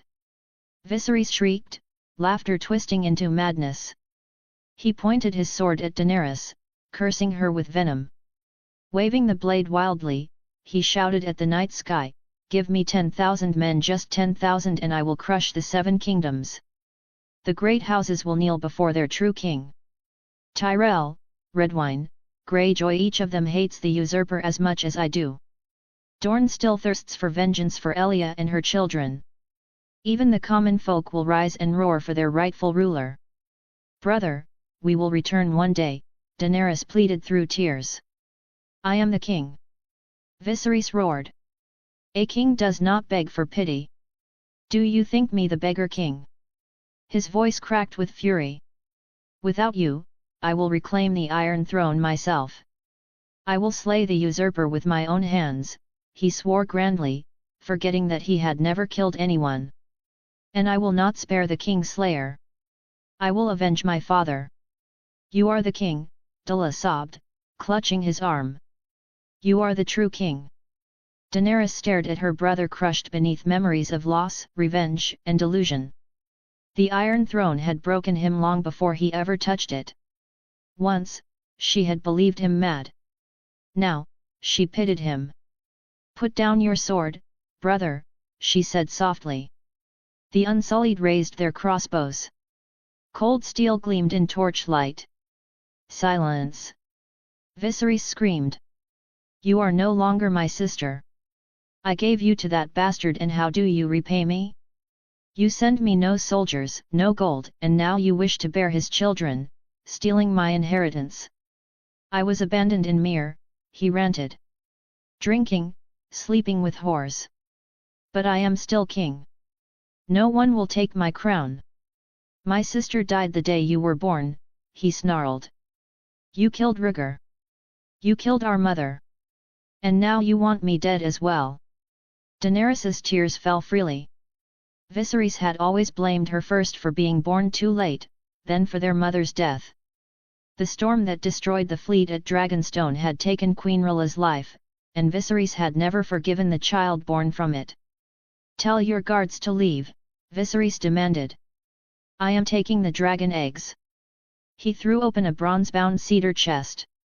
Inside lay 3 fossilized dragon eggs, black, green, and cream and gold, beautiful and strange, their surfaces patterned like gemstones. Yet when he tried to lift one, his face twisted. They're heavy, he muttered, surprised. But priceless. Enough to buy ships. Enough to buy an army. He then pointed at Daenerys's crown, their mother's crown. That belongs to me as well. Please, Your Majesty, Della cried, stepping forward. Daenerys removed the crown from her head. Her eyes were filled not with fear, but sorrow. Viserys caught sight of letters on her table sealed with a quartered banner. You use his crest. Viserys hissed. You've become his slave. You've forgotten the true dragon. With a scream, he slashed at the table. Letters scattered into the air like white butterflies. Get out, he shrieked, poking the brazier with his sword. Stop, my king. Della rushed forward, wrapping her arms around him. Traitor! Viserys screamed. He shoved her away and stabbed her again and again. Blood spilled across the marble floor. I told you never to think you were my queen, he snarled. Della collapsed, blood pooling beneath her. Her face grew pale, her breath shallow. Horror froze everyone in place. Thwib! A crossbow bolt struck Viserys' sword arm. The long sword clattered to the ground. Viserys staggered, snarling curses. Then his eyes fixed on the brazier. I am a dragon, he declared hoarsely. Fire burns in my blood. With a scream, he lifted the brazier. The heat was unbearable. He stumbled. The brazier toppled, crushing him beneath it. Burning coals spilled across his body, igniting cloth and hair alike. Viserys screamed. He rolled, howling like a wounded animal, begging incoherently. Save him, someone cried, but it was too late. Flames devoured him. Velvet and silk hissed as they burned. His screams echoed until they faded into silence. Viserys Targaryen, the beggar king, died in fire. Della watched him with fading eyes. "I loved him," she whispered. "Please, bury me with my king. And our child." Daenerys nodded, tears streaming. The Unsullied placed Della's body beside Viserys' charred remains. He was not a true dragon, Daenerys thought. A true dragon fears no fire. She placed their mother's crown upon Viserys' head. "This is the crown you wanted, brother." Torches were lit. Oils poured. The pyre was built. When the flames roared skyward, something ancient stirred. Crack! Stone split. From the ashes, 3 dragons emerged, their wings beating against the night. Black and red. Bronze and green. Cream and gold. Gasps filled the courtyard. Knees hit stone. The age of dragons had returned. And their roar shook the world. Chapter 155, Chapter 152. The Red Comet and the Name of the Dragon. The red comet tore across the night sky like a bleeding wound carved into the firmament. Its body burned crimson, and its long tail stretched endlessly behind it, illuminating nearly half the heavens in a deep, blood-red glow. Even the stars seemed to retreat before its brilliance, as if the sky itself had been marked by an omen. This red comet would not fade quickly. For many nights to come, people across the known world would lift their heads and see it, kings, slaves, priests, witches, scholars, and madmen alike. Each would give the same phenomenon a different meaning. Some would call it a sign of war. Others would whisper of rebirth, dragons, or the fall of dynasties. And in every city, from the free cities to the far reaches of Westeros, prophecies long forgotten would quietly stir. Within the courtyard of the Myrish Magister's residence, the collapsed remains of a great bonfire still smoldered. Among the ashes, 3 small dragons frolicked. They were newly born, clumsy and curious, their movements awkward yet full of life. Thin streams of white smoke escaped their nostrils with each breath, and the stones beneath their claws were still warm from dragon fire. The black dragon lifted its head and let out a sharp, shrill roar. Flames flickered briefly from its mouth. As if responding to a call, the other 2 dragons followed suit, their cries overlapping in a strange, almost musical harmony. Gendry watched them in silence. So it really worked, he thought. Only death can buy life. The price had been exact. The blood of kings Viserys Targaryen and Khal Drogo. The blood of a fetus Viserys' unborn child. The blood of a sage, a witch, whose fate was already sealed. And the life of a woman who had loved Viserys deeply enough to die with him. Every condition of the ancient formula had been fulfilled. Viserys was always destined to die, Gendry murmured inwardly. But at least he died by his own hand. That spared Dany from becoming a kinslayer. Fate was cruel, but it had chosen a less bloody path for Daenerys. Gendry had wanted to spare the beggar king. He truly had. But Viserys' obsession with the crown had rotted his mind beyond repair. Gold, fire, blood, he would have destroyed himself no matter what choices others made. Nearby, Qyburn rubbed his eyes repeatedly, as if afraid the scene before him would vanish the moment he blinked. A red comet, living magic dragons. He whispered, unable to hide his excitement. For a man who devoted his life to forbidden knowledge and forgotten arts, this was nothing short of a miracle. Magic dragons were the most mysterious creations in the world. They were not merely beasts, but living manifestations of magic itself. To scholars and magi, dragons were the ultimate proof that the laws of the world could be bent and perhaps rewritten. The red comet had appeared. The dragons had hatched. The connection was undeniable. Qyburn's heart pounded as a dangerous thought surfaced. If dragons have returned, then magic itself is awakening. Perhaps, just perhaps, his own research would finally bear fruit. The black and red dragon suddenly leapt from Gendry's neck onto his shoulder, its claws digging lightly into fabric and skin. Gendry smiled faintly and carefully cupped the dragon in his palm. The little dragon's body gleamed like polished obsidian. Crimson lines ran between its black scales, echoing the color of its wings and curved horns. Its eyes burned a deep, smoldering red, like embers buried in charcoal. Magic dragons were rarely of a single color. This one, Qyburn said softly, staring in awe. This one is extraordinary. I was right, he continued. The commander-in-chief truly carries the destiny of this era. The dragon had chosen Gendry. That alone was proof. Even as a bastard, Gendry would become the first of House Baratheon to ride a magic dragon. Gendry gazed at the creature in his hand. The black dragon was the largest of the three and by far the most aggressive. Even in infancy, it carried itself with natural dominance. When it spread its wings, they were nearly 3 times the length of its body, thin, translucent membranes stretched between delicate yet resilient bones. If one looked closely, it became clear that the dragon's body consisted mostly of neck, tail, and wings. It was built for the sky. This was his confidence. His chance to begin again. My lord, an Unsullied cried out suddenly. That dragon, that must be Balryan.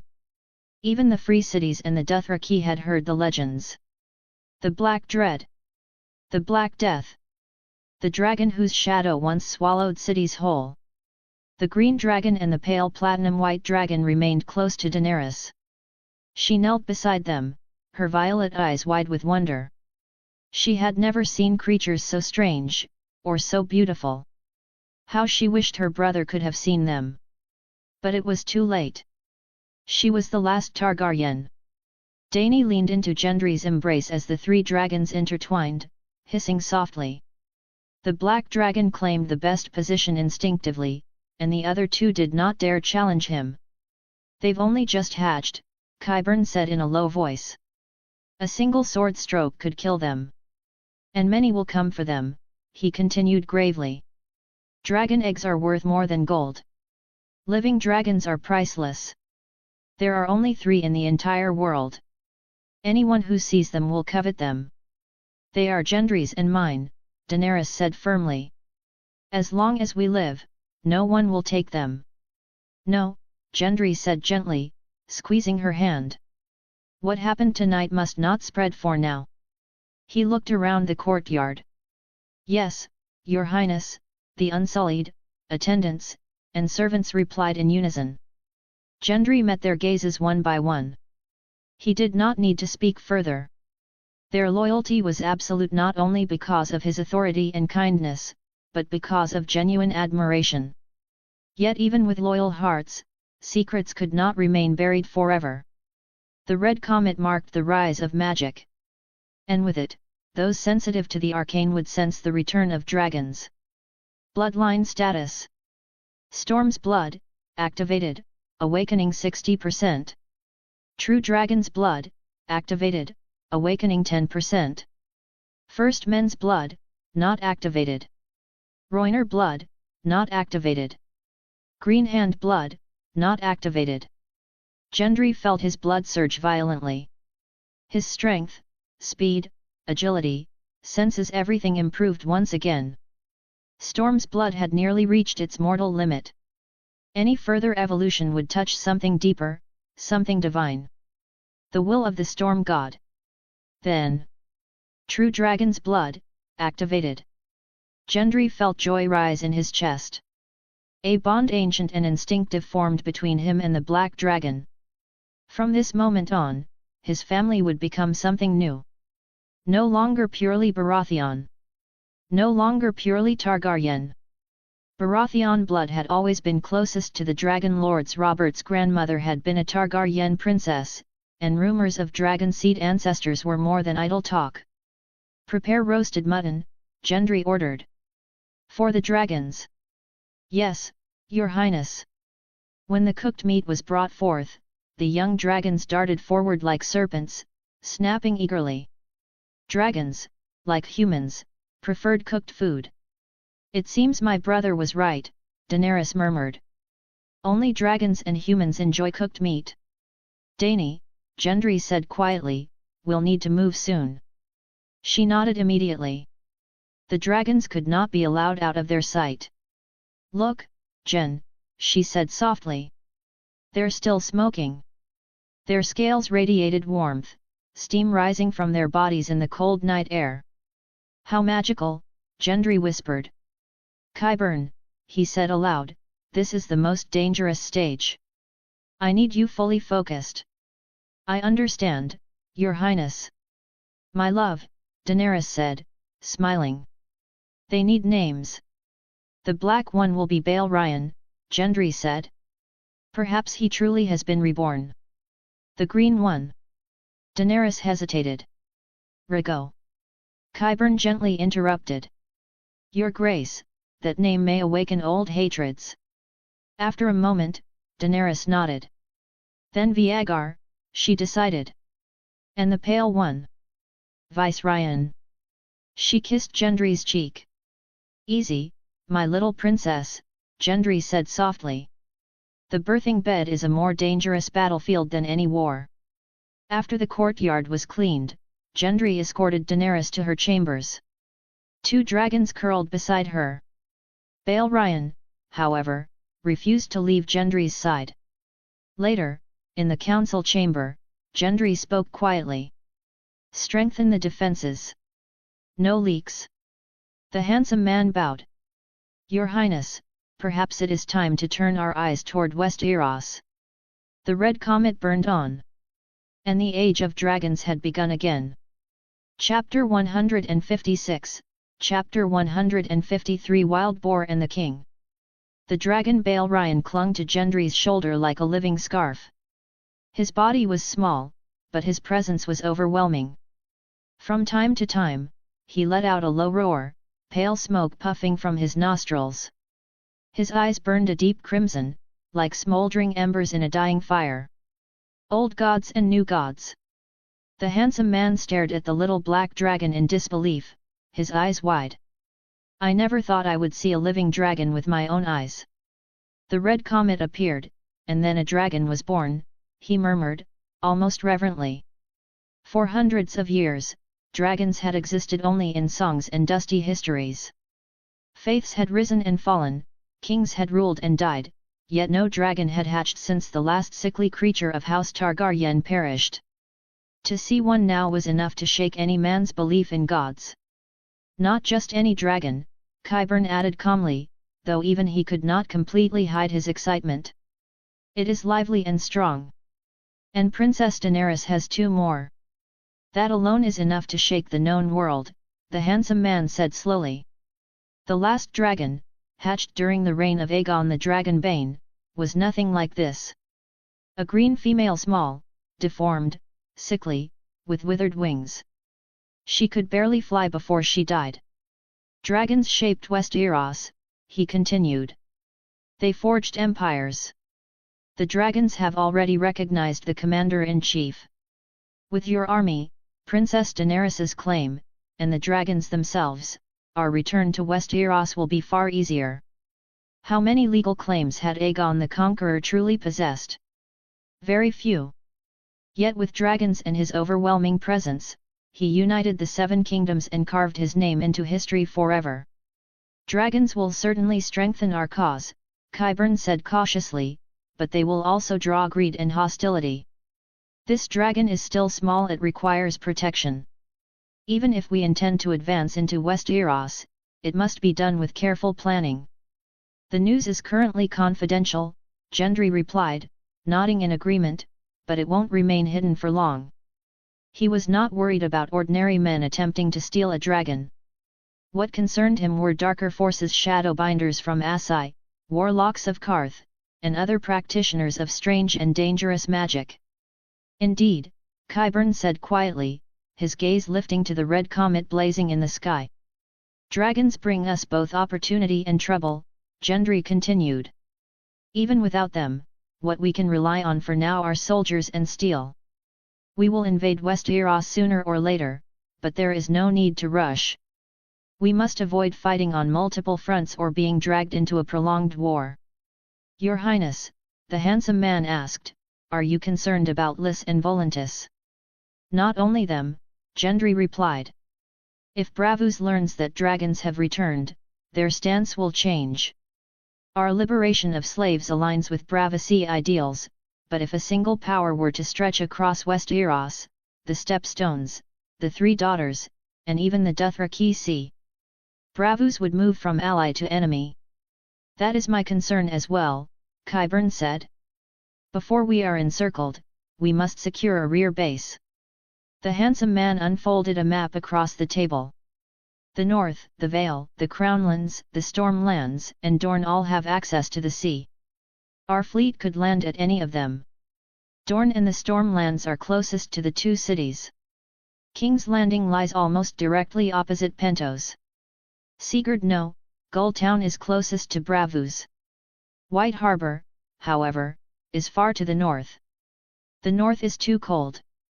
Dorne is too hot, Qyburn said thoughtfully. Those two should be excluded first. Prince Oberyn of Dorne has already shown goodwill toward us, and Eddard Stark is famously rigid and honourable. Both houses Stark and Martell can likely be won over. As for the Vale, Gulltown is still rather distant. The conclusion became obvious. Their primary targets were the Crownlands and the Stormlands. That left only a few critical strongholds, the Isle of Tarth, Storm's End, Dragonstone, and King's Landing. King's Landing itself isn't that important, Gendry said calmly. A city of that size is difficult to defend and even harder to feed.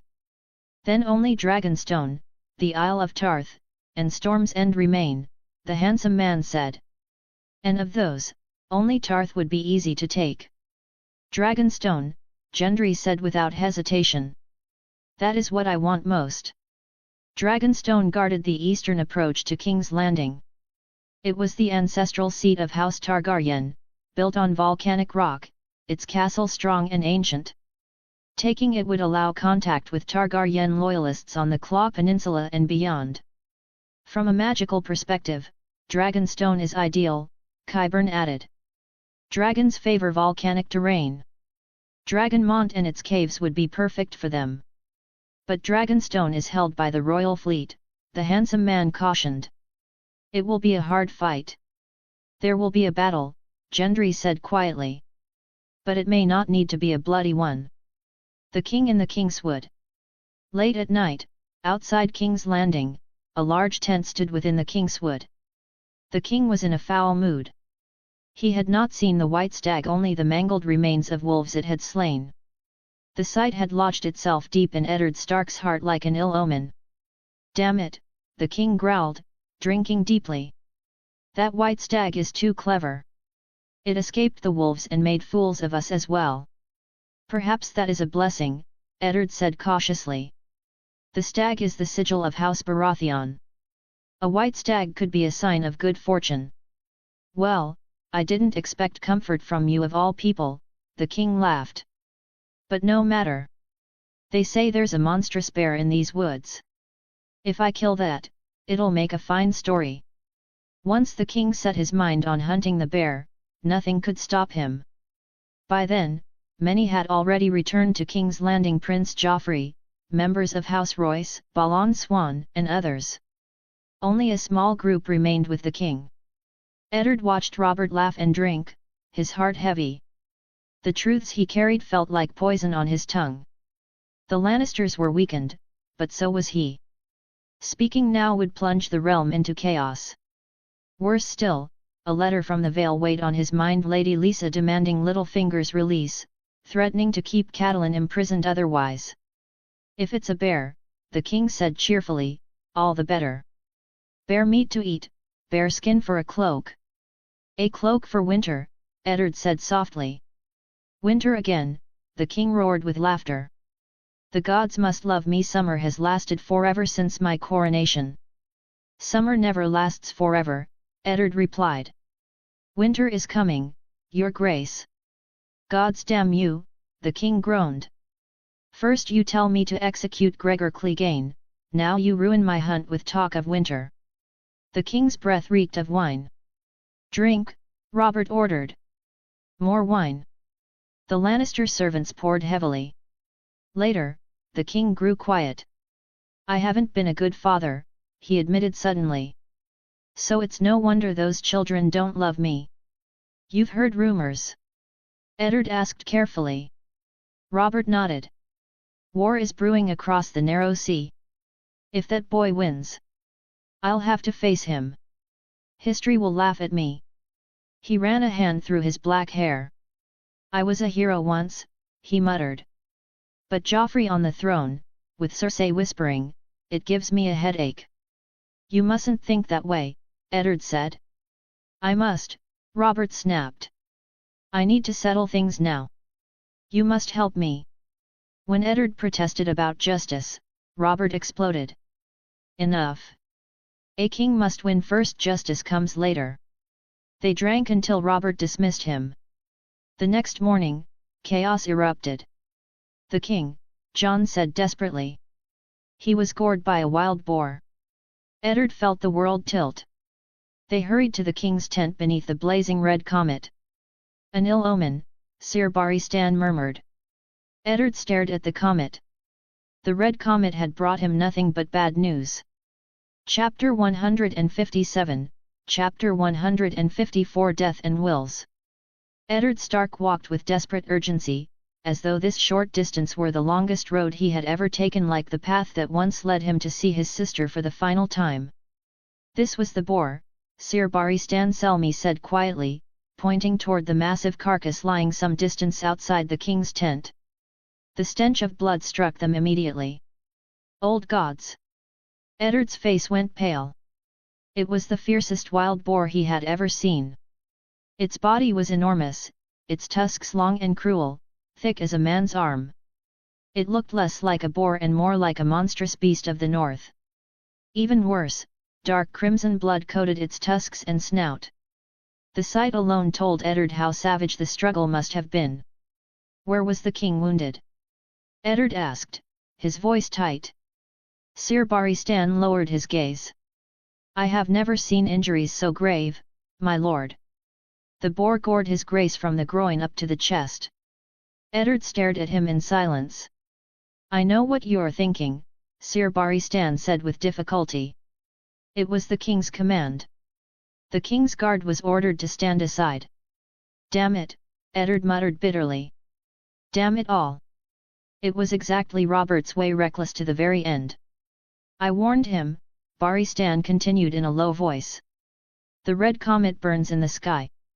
It is no good omen." But the king would not listen. Eddard pushed past the tent flap. Robert's green hunting cloak lay discarded on the ground, torn and soaked with blood. From beneath the blanket, the king's legs stretched stiffly outward, still clad in muddy boots. The air was heavy with the mingled smells of dust, sweat, blood, and death. "Eddard," Robert said weakly when he saw him. His face was pale as milk. "Come closer." Eddard pulled back the blanket. The wounds beneath were horrific, ragged, convulsing gashes torn deep into flesh. The smell was unbearable. Eddard felt his stomach twist violently. "It stinks," Robert rasped. "That's the smell of death. Don't think I can't smell it. This time it got me good." He gave a ghastly grin, his teeth stained red. "But I didn't let it off easy either. I took its eye." "Ask them, ask Renly." "Yes," Lord Renly said softly. "By your command, we brought the carcass back." "Good," Robert muttered. "Brought it back for dinner." Then his gaze sharpened slightly. "You looked troubled yesterday, Ned. We grew up together, you can't hide it from me. I wanted to speak with you alone. Everyone else, leave us." "How should I face this?" Eddard wondered. Comfort his old friend or confront the future head-on? "Out," the king ordered. Renly hesitated. "Brother! Get out! I'm not dead yet." Reluctantly, Renly left. Even Sir Barristan withdrew. There was not even milk of the poppy here, only the raw truth of death. Once they were alone, Eddard sat beside the bed, grief blurring his vision. "Robert," did you truly need to be so reckless? Ah, fuck you, Ned, Robert coughed. At least I killed the bastard. His breathing grew ragged. You were right, about that girl, Daenerys. She's just a child. If she were pregnant, I would have committed kinslaying. That's why the gods sent this boar to punish me. He spat blood. Everyone else said yes to me. Only you ever said no. Then his voice dropped. There's something I want to ask of you. Protect Joffrey's throne. Don't let his brothers kill him. Bastards grow faster, wilder. I can't kill my own son, but you can. Eddard felt his throat close.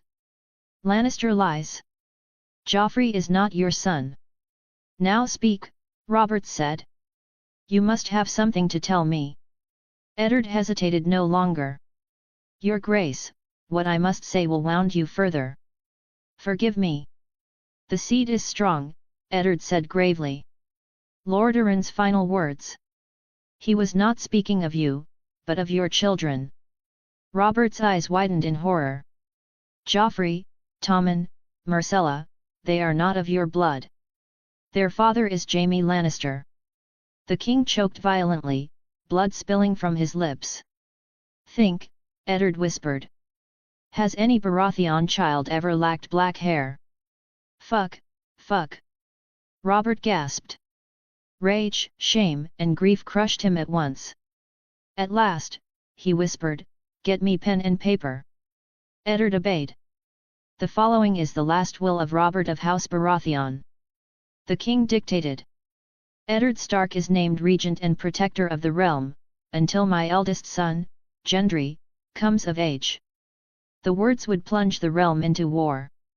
When it was finished, Robert signed both copies with shaking hands, sealing them with the sigil of the crowned stag. Let Sir Barristan in, Robert ordered. Not Renly. The old knight entered, solemn and grave. You will guard my rightful heir, Robert said. This is my final command. Barristan read the will and trembled. At last, Robert leaned back weakly. I want that boar served at my funeral. Roast it. Eat it. But you two run. This letter will drown King's Landing in blood. His eyes closed slowly. Ned, tell Lyanna I said hello. Eddard felt as though a knife had pierced his heart. The storm had begun. Chapter 158, Chapter 155, Division and Escape. The king lay sunk deep into the pillows, his body shuddering faintly as if even his dreams caused him pain. His breath came shallow and uneven, each rise of his chest a visible effort. How much longer does he have? Eddard Stark asked quietly. By all reason, he should already be dead, the old knight replied. I have never seen a man cling to life with such stubborn will. I suppose he wished to see you one last time. Now that he has, his heart is finally loosening its grip. The king's life was like a candle guttering in the wind, its flame trembling with every breath. My brother has always been strong, Lord Renly said softly. He slew that boar. Even with his belly torn open, he still killed it. There was awe in his voice, mixed with disbelief. Robert never left the field while an enemy still stood, Eddard said. That was always his way. He turned to the men gathered there. No one is to disturb his rest without my permission. As you command, my lord, Sir Barristan Selmy replied. The white-haired knight looked far older than his years. I have failed in my sacred duty. There was much more the two men needed to discuss, but with Lord Renly present, they could not speak freely. Even the most loyal knight cannot prevent a king from harming himself, Eddard said gently. Robert loved hunting boar. I must have seen him kill more than 1,000. He would stand his ground, long spear in hand, cursing as the beast charged him. He always waited until the last possible moment, until the boar was nearly upon him, and then struck clean and true. Who could have imagined that this one boar would be the death of him? You are too kind, Lord Eddard, Barristan said, lowering his eyes. Even the king himself said so, Eddard replied. He blamed the wine. The old knight nodded slowly. When we flushed the boar from its lair, his grace was already unsteady in the saddle. Even so, he ordered us to stand aside. What of the wine? Eddard asked. The king drank from his own wineskin, Baristan said. I did not count how many, but it was more than one. Each time he asked, the attendants brought him a fresh skin. A bitter taste filled Eddard's mouth. He recalled the two blonde boys Robert had sent to fetch pliers for his breastplate. That night at supper, the king had told the tale, laughing until he could scarcely breathe. Which attendants? Eddard asked. The elder one, Baristan replied. Lancel. My poor brother, Renly said with a sigh. Surrounded by Lannisters to the very end. Lancel is Sir Kevin Lannister's son, Lord Tywin's nephew, the Queen's cousin. I only hope the boy does not blame himself too harshly. We must count our numbers, Eddard said after a pause. Everyone in the camp should return to King's Landing with us. Baristan looked at him strangely. Stability was needed, yes, but returning to King's Landing now was perilous. Yes, my lord, the old knight said at last, and withdrew. Eddard and Renly left the tent together. After several steps, Renly spoke again, his voice low. Lord Eddard, if you do not mind, may I speak with you privately? Very well. They found a quiet place among the trees. Renly glanced around cautiously before leaning closer. What did my brother speak of with you? He asked. Was it the regency? Did he name you protector of the realm? He did not wait for an answer. We are in the Kingswood.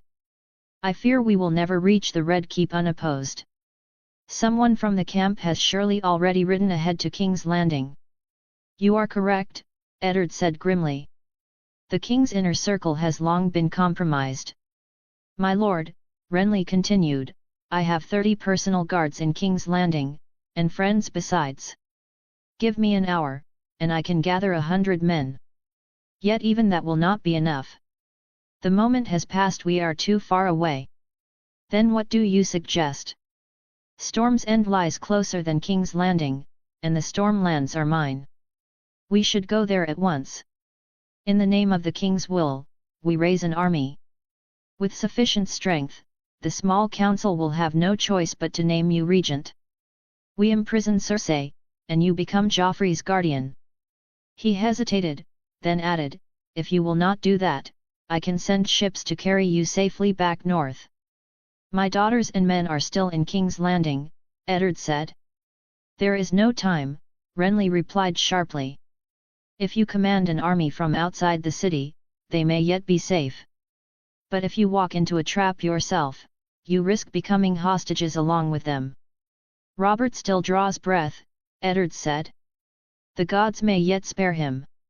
If not, I will convene the small council in King's Landing, present the will publicly, and settle the succession lawfully. Renly stepped back, his body tense as a drawn bow. Every moment you delay gives Cersei another moment to prepare. Once Robert dies, it will be too late for both of us. Then let us pray he lives. I doubt the gods will be so kind. Sometimes, Eddard said quietly, they show mercy. The Lannisters do not. Renly turned and left. Not long after, Sir Baristan returned. What did Lord Renly wish to discuss? He asked. He seemed in haste. He urged me to flee to Storm's End with him, Eddard said. He may not be wrong, Baristan whispered. Someone has already fled the camp. Those swift-footed attendants will carry the news to the Queen. Once she learns of the king's will, we will have no grave, let alone any hope of fulfilling his last command. But my daughters remain in King's Landing, Eddard said. If you return, you will be a wolf walking into a lion's den, Baristan warned. Tradition cannot be overturned by a few words on parchment. To deny the Queen and her son, who will believe such a scandal? King's Landing crawls with Lannister men. There are two wills, Eddard said.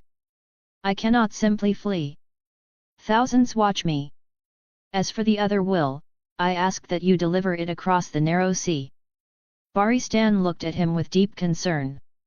As you command, my lord. But you?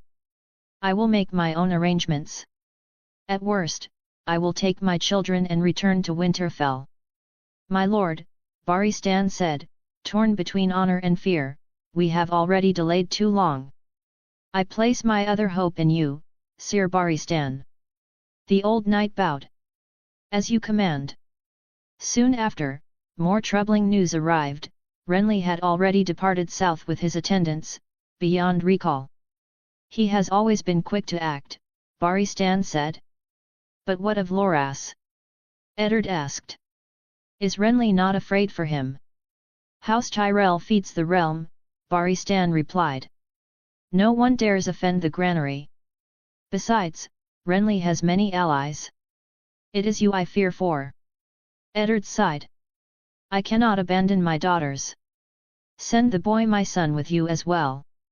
Yes, my lord. There is one more matter, Eddard said. I will write to Lord Stannis. Baristan fell silent. I will ask him to send ships or soldiers to aid me. My lord, Baristan said at last, you know Stannis's nature. If he learns the throne has passed to a legitimized bastard, he will rage against it. If he loved Robert, Eddard said, he will help. When Baristan left, Eddard returned to his tent. Grief threatened to overwhelm him. He longed to kneel beneath the heart tree and pray for the life of the man who had been dearer to him than a brother. But there was no time. He unfolded the king's final will.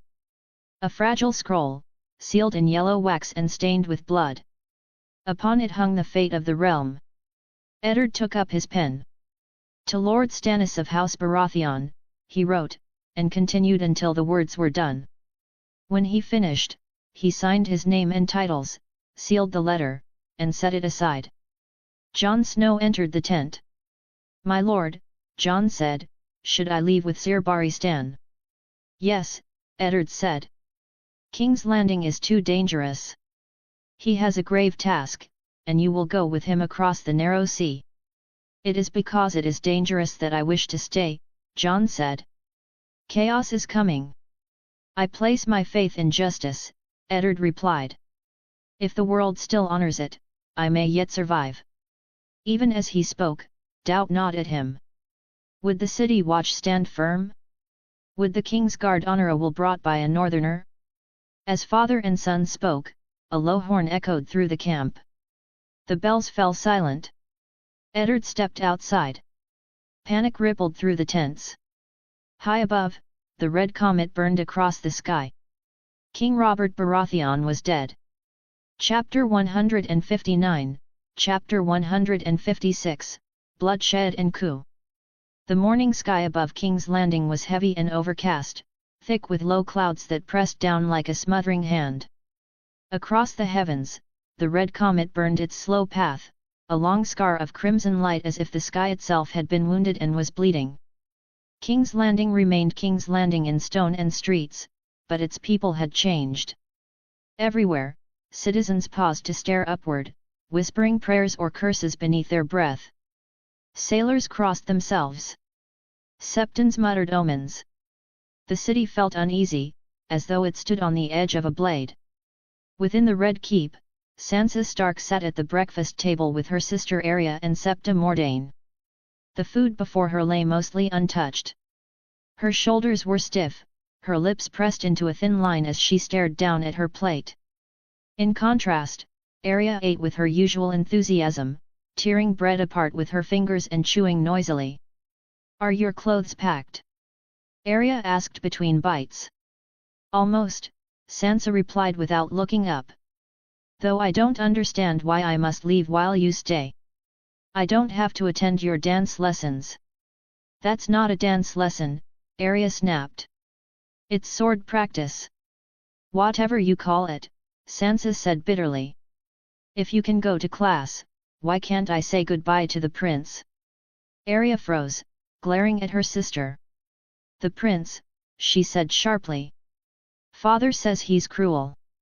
He has his reasons. When we return to Winterfell, you'll understand. Father must be wrong, Sansa insisted, her voice trembling. I'm going to marry Prince Joffrey. I'll love him as Queen Naerys loved Aemon the Dragon Rider, and as Jonquil loved Florian. I'll be his queen and bear his children. Don't even think about it, Arya said fiercely. Father said your betrothal was a terrible mistake. Joffrey is a liar and a coward. He'll find you a better man, brave, kind, and worthy of you. You're lying, Sansa whispered. Before Arya could answer, Septa Mordane spoke gently but firmly. Lady Sansa, Lord Eddard has given his command. We must obey. His lordship has his reasons, and it is not for us to question them. This is so unfair! Sansa cried.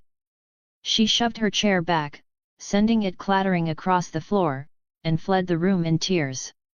Septa Mordane rose at once. Arya looked up at her, her face unusually serious. Please watch her closely, she said softly.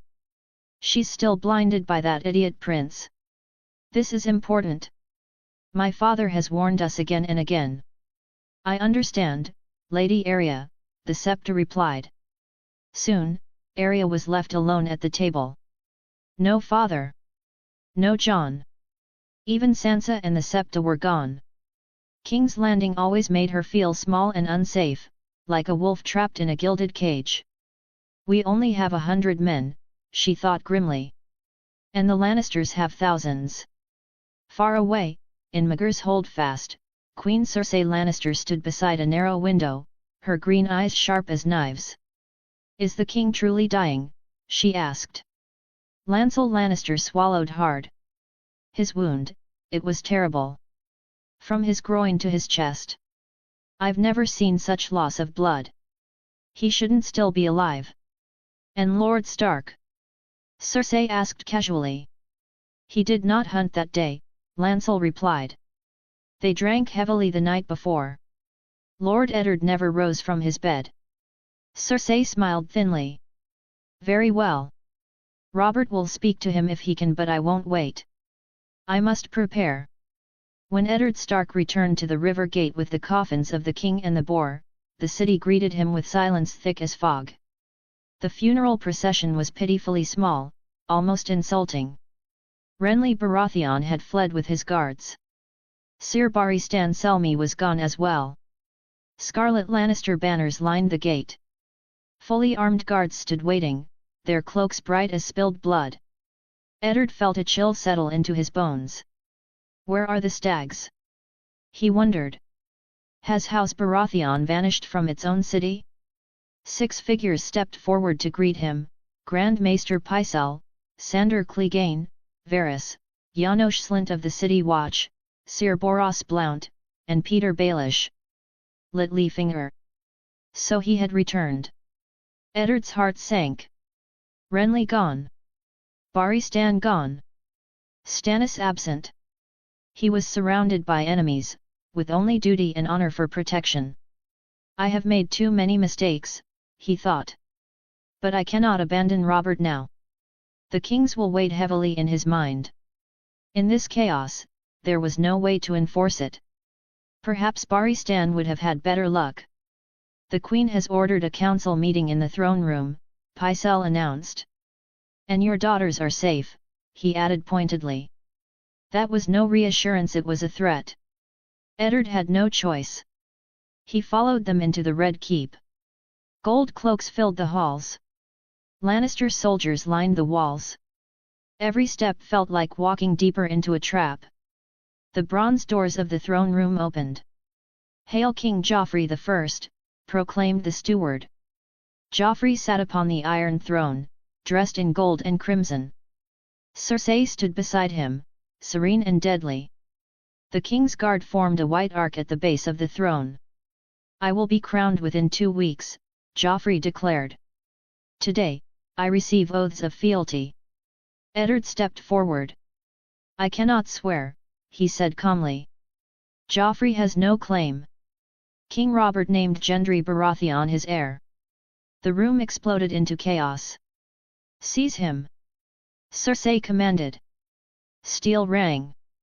Eddard's men fell one by one. He fought, but the odds were hopeless. At last, Sandor Clegane's blade rested against his throat. In the Game of Thrones, Cersei said coldly, "You win or you die." Eddard Stark was dragged away as blood soaked the stones of the throne room. The coup was complete. Chapter 160, Chapter 157 I am the storm. In the pastures beyond the wolf's den, the wind rolled over the grass like a low tide. Gendry stood alone at the edge of the field, holding the will King Robert had left behind. He did not feel grief, nor joy, only a steady, tempered calm, like iron cooling after the forge. The parchment was stained with old blood. Robert's seal had been pressed into the wax with a heavy, impatient hand, as if the king had known he had little time left. Biological father or not, Robert Baratheon had given him a final gift, one that would set the Seven Kingdoms ablaze.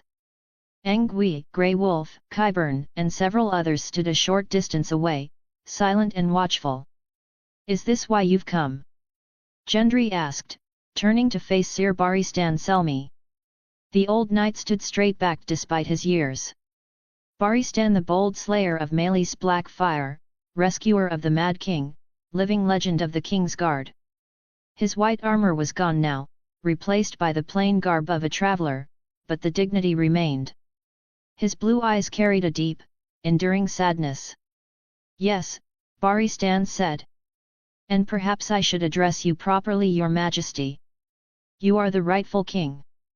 Gendry studied him in silence. Barristan had travelled hard. He, Jon, and several Northmen had slipped out through the Kingswood, found a ship at Cape of Mace, and sailed for Myr. Speed had mattered more than ceremony. Disguises had mattered more than honor.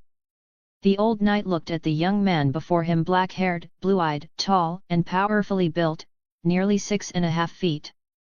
For a fleeting moment, Barristan felt as though he were seeing Robert in his youth, fierce, unbroken, burning with life. Along the road, Barristan had heard many rumors. The most shocking of all was the death of Khal Drogo. From that alone, he sensed something familiar in Gendry, a warrior who bowed to no one. "You are the king," Angui said at last, astonished. "Your Highness." Gendry exhaled softly. "How many would believe it? As you said, Sir Barristan, this will was witnessed only by you and Lord Eddard. It bears no royal seal." Barristan's voice tightened. "But it is the king's will. I swear it by my honor as a knight." "Your honor is unquestioned," Gendry replied with a faint smile, handing the parchment to Qyburn. "But the realm is not ruled by honor alone." Lord Eddard was also a witness, Barristan continued, his shoulders sagging. "But he feared for his daughters. He insisted on escorting the king's body back to King's Landing." Gendry's fingers tightened briefly. He had expected this. One moment of hesitation, one choice made for family instead of power, and Eddard Stark had placed himself on the edge of a blade. "I will save him," Gendry said firmly. "Lord Eddard is a pillar of the realm." Barristan searched his face and saw no doubt there, only preparation. "Your uncle, Lord Stannis, should also have received Eddard's letter," Barristan said. "I did not go myself. I entrusted it to others." Gendry caught the phrasing immediately. "You don't trust him?" "Stannis Baratheon was once loyal beyond reproach," Barristan said slowly. "But this is the Iron Throne. Power changes men. If I were detained on Dragonstone, my duty would have failed." "Stannis has ships but few men," Gendry said. "Let him weigh his choices." Barristan hesitated, then sighed. "Lord Renly is worse. He fled the capital the moment Robert died. He will raise his own banner." "So he wants more," Gendry said calmly. Barristan stepped forward and sank to one knee. "My king's last wish was to see you on the throne. Allow me to serve you, your majesty." Qyburn's voice cut in smoothly. "According to King's Landing, Sir Barristan, you have been stripped of your title as Lord Commander of the King's Guard and declared a traitor. Baristan inclined his head. Then this is my honor. Gendry helped him rise. Then I appoint you my Warhammer guard. He placed a black cloak over Baristan's shoulders. Upon it were 4 symbols, embroidered in stark contrast, a Warhammer, a red dragon, a wolf pack, and broken chains, the mark of liberated slaves. You should fly the banner of House Baratheon, Baristan said quietly. Gendry smiled but did not answer. When the dwarf king branded me a traitor, Baristan continued, I knew I must find the true king. Your father once wished Princess Daenerys dead. Tell me, was she truly pregnant? Whose lie was that? Gendry replied coldly. She is still a girl. Varys's whispers, Baristan admitted. We believed them. Varys. Gendry's smile sharpened. Very good. The 7 kingdoms need a true king, Gendry said. But they will soon have a dwarf king and a traitor king as well. Send for Jon. Grey Wolf returned with Jon Snow, his face drawn tight with worry. I will swear loyalty to you, Jon said. But my father and my sisters are prisoners. My heart cannot rest. I will rescue Lord Eddard, Gendry promised. Jon bowed deeply. Then I am yours. Sir Baristan ushered Jon away. The king has weightier matters. The Iron Throne has demanded oaths, Baristan said. Those who refuse are declared traitors. Qyburn read the names aloud. As the list grew, the truth became clear. Dragonstone, the Stormlands, the Vale, the Reach, Dorne, and the North have not submitted, Baristan said grimly. Then we move faster, Gendry said. My longships will carry my will to every shore. He dictated his decree, his lineage, his claim, his accusation against the Lannisters. When it was done, the war had already begun. Will you not be crowned? Baristan asked. In time, Gendry said. First comes blood. He planted his sword into the earth and looked up at the blood-red comet burning across the sky. Power demanded sacrifice. Only one would stand at the end. I am the storm, Gendry said softly. I am the glory. I am the victory. And the wind seemed to answer him. Chapter 161, Chapter 158 The Westeros Chicken Dinner Tournament. Balerion hopped restlessly along Gendry's forearm, black wings fluttering as he chirped impatiently. The young dragon's appetite was nothing short of astonishing. Each day, he devoured several times his own body weight in meat, and even that barely seemed to satisfy him. Dragons, it seemed, were creatures that grew strong by consuming excess. The little dragon had already begun breathing fire. Thin streams of reddish-black flame occasionally escaped his mouth, scorching the air. The color of the dragon flame matched his scales perfectly, dark, ominous, and tinged with blood. Truly the most peculiar species in the world, Gendry murmured, watching the dragon with unconcealed affection. A creature born of magic itself. Perhaps it was blood that connected them. Balrion's scales were pitch black, while his eyes, horns, and dorsal spines glowed a deep crimson. Even as a hatchling, he carried an aura of quiet menace. It won't be long, Gendry continued, turning to Maester Qyburn. 2 or 3 years at most before he can be ridden. If his growth continues at this pace, Qyburn replied thoughtfully, then the rumors must be true. Balerion has been reborn. He adjusted his chain as he spoke. Dragons differ greatly in growth rate and ultimate size. They grow for most of their lives and only slow when approaching old age. It is generally believed that fierce male dragons grow the fastest and the largest. Judging by his temperament, Balerion possesses those traits. Which is exactly why I need Dragonstone, Gendry said calmly. It is a dragon's home. There were 2 reasons Gendry was confident his dragon would surpass all others. First, the red comet had appeared earlier than in recorded history, an omen long associated with dragons and war. Second, Gendry intended to claim Dragonstone itself. Volcanoes and extreme heat were ideal for dragon growth. Daenerys's black dragon had reached a wingspan of 12 feet in just 2 or 3 years while wandering across the narrow sea. With proper conditions, Balerion would grow even faster. Have all the letters been sent? Gendry asked. There were 2 types of envelopes, Qyburn replied. One contained the late king's will. The other carried your proclamation. Yes.